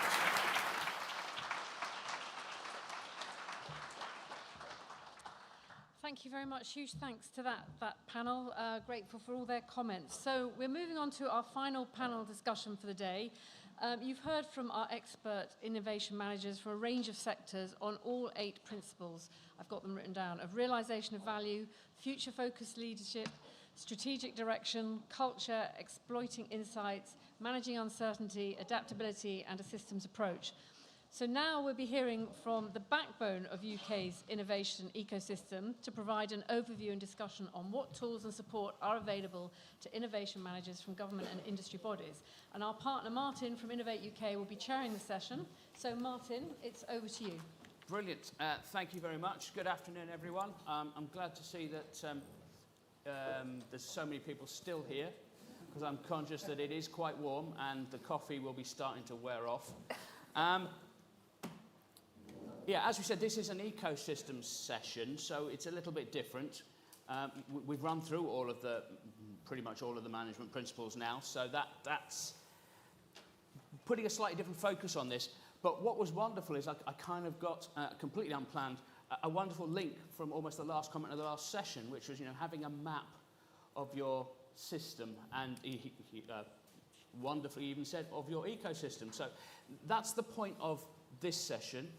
We've got some wonderful speakers who are going to illustrate some of the different parts of the ecosystem. But just before we sort of launch into that,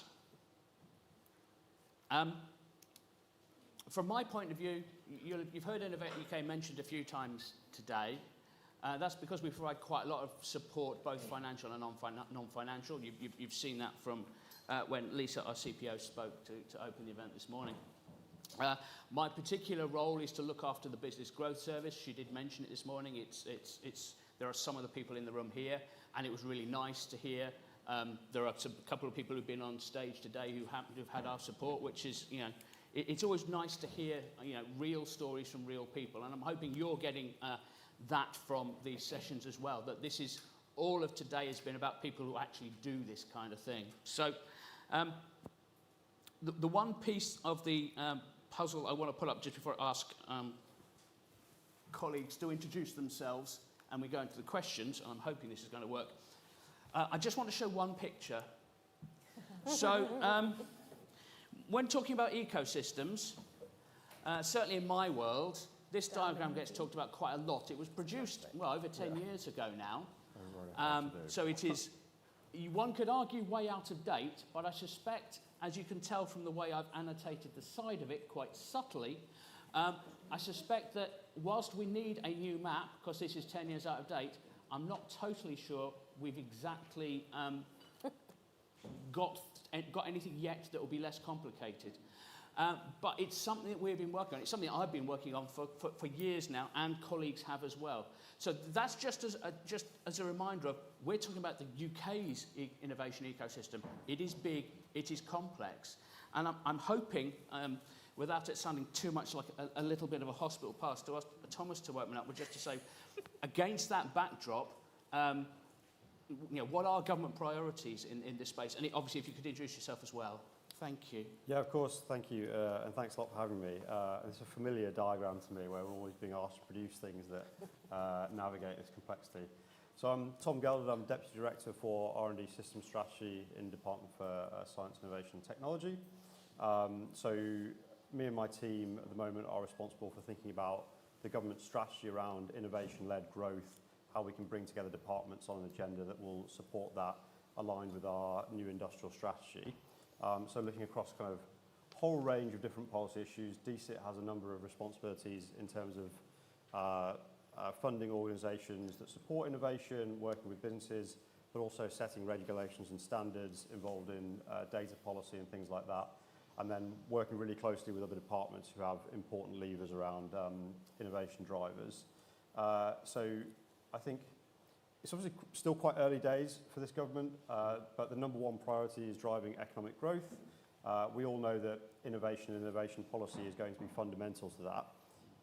So we're seeing that as a really important component of how the government is designing its policy around economic growth, but also industrial strategy. Growth is one of the government's 5 missions, but is the most important one. So I'll just say a couple of things I think about, like the sort of challenge that we have at the moment. I think the UK has some really clear strengths around its research base, excellent universities, has a really vibrant startup scene, and some key leading sectors as well. But there are continuing challenges which this government is going to have to address if it's dealing with the kind of growth and productivity challenge. We know that productivity growth is still not what we would like it to be, and that innovation is going to be a core component of how we drive that in terms of, I don't want to get too technical, but you have your kind of labour inputs, your capital inputs, and then your total factor productivity. What we're missing is the last of those, which is basically how research and ideas translates into economic impact. So getting that innovation ecosystem right is going to be fundamental for us driving growth. We also know that business investment in R&D is not performed in the way that we would like it to over the last 10 years. And also we struggle with some of that translation of ideas into economic value. So whilst the government is designing its growth strategy, its industrial strategy, this is going to be really fundamental as to how we get this right, and something that I'd be really interested in today is kind of hearing insights from people who have particular sector-specific challenges for where they're looking to invest in innovation and R&D, and what some of the barriers are they'd like to see government help support in that space. Brilliant, thank you. And yeah, so if you like, that's the top level position, again, set against the backdrop of that somewhat aged diagram. Now, I'm going to come to Sally next. If you could introduce yourself in terms of intellectual property and that piece of the puzzle. Yeah, okay, thanks, Martin. Afternoon, everybody. My name's Sally Long. I lead the business support and regional growth policy team at the Intellectual Property Office. We're an executive agency of DSIT, but we are the government organisation responsible for granting intellectual property rights, but we also have a role in raising awareness, understanding of intellectual property amongst the citizens, innovators, businesses, educators, etc. So my team is responsible for developing interventions that ensure that SMEs can recognise and understand the potential value of IP as an asset to their business. For us, this is incredibly important and fits into that ecosystem. We've heard a lot today about innovation. You heard intellectual property or IP mentioned once or twice. But for us, we would say it underpins innovation. Intellectual property provides inventors, creators with the confidence to invest in new ideas, knowing their work is protected. It also fuels creativity and allows innovators to turn their ideas into tangible products and services that also power our economy. So for us in the IPO, we have a really keen interest in supporting SMEs to recognise, as I said, and understand their intellectual property. We know from evidence that businesses that register intellectual property rights achieve a 20% higher revenue per employee.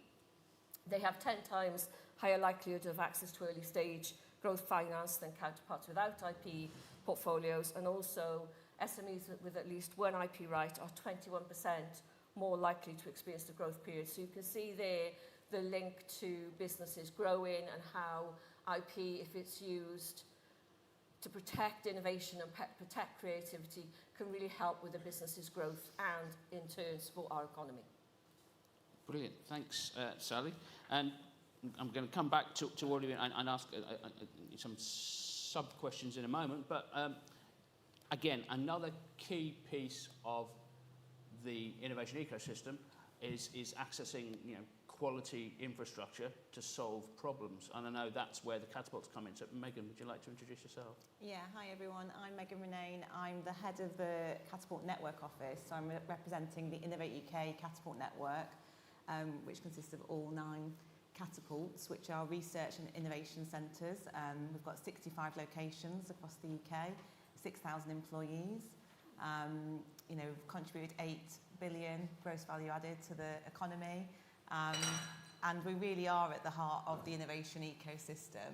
And I think me and Martin kind of want to show and navigate that landscape quite easier than that map that Martin showed up. But, in terms of Lisa speaking this morning from Innovate UK, you've got Innovate UK, Innovate UK Business Growth with Martin, Innovate UK Catapult Network, and Innovate UK Business Connect, where I was previously as head of manufacturing. And we want to kind of say there's no wrong door, really, for you to kind of access that national public support. So I think is that okay? Yeah, that's absolutely brilliant. And again, just in terms of intros, Naomi, all of this so far, we've been talking about government-backed activity, for want of a better word, but that isn't the only part of. Obviously, there's a massive extended element to this, which couldn't possibly fit on the map, because once you put private sector support in as well, we will probably need the whole wall of the building, I would have thought. So, again, if you could introduce yourself. Sure. I'm Naomi Weir. I'm the Director of Innovation and Tech at CBI, the Confederation of British Industry. So we are a member organisation seeking to be a voice of business into government and policy making. And I've been talking to a few colleagues here today, and one of the ways sort of talking about it has been, my job, my role, and colleagues at CBI in different ways, but particularly around innovation and tech, my job is to ensure that those who are doing the value add stuff, if there are things that are on their kind of problems list that are, negotiable, that could perhaps be changed, whether that's the sort of policy landscape, the regulatory landscape, thinking about the funding landscape, instead of being on their problems list, they can be on my to-do list to try and think about how we can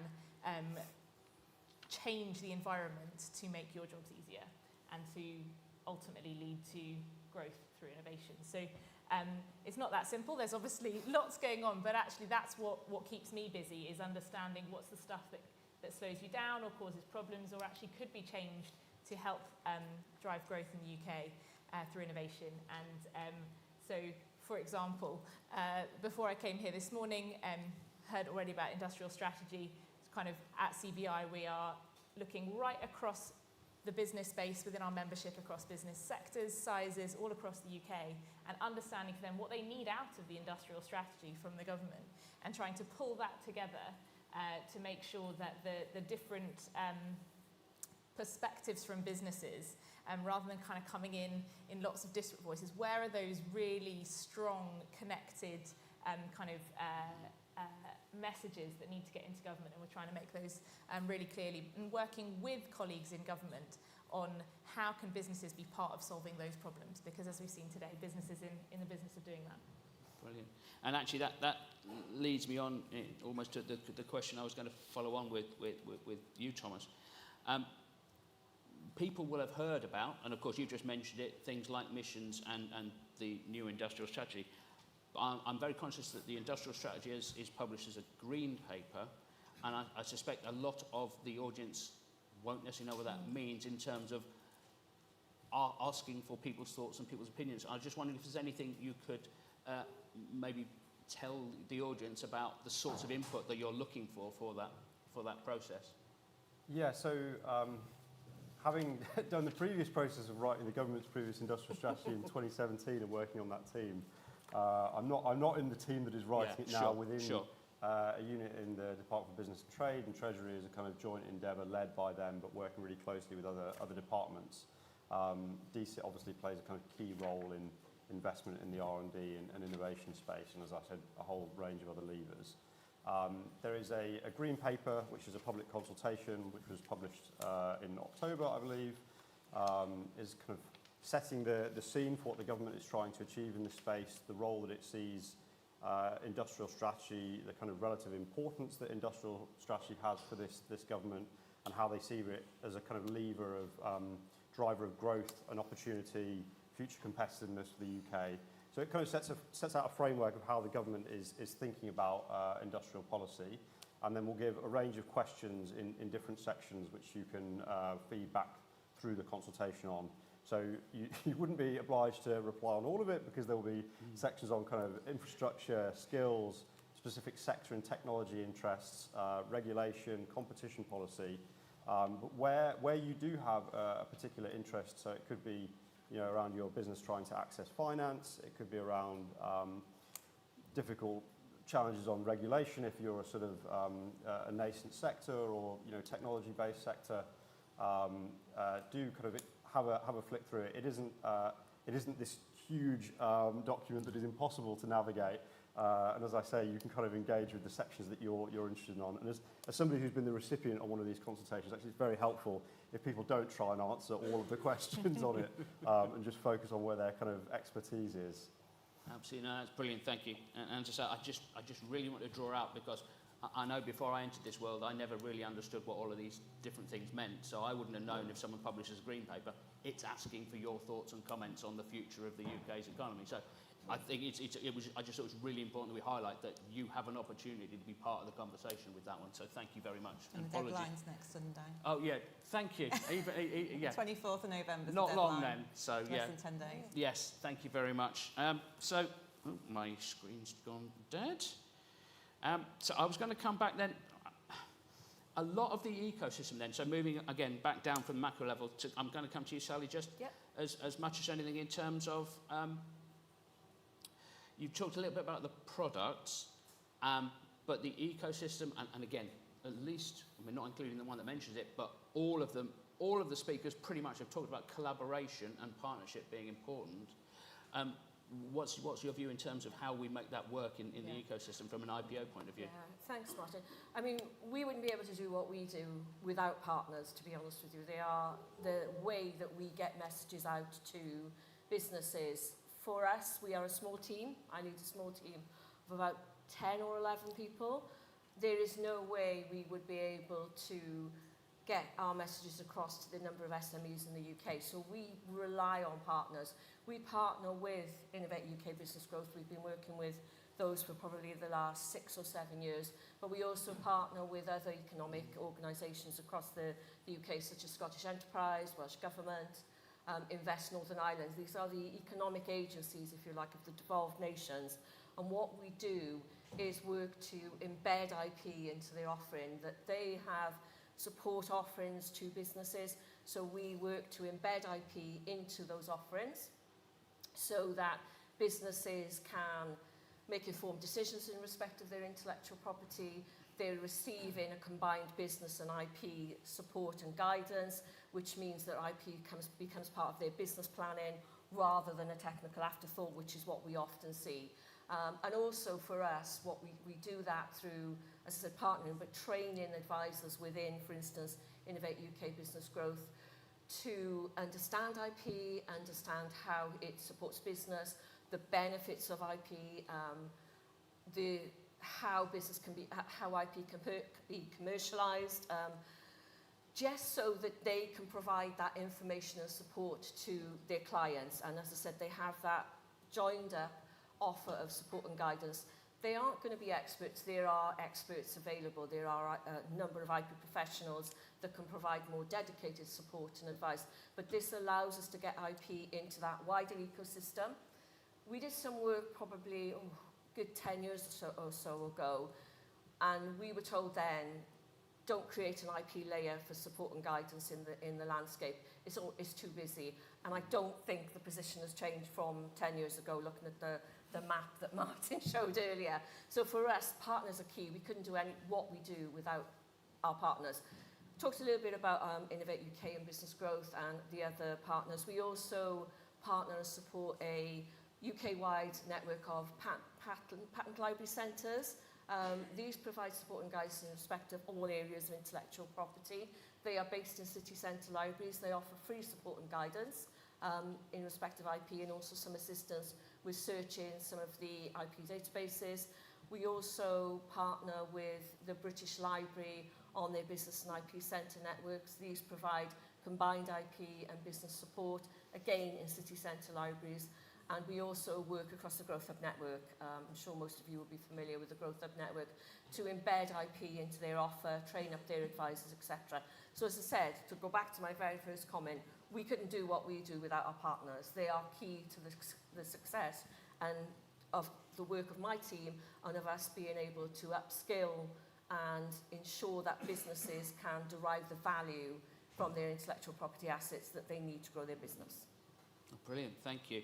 And I guess, again, following on in the theme of partnership, effectively the Catapult Network are a series of partners, and we all we work so closely together, as you said. Well, I suppose there was two things I was going to ask you, actually, because I am very conscious that, and maybe you want to start with this one, not really mentioned Business Connect yet at all as where they fit in the potential ecosystem, because we tend to concentrate on the bit that I look after, because I'm like that, me. But I don't know, I'd love you to say a little bit about where Business Connect fits, and then how do people access the catapults, and in a very practical sense, in terms of how do you get to those skills as an innovator as part of your management system? Yeah, so I'm going to oversimplify it now, and if any of ex-colleagues listen to this, they're going to kill me. But in terms of how I kind of thought about the ecosystem when I joined, I've worked at 2 universities and in the private sector, and then when I joined Business Connect, which was called KTN, so Knowledge Transfer Network, so everyone knows like KTN, which is now Innovate UK Business Connect. And how I see it is business growth, and Martin can tell me off now how I've simplified it, but I see that as your one-to-one, business support. So business growth has got, a range of advisors, some are in the room today, and I would say to businesses, especially SMEs, go to business growth to get that one-to-one business advice. Would that be fair, Martin? Yeah, okay, cool. Tick. And then Business Connect, I would say, is one-to-many. So when I was head of industrial technologies and manufacturing at Business Connect for 2 years, we were doing a lot of events, for the ecosystem to really promote Innovate UK funding. We were doing the convening and the connecting, so they really bring together strong communities in those sectors. So we had a really strong manufacturing community at KTN Business Connect. So I'd say that's kind of the role of Business Connect for the ecosystem, really, that kind of introducing. And also they're really good for advice. So if you're doing an application for an Innovate UK grant, use Business Connect, because they are there as experts into the grant world and can advise you on that. So I'm hoping if there's any Business Connect colleagues, that's an okay description in terms of dumbing it down a little bit, sorry. But yeah, that's how I simplified it. And then, the catapults are, Innovate UK have got a lot of the funding side. I think Lisa really tried to simplify it for us earlier in terms of that funding and support. So Innovate UK really kind of set the programmes for funding. So Business Connect and Business Growth feed in, because they're at the coalface, I guess, with businesses. They're really, with them each day. So our role, my role then at Business Connect and Martin's role, is to feed into Innovate UK. What programmes of funding do Innovate UK need to develop for the business community? So it's really important that you do build a relationship with Business Growth and Business Connect, because they are talking every day to Innovate UK going, in the next spending review cycle, we need funding on these programmes for our businesses and for our ecosystems and our communities. So that's why I would say build a relationship with Business Connect, and it's, free support and advice and connection and great events as well. And then the Catapult Network is your research and innovation centres. So they're your physical infrastructure centres to really accelerate innovation. So either for your own business or for businesses that you work with, to come and, there's 9 catapults. Some of them are sector-focused catapults, and some of them are more like systems or application-based in terms of different technologies. So Digital Catapult in London is, deep tech-focused. You've got satellite applications in Harwell, looking at space technology and how it's used around a range of sectors and how we apply that. So there's lots of catapults to navigate, but in terms of the Catapult Network Office, we're there to help you, so me and my team, to kind of navigate all 9 catapults and to kind of go, which catapult is relevant to, my business or my sector, because we understand all the capabilities of all 9 catapults. So I would say, go to the Catapult Network website or our social media pages on LinkedIn. We're very active on there. Send us a message and we can have an introductory call with you to kind of go through the Catapult network and your touch points of how to engage with different catapults and when. So we're very happy to do that as an office. And we do try and operate a no wrong door policy. So if you come into Business Connect or Business Growth, we can make those introductions as well. So you don't have to do it all separately. Again, trying to reduce some of the, not the linkages, but the difficulties of having to explain yourself time and time again. Which I know frustrates businesses. You know, I was one once, so having to say the same thing to 17 different organisations can get very frustrating when you're on your innovation journey. Totally get that. And again, coming back to, you know, I mean, it'd be really interesting to get your thoughts in terms of, you know, how to use trade bodies to get your innovation to market and to further your innovation and growth journey. So again, moving beyond, if you like, government support to, you know, more specialised, if that's the right word, support. Sure. So, like I said, I'm at CBI. We are a kind of confederation. Within our membership, we have a lot of sector or other trade bodies as well. And so we look at the sort of cross-economy things, you know, looking at net zero as a whole, looking at the future of the workforce, looking at UK competitiveness, looking at regulation, looking at procurement, looking at tax, looking at the sort of business rates reform. And within that, I'm also looking at sort of R&D and those big cross-economy programs, levers, enablers. And we need insight from right across the economy in order to be able to do that. We do that through our members. But that also includes, there's a whole range out there of sectoral-based or kind of industry-based groups as well. And they will have much greater depth of knowledge in your particular sector or industry. And that's really important as well, because actually the government would really struggle at getting insight from businesses if they had to do it just sort of one-to-many all the time. And so actually this sort of group of organisations in sort of trade bodies has a couple of different roles. One of them is to enable you to understand what's going on in the broader sector. So we're looking here at sort of innovation management and looking at the ecosystem. It's really hard for you if you're a business leader or business person going about doing your business. There's plenty on your plate as it is, let alone trying to figure out what's happening in the wider ecosystem. And there's lots of different ways to find that out, but one of those is to get plugged into trade association or sector body where, you know, they've got people whose job it is to try and understand what's coming up, what's coming down the track that will impact on your business, whether that's in the regulatory or legislative landscape, whether that's thinking about policy, whether that's thinking about sort of trends within your sector or within your technology area. So there's people who are dedicated to doing that. And so getting involved in your sector body can be really helpful for you in gaining insight. I know we've had that word bandied around a bit today, and it means lots of different things, but it can be sort of relevant information sort of tailored to what you might need without you having to do the sift. Then there might also be attached to that opportunities to engage with others across your sector or your industry that you might otherwise not interact with on a day-to-day basis. And that can be really beneficial to understand what's happening in other businesses adjacent to you. I think one of the values of CBI is actually understanding what's happening in businesses not adjacent to you. Actually bring together businesses right across sectors and sizes. And so you can have a sort of small data science company next to an aerospace company next to it. You know, and actually that's where, for innovation, I think it gets quite exciting as well, because you're interacting across those sectoral or industry boundaries, which can be another sort of route to do that without having to build those networks yourself. I think the other one is getting involved so that you can have your voice heard, and that can be really difficult to find the time to find the government website, to find the thing.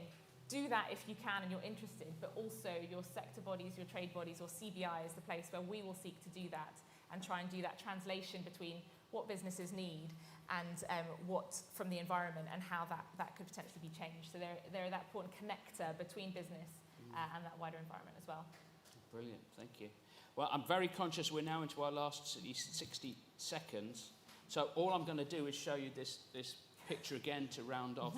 And just what we've tried to do in the last half hour, and of course we can never do it justice because there are so many other people in that ecosystem that should be up on stage with us. So yeah, but to give you a flavour of what's out there, to recognise to all of you that we do understand that this is complex, and we are actively working to try and understand how we can keep it as simple as possible. And as I say, at the very least, we are working so hard across all of these different bodies and again, working with government colleagues in terms of the policy direction to try and make sure that however an innovator comes into this system, they can navigate through it with our help, because we recognise that they probably will need a bit of help. But in terms of, again, that's our innovation management system, the country.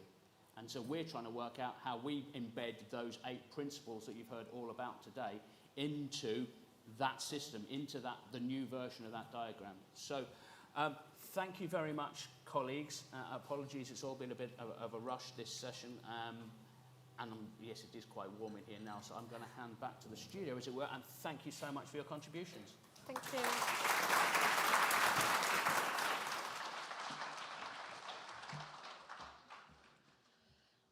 Martin doesn't know how happy he's made me just by saying he's handing back to the studio. I now can stop work. So thank you to Martin and to that panel. Great discussion. I'm now going to invite Magnus Carlsson onto the stage, because we've heard about the 8 principles and how they are fundamental to the sectors and organisations who have presented today, and we've heard about what support is available to innovation managers in the UK. So this is the opportunity to look at the future and understand how we may begin to further professionalise innovation management. So Magnus, I'm going to ask you to the stage, but I am just going to try and shuffle this podium forward, because we're only down to single speakers now, and instead of blocking them, I'd like you to be at the front. Is that okay? Wonderful, thank you so much. You're very welcome. So, round of applause.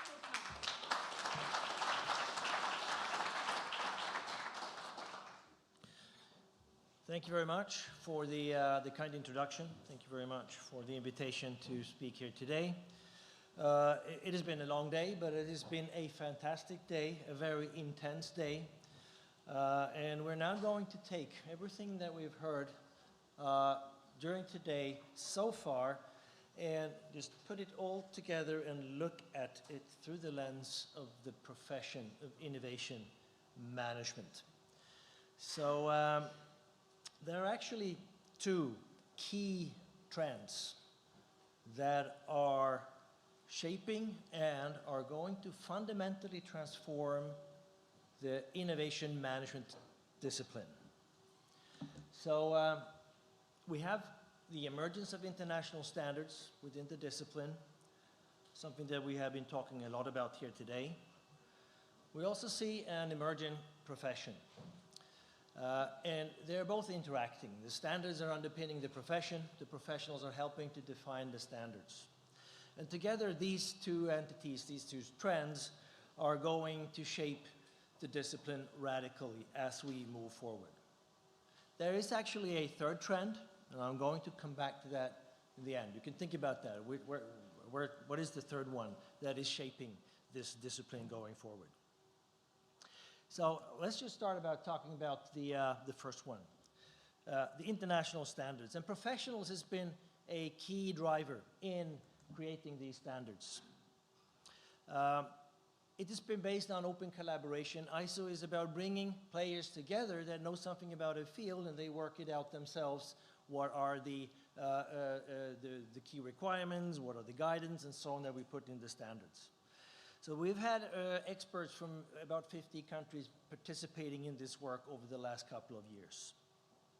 And it's not that these professionals or these experts invented this from scratch. This is built on research and practice that has been accumulated over time and also gathered through all these different perspectives that has come together.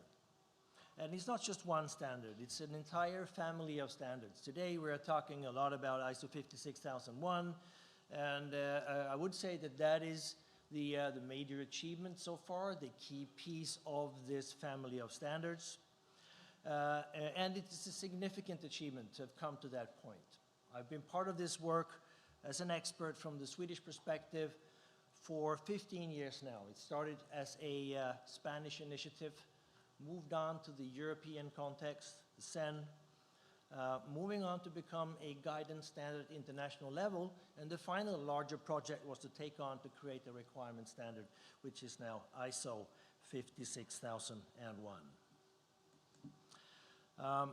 There are different ways to describe the system. We have talked about the principles underpinning the systems here today. And this is just one of the visuals that can be used to show the different headings that are part of describing an innovation management system. In the middle, you have the operational part of the system where you have your innovation processes, your projects, and so on, and you execute them from an intention to innovate to actually create value at the end of those processes. And everything else in this model, in this system, is there to help you to do that work as best and as efficient as possible. We really believe that ISO 56001 is going to be the game changer for the discipline. It will allow you to build innovation capabilities in any organization. You can demonstrate conformity to the requirements in the standard. You can become audited by an independent certification body, and you can achieve an ISO certificate for your organization if you conform to all those requirements. But to be honest, certification might not be the goal for everyone, or maybe not for most of us in the first instance.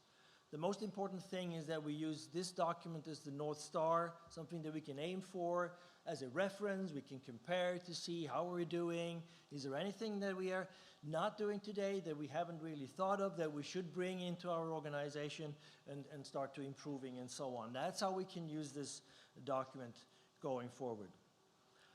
We've also been talking about government funding, procurement, and so on. This document could be significant in actually helping out to make sure that we spend taxpayers' money in the most effective and best way. We haven't seen that yet, but that might be something that we will see throughout the adoption of this standard. Now, there are numerous benefits. I think we've been talking about some of them here. There are also doubts about why should we have a standard for innovation management. But I'd like to point out what might be the the most important benefit here, and that is where we're creating the common language or a joint reference to actually start to innovate from. It's not a standard that covers everything. It's about putting the core together, to codifying the knowledge about what is really key in the core of this discipline. And it's also created to be relevant for all types of organizations. All types of innovations are covered. And it's really there to help us define the profession, because the standard is great, it's good for organizations and so on. It easily becomes abstract, a piece of paper, unless you are also starting to think about the people. Who are the people, the professionals inside organizations that is going to make this from a standard to something that is actually practically usable and something that we can work with every day in any organization. And that's how it relates to the second key trend here, the emerging profession.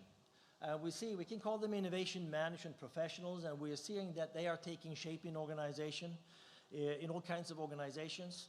They may not have innovation in the title, but they are there to prepare and create the conditions for innovation to happen in those organizations. And very often it's about removing the barriers so that innovation can happen more smoothly in an organization or even across an ecosystem of organization, as we have heard during the sessions today.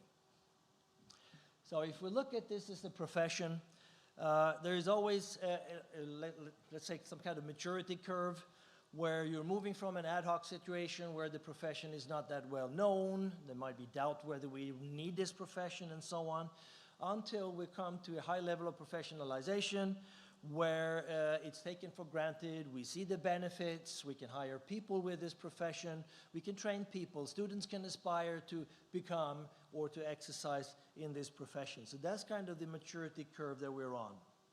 And as you can see here, I'm just comparing this with two other disciplines. There are many more disciplines that has gone through this maturity curve, but certainly project management is one of them.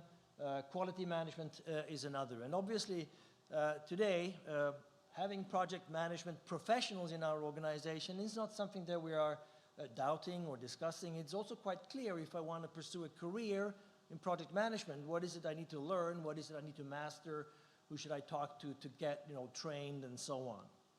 So those two are examples of mature professions. So we're a little bit part of an experiment here to see, are we seeing that innovation management professionals are following this same path? We see a lot of those signs already. However, it takes time for professions to mature. Maybe for project management, it took 30 years from the profession was started to form and take shape until it was something that was obvious and taken for granted in all organizations. So maybe we are about 10 or 15 years into this cycle of actually shaping the profession of innovation management. What are these people? So we've heard here during the day that sometimes they are only the enablers, sometimes they are the enablers and the innovators, and I think that's a little bit up to us to actually think about what do we put into this word, into this profession. For sure, they lead and organize systematic innovation activities. That's the first one. So leading, organizing, or contributing to innovation activities in a proactive and systematic way. And they also help to build innovation capabilities so that the organization is not just personal dependent. If someone leaves, there are capabilities installed in the organization, such as strategy, cultures, and leadership that we have been talking about here today, that actually sits there and can be maintained and built upon in an organization. So building capabilities is a key task for these professionals. For any profession, there are a couple of elements that you need to put in place, and we've started to work on these ones, on these elements one by one. You can call this a professional model, and here is just a few of the elements that are part of such a professional model. It starts typically with a job description. What is it that these professionals are supposed to do? How can they contribute? What is their role in the organization? We started to work this out from the Swedish perspective, and it actually turns out that it resonates quite well internationally. There are a few things that we see that these professionals are doing. They help develop strategies. They work on the direction, the focus areas, the metrics, the portfolios we need to be able to make sure that we are following a path, that we're solving the right problems, and so on.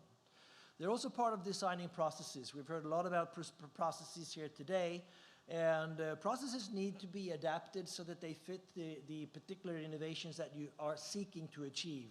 So you need to be fairly flexible when you think about processes and innovation activities. And these professionals will help you to actually figure out what are the different steps, what are the processes that we need to take in order for effectively and quickly and cheaply achieve innovation at the end. They also provide tools and methods in organization, and we know all that there are plenty of such tools. Based on these standards that we're talking about here, we have a common language, a common framework. We can populate that with tools that then could be used inside the organization, and these professionals play a major role there. They are coaching innovators, because innovators could come from everywhere. It could be technical experts, it could be customers, users, any persons within your own organization or externally that could actually be part of your innovation teams, and coaching them, making sure that they have the best possible resources to do their job is one of the assignments or the responsibilities of these professionals. And finally, facilitate collaboration. Innovation very rarely happens in one person, one mind, in one place. It's about connecting things throughout your own organization, moving into other organizations and externally, and into ecosystems that we also heard about. That's where innovation happens. And you need to facilitate and orchestrate that collaboration, again, so that you can work effectively and systematically across different types of players and so on. Again, the standards will help immensely to facilitate and to catalyze that type of work. So that's the first thing that we will find in these professionals. The second one is we need to start to think about, okay, what are the competencies, the knowledge and skills that these professionals need to do that job? We do have an idea. There are many candidates out there. But as a matter of fact, ISO started to do our work on this to actually consolidate what are the core competencies, the competencies that we could deem be general enough to be relevant for all these professionals, regardless of where they are working or what they are working with.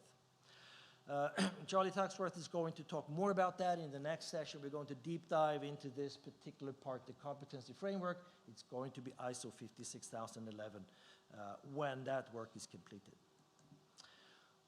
The next question is around, okay, if I now want to acquire these competencies, where do I get that? What do I read up on? What is it that I study, learn, immerse myself into, and so on, to be able to acquire those knowledge and skills?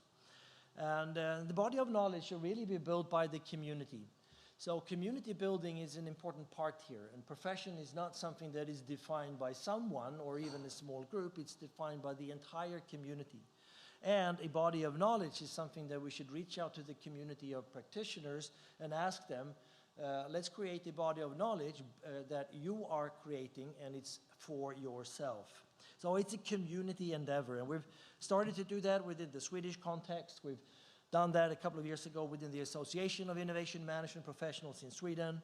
We are now experimenting with, let's see if we can lift that to a level where we actually can create an internationally recognized body of knowledge through the ISPIM organization. And we have a special interest group focusing particularly on the body of knowledge. So I encourage everyone of you here that would like to be part of that conversation, reach out, and we can make sure that you can be part of those activities that are going on right now.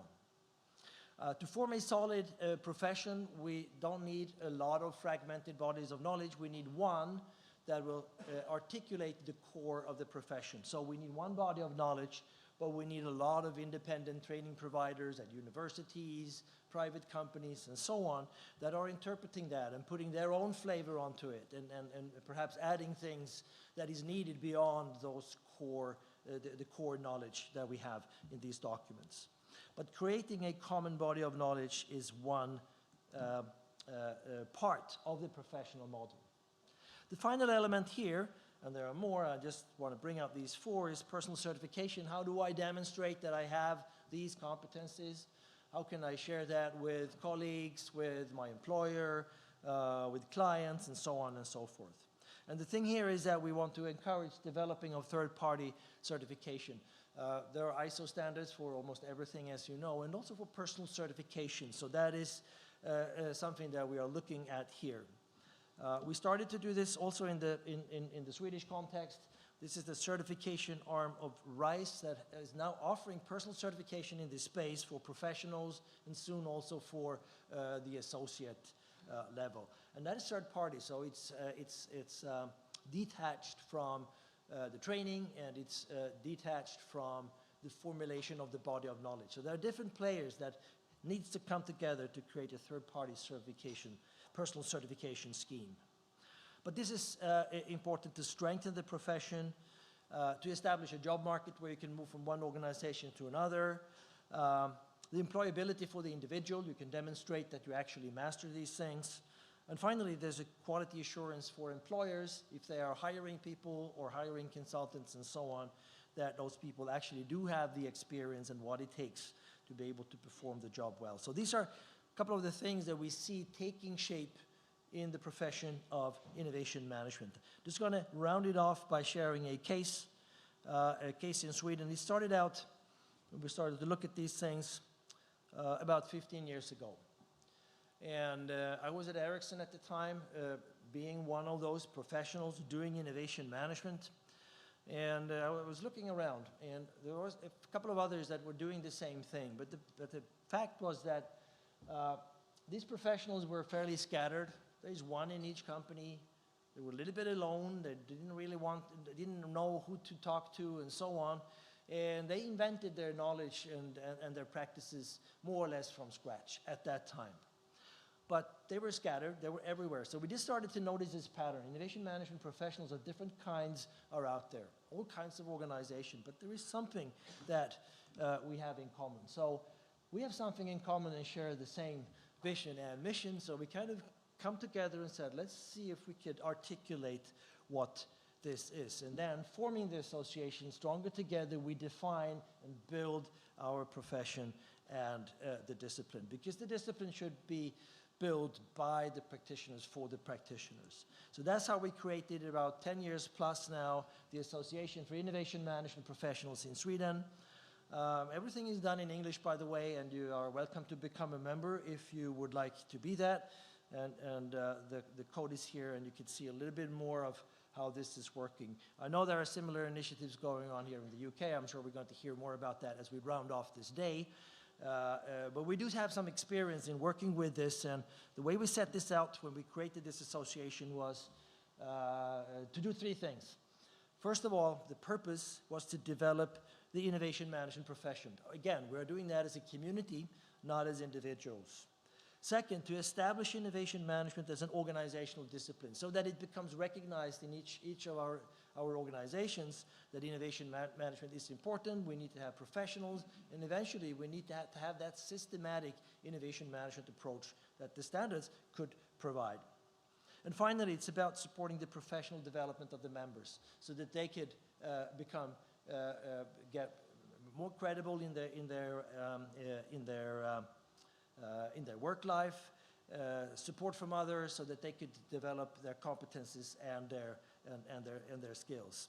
So a lot of interaction between the members is also part of such an organization. Just a quick overview of some of the things that we see. Working on the professional model, working with the body of knowledge that's around the core, some of the things that I mentioned here. Working in thematic working group, because some want to talk about leadership, others want to talk about strategy, and yet another group wants to talk about AI, and so on. There is an annual mentoring program, and this has turned out to be really, really effective. So more senior managers are then being able to coaching newcomers into the discipline. So they were welcoming, say, students, people coming into the discipline. They would like to evolve, have a future career in innovation management. They are welcome, and they are being supported by this association. Gatherings, a prize for achievements, regional activities, and so on and so forth. As I said, more can be seen on the website of this organization. Just one example of how we started to drive this in Sweden. We said that it's extremely important that there is a community as a base that is open, free for everyone to join, that help defining the profession and growing it as we move forward. So two things would fundamentally change the discipline going forward, the standards we have been talking about here today. And it's only been a few weeks since we've had ISO 56001 published. That is a milestone for the discipline. The other one is we, the people, the professionals, developing ourselves and making sure that we are becoming recognized and effective in our job, the important job that we need to do in all kinds of organizations. So what is the third one? We've been talking about it here today. Thinking machines, artificial intelligence would fundamentally, together with these two trends, shape this profession going forward. And that is a subject for another talk, but just look out for AI agents and how they are working across the different elements of the standards and performing certain tasks that innovation management professionals are doing. So by that, thank you so much. I'm looking forward to stay connected with this community, enlarge the community, and start to, or to continue to shape the profession into something that is really strong and recognized, not only in the UK and Sweden, but also internationally. And here is some stuff if you want to know more about these things. Thank you very much.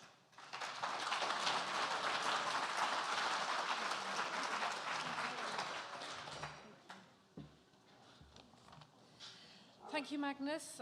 Delighted to see those management systems and the uptake of the profession, and I think many of us here would agree that that's the way they go. So our final speaker today is Charlie, and he can't wait, I tell you. He's champing at the bit. So Charlie will be providing an overview of the competencies framework for innovation management and how this will help create excellence of practice for the growth and betterment of us all. So Charlie, over to you.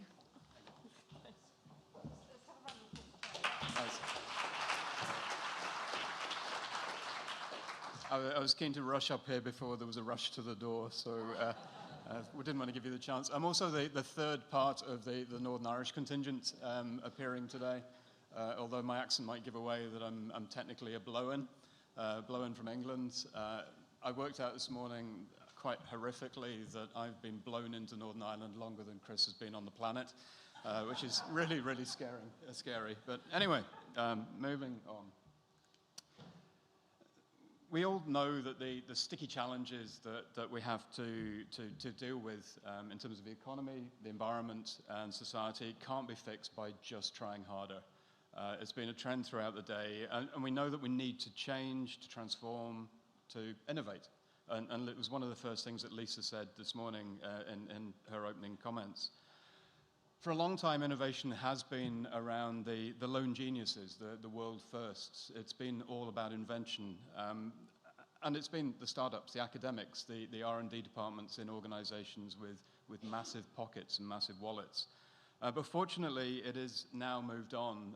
And that moving on has been reflected through a lot of the conversations we've seen today. The consequence of this is that we're seeing a massively increased demand for innovation skills, innovation expertise, and innovation experts. Why am I talking to you? Well, I've been asked to talk to you. So I've been working in digital transformation for over 30 years. Of course, we didn't call it digital transformation back then. We called it something else, but it was applying new ideas to technology to solve business problems.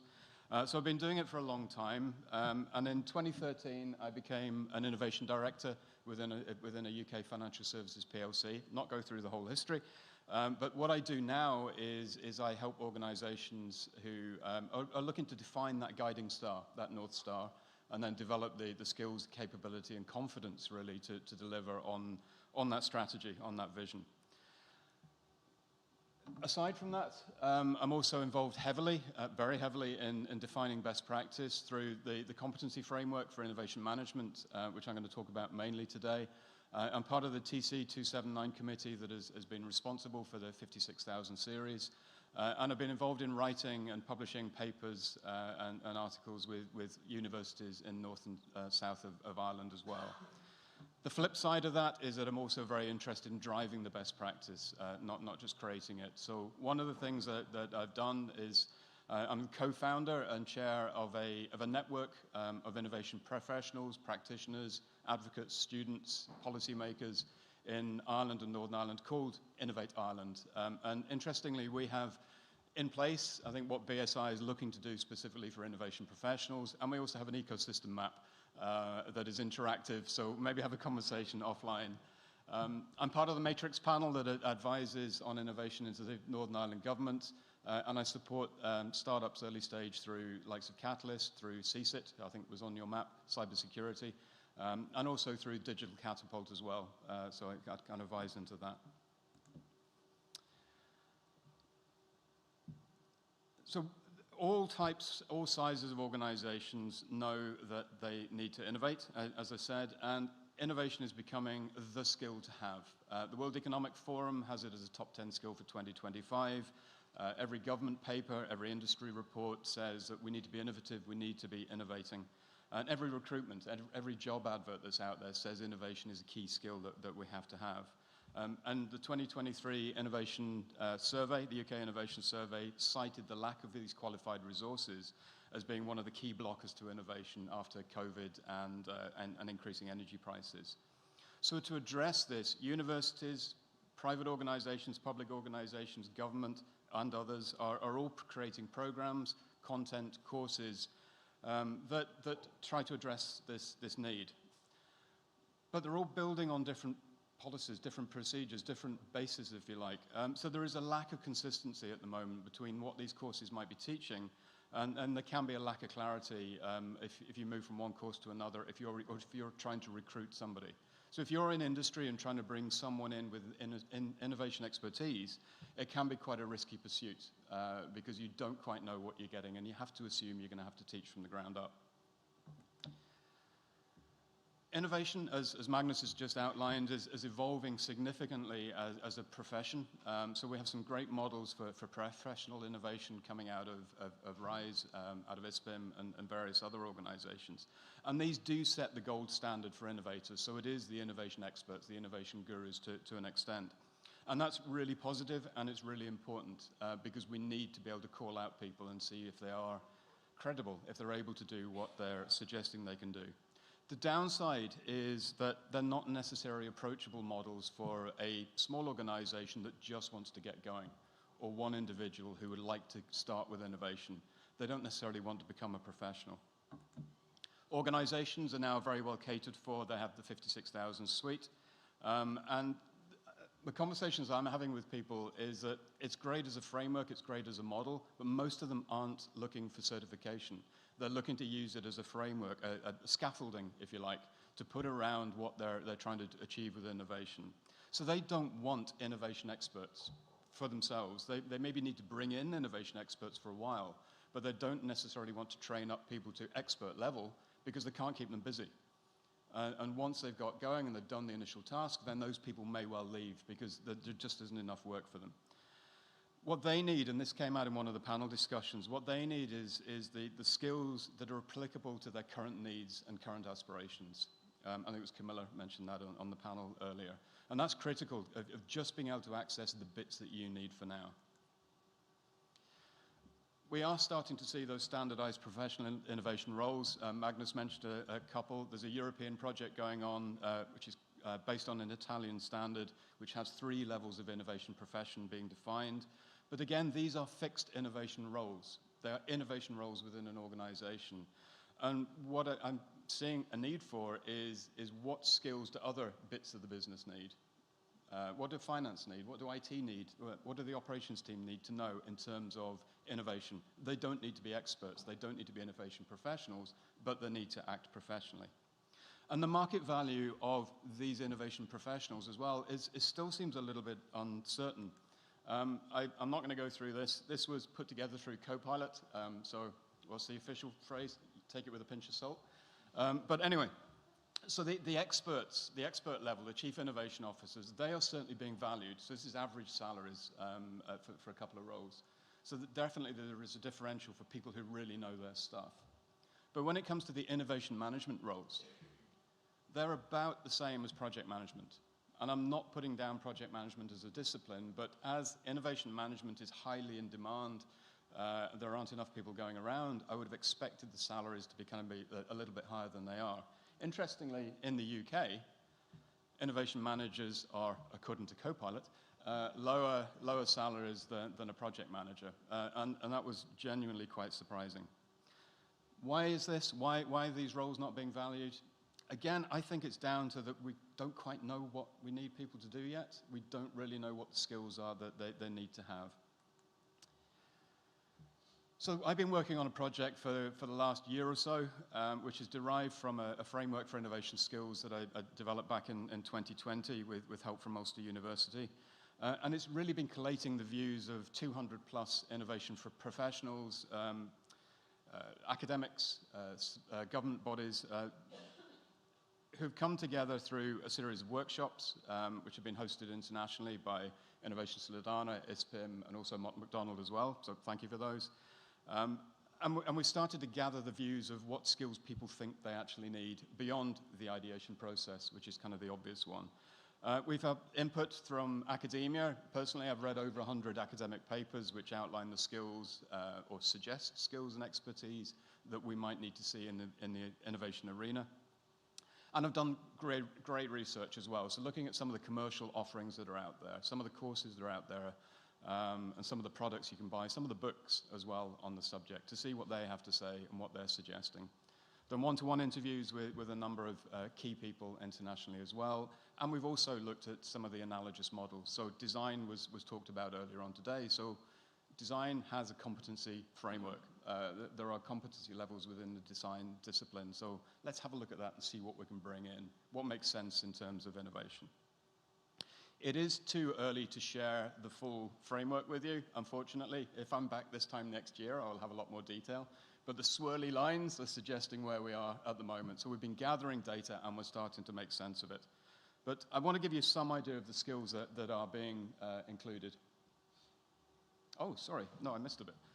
Yeah, so the intention had been that this was going to lead to and be replaced by the ISO 56011 standard that Magnus mentioned, which was kicked off this year.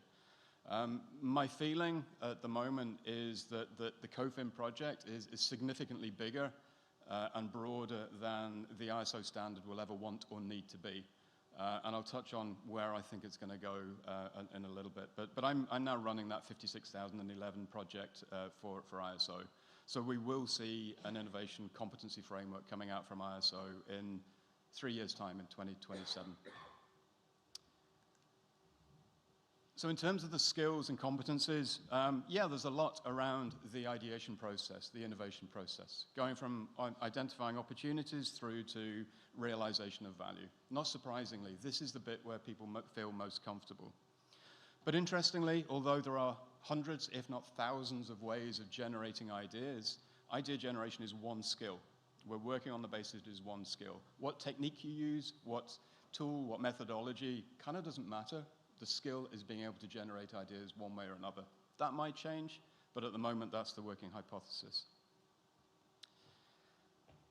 So around these, and outside of the core bit of the innovation standard, if you like, we've been pulling together, and I've extracted, I suppose, some of the key skills we're seeing in those areas that you might be familiar with, people who know the 56,000 series. These skills that I pulled out are from a report that I've been doing for the Department for the Economy for Northern Ireland. So that report should be published within the next month. So it's something to look out for. It's basically a write-up of the work so far on COFIN, and it will elaborate on some of these skills. And some of these are bleeding obvious. And when you look at it, you say, well, of course we need to be able to do that for innovation.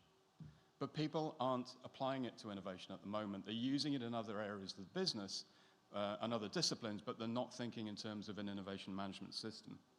And they're generally their skills about creating a safe place to innovate, to challenge, and to consistently add value to the organization.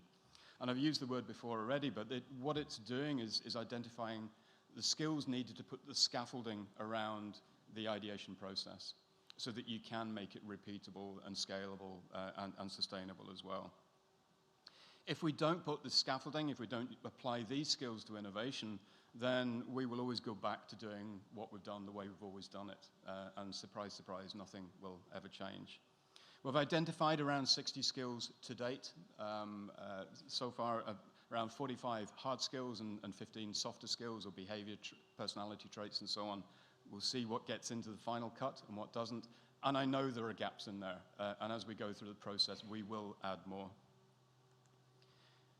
As I say, it's too early to share the full model, but I want to give you an idea of what we can start to do with, even with that previous slide, in terms of starting to democratize innovation within an organization. And they do tie in terms of kind of the future focus and culture and so on. So it's things like this. It's about creating that safe place where people can challenge, where people are happy to put up their hand and say, oh, actually, I've got a good idea. And to make sure that everybody knows it's their responsibility, to give them enough skills so that they can participate constructively rather than just throwing ideas and walking away. And we shouldn't assume that people know how to do this stuff or know that they can do this stuff. I ran a campaign using the Hype software a number of years ago in contact center in financial services, and we had 400 or 500 people involved over the period. And there was one guy in there who'd been there for 17 years, and he literally had a little black book in his desk of all the things that he knew that just could be done better. And of course, we put the system up, and he started to type them all in. One of those ideas saved the company $250,000 in the first year. One of the ideas. And he put tens of ideas in. Of course, we had a word with him and said, this is fantastic. This is real gold dust. Why have you never mentioned this? He said, nobody's ever asked me before. So he'd been there for 17 years. He knew what was going wrong, but nobody had said, actually, it's okay for you to put your hand up and put an idea forward. So these initial things that we can do are about making it safe for people to do that and to challenge the status quo. Globally, if we want to democratize innovation globally, it's a bit more complex. We've got a lot of key stakeholders who need to be part of the conversation, need to be part of the picture. Is this doable? Well, the 250 people that I've spoken to, or 200 plus people that I've spoken to say, yeah, God, it's doable and it needs to be done. Definitely needs to be done. So one of the things that I'm looking at is moving this from being a passion project, which anybody involved in ISO knows that's all you get from it, is a warm, fuzzy feeling inside. So it has to move from that. And I have a vision, and it is just a vision at the moment, to create a not-for-profit type organization to democratize innovation competency at a global stage. So it is informing the curriculum. It is informing schools, and it is being used all the way through all of these stakeholders. So it's a big job, okay. Initially, UK and Ireland would seem like quite a good test bed. Why not? Let's get it done here and then roll it out. But imagine if you are working in a small enterprise in sub-Saharan Africa, or you are, like Ollie mentioned earlier, you're a school leaver going into a global organization, or you're a third-generation family business in South America or in Northern Cyprus or whatever. And you have the skills, and you were taught the skills from school to be able to go in and challenge and have a conversation with the chief exec. And the chief exec also knows enough to know that they should probably listen to you as well. That is going to fundamentally change how we can innovate within organizations, because we are getting brains before all the creativity has been beaten out of them. And I'm paraphrasing what was said this morning, but that is what happens. And if we can do that in organizations, then what we can also do is provide that equity of opportunity and competency to address some of those sticky challenges that I started out with as well. So that is all I have to say to you today. So thank you for listening. Thank you for hanging around as well.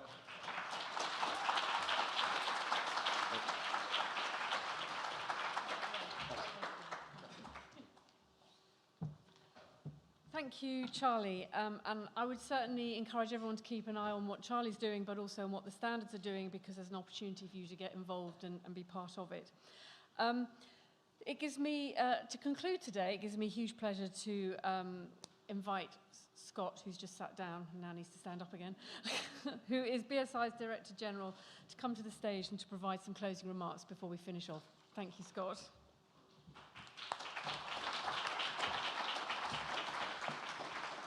Thank you, Anne. Good afternoon, everyone. I'm Scott Steedman, Director General Standards at BSI. I'm actually old enough to remember Martin McGurk's map. Don't you know, Martin? Do you remember that? Yeah. It's so interesting, you know, how far we've come in those 10 years. And I recall the early conversations we had with Innovate UK about innovation and the role of standards, and more than that, the role of the quality infrastructure. And as an ex-academic who, frankly, couldn't care less about standards when I was younger, there was a sort of disbelief that the role of standards and assurance and quality infrastructure had anything to do with innovation. The British way is just like, let's just make something and we'll be rich. And that's not how it is. That's not how it works in Korea or Germany or anywhere else in the world. And we're beginning to realize that. And I am so proud, let me say, so proud of the partnership that we have developed with Innovate UK, with UKRI, with our whole infrastructure. And I want really to build on that. Innovation, Martin, is a word that's easy to say and much more difficult to do. But what you've heard today is just sensational. I'm inspired. I'm inspired by so many of the thoughts. Camilla Fowler put it perfectly when she talked about that chaotic process, the fragmentation, the loss of quality in ill-developed documents and data that you're just burning up time and wasting resource, thinking somehow you're going to magically make this work. You haven't got time for that. You need to get yourself organized. And so when I saw that wonderful piece of history that Magnus put up about project management, quality management, innovation management, how true that is. I mean, think back to your moments in your career where you have stumbled over things and you think, oh, well, if only I'd known that. If only I actually had my documents organized, I would find them in less than 3 hours and have to redo it and go around the house again. I remember I was the young director at on Gibbon Partners, consulting engineers, instructed to bring in quality management, Martin's Curve. And I went to South Africa where we had a company, and I asked the director of South African operation what his quality management system was. He literally bent down his desk, because we had desks in those days, and he pulled the bottom drawer out, and he lifted a clip binder and put it in front of me and said, "That's the quality management system." That is not the attitude that you see here today. That's not the culture that will drive UK innovation in future. It's got to be in your head. You have got to really want this. But if you want this, I tell you, you will fly. You will fly. When we put in that quality management system in GIB, we saw a 20% uplift in productivity almost overnight. And I assure you, with 56001, you will get the same uptick, the same acceleration of your innovation agenda. It is that idea of scalability, of organization, of clarity, avoiding waste, building trust. May I also say supporting young people? Supporting young people? Because old people think they know it all. Young people coming into the industry full of bright ideas, but actually just give them a chute to slide down, give them a platform to accelerate their outcome, and they will be so excited about that. You will become the best employer in town. Give them something that really helps them organize their work, manage their targets, really get the access to the information they want, and they will do the business for you. It's just about good practice. So we are really excited to be supporting that whole idea of an innovation management system. And I would just encourage you to join the LinkedIn group. There is a LinkedIn group. There's a QR code. You can join that for innovation managers. That's really fantastic. This whole research that we see, this combination of accelerating the system. Martin, when I help you, if you would allow me to redraw that map, we'll draw in a systems map, not a phone directory of people, which is what it is. It's a human connections map, and really important. We'll draw the system of innovation in this country, and we'll realize the missing piece that was there all those years ago was a complete lack of understanding of the importance of the quality infrastructure, the importance of the systems that you've just been talking about that are there for you to use to accelerate the outcome of your work. When you draw a systems model and you put in all those pieces, the influences on the outcome, the influences on the investors who are investing in these services, they want confidence that you're going to get there faster. We have endless anecdotes of people. Plastic electronics springs to mind. I remember the chief executive saying to me mournfully, if I'd known about this, I would have got to market 18 months faster, and the jobs would have been in the UK, not in Korea and Russia. So the idea that you not only come up with the idea, you actually innovate, but then you scale and deliver to a global market requires you to think about this as a key part of your strategy. You have to think about this as much as part of your strategy as your intellectual property strategy. You'll have one of those, because definitely our academic institutions are extremely good, and so is Innovate UK, at talking to you about innovation strategy, about IP strategy, but they're not talking to you about your use of standards to share the information that innovators need to share to get to market faster. And that's really what we do. Our role, BSI, you saw lots of references to ISO. We are ISO in the UK. I sit on the ISO Council. I sit on the IC board. We're here to support you through the quality infrastructure, bring to you what you may or may not know, but we will help you open the doors, whether it's to our partners, NPL and the National Metrology Institute, or UCAS in the National Accreditation Service, or the IPO, or whoever you need to talk to in the infrastructure. We're here to do that. But fundamentally, to our fabulous partners in Innovate UK, thank you so much for agreeing to host this today together. It means so much to me and to my team that we've been able to bring all of you here for this spectacular and fascinating, exciting session. Thank you very much to all of you for coming. Thank you all.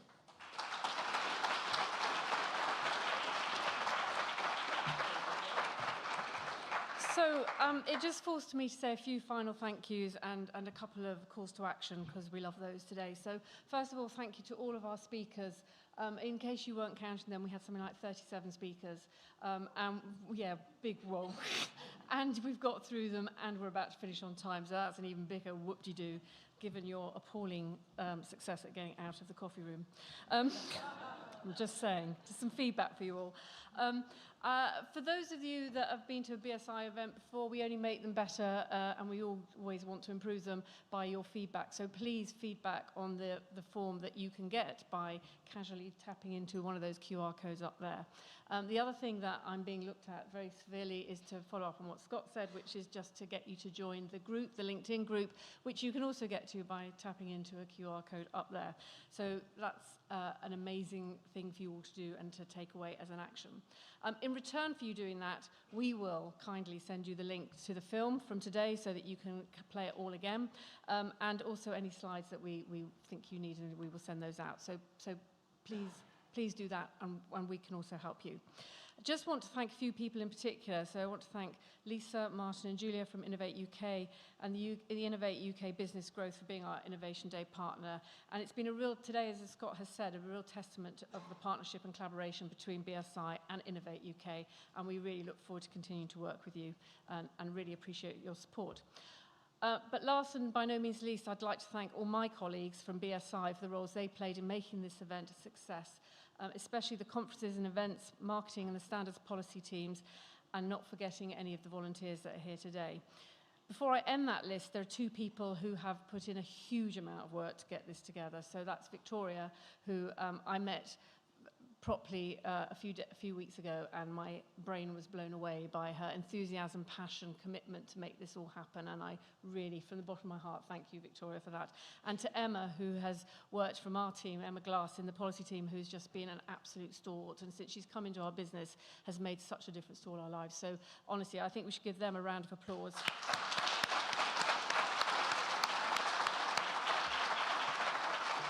So, my final call to action, 3, right? 1, click on the QR codes. 2, provide us feedback. Oh no, there might be 4.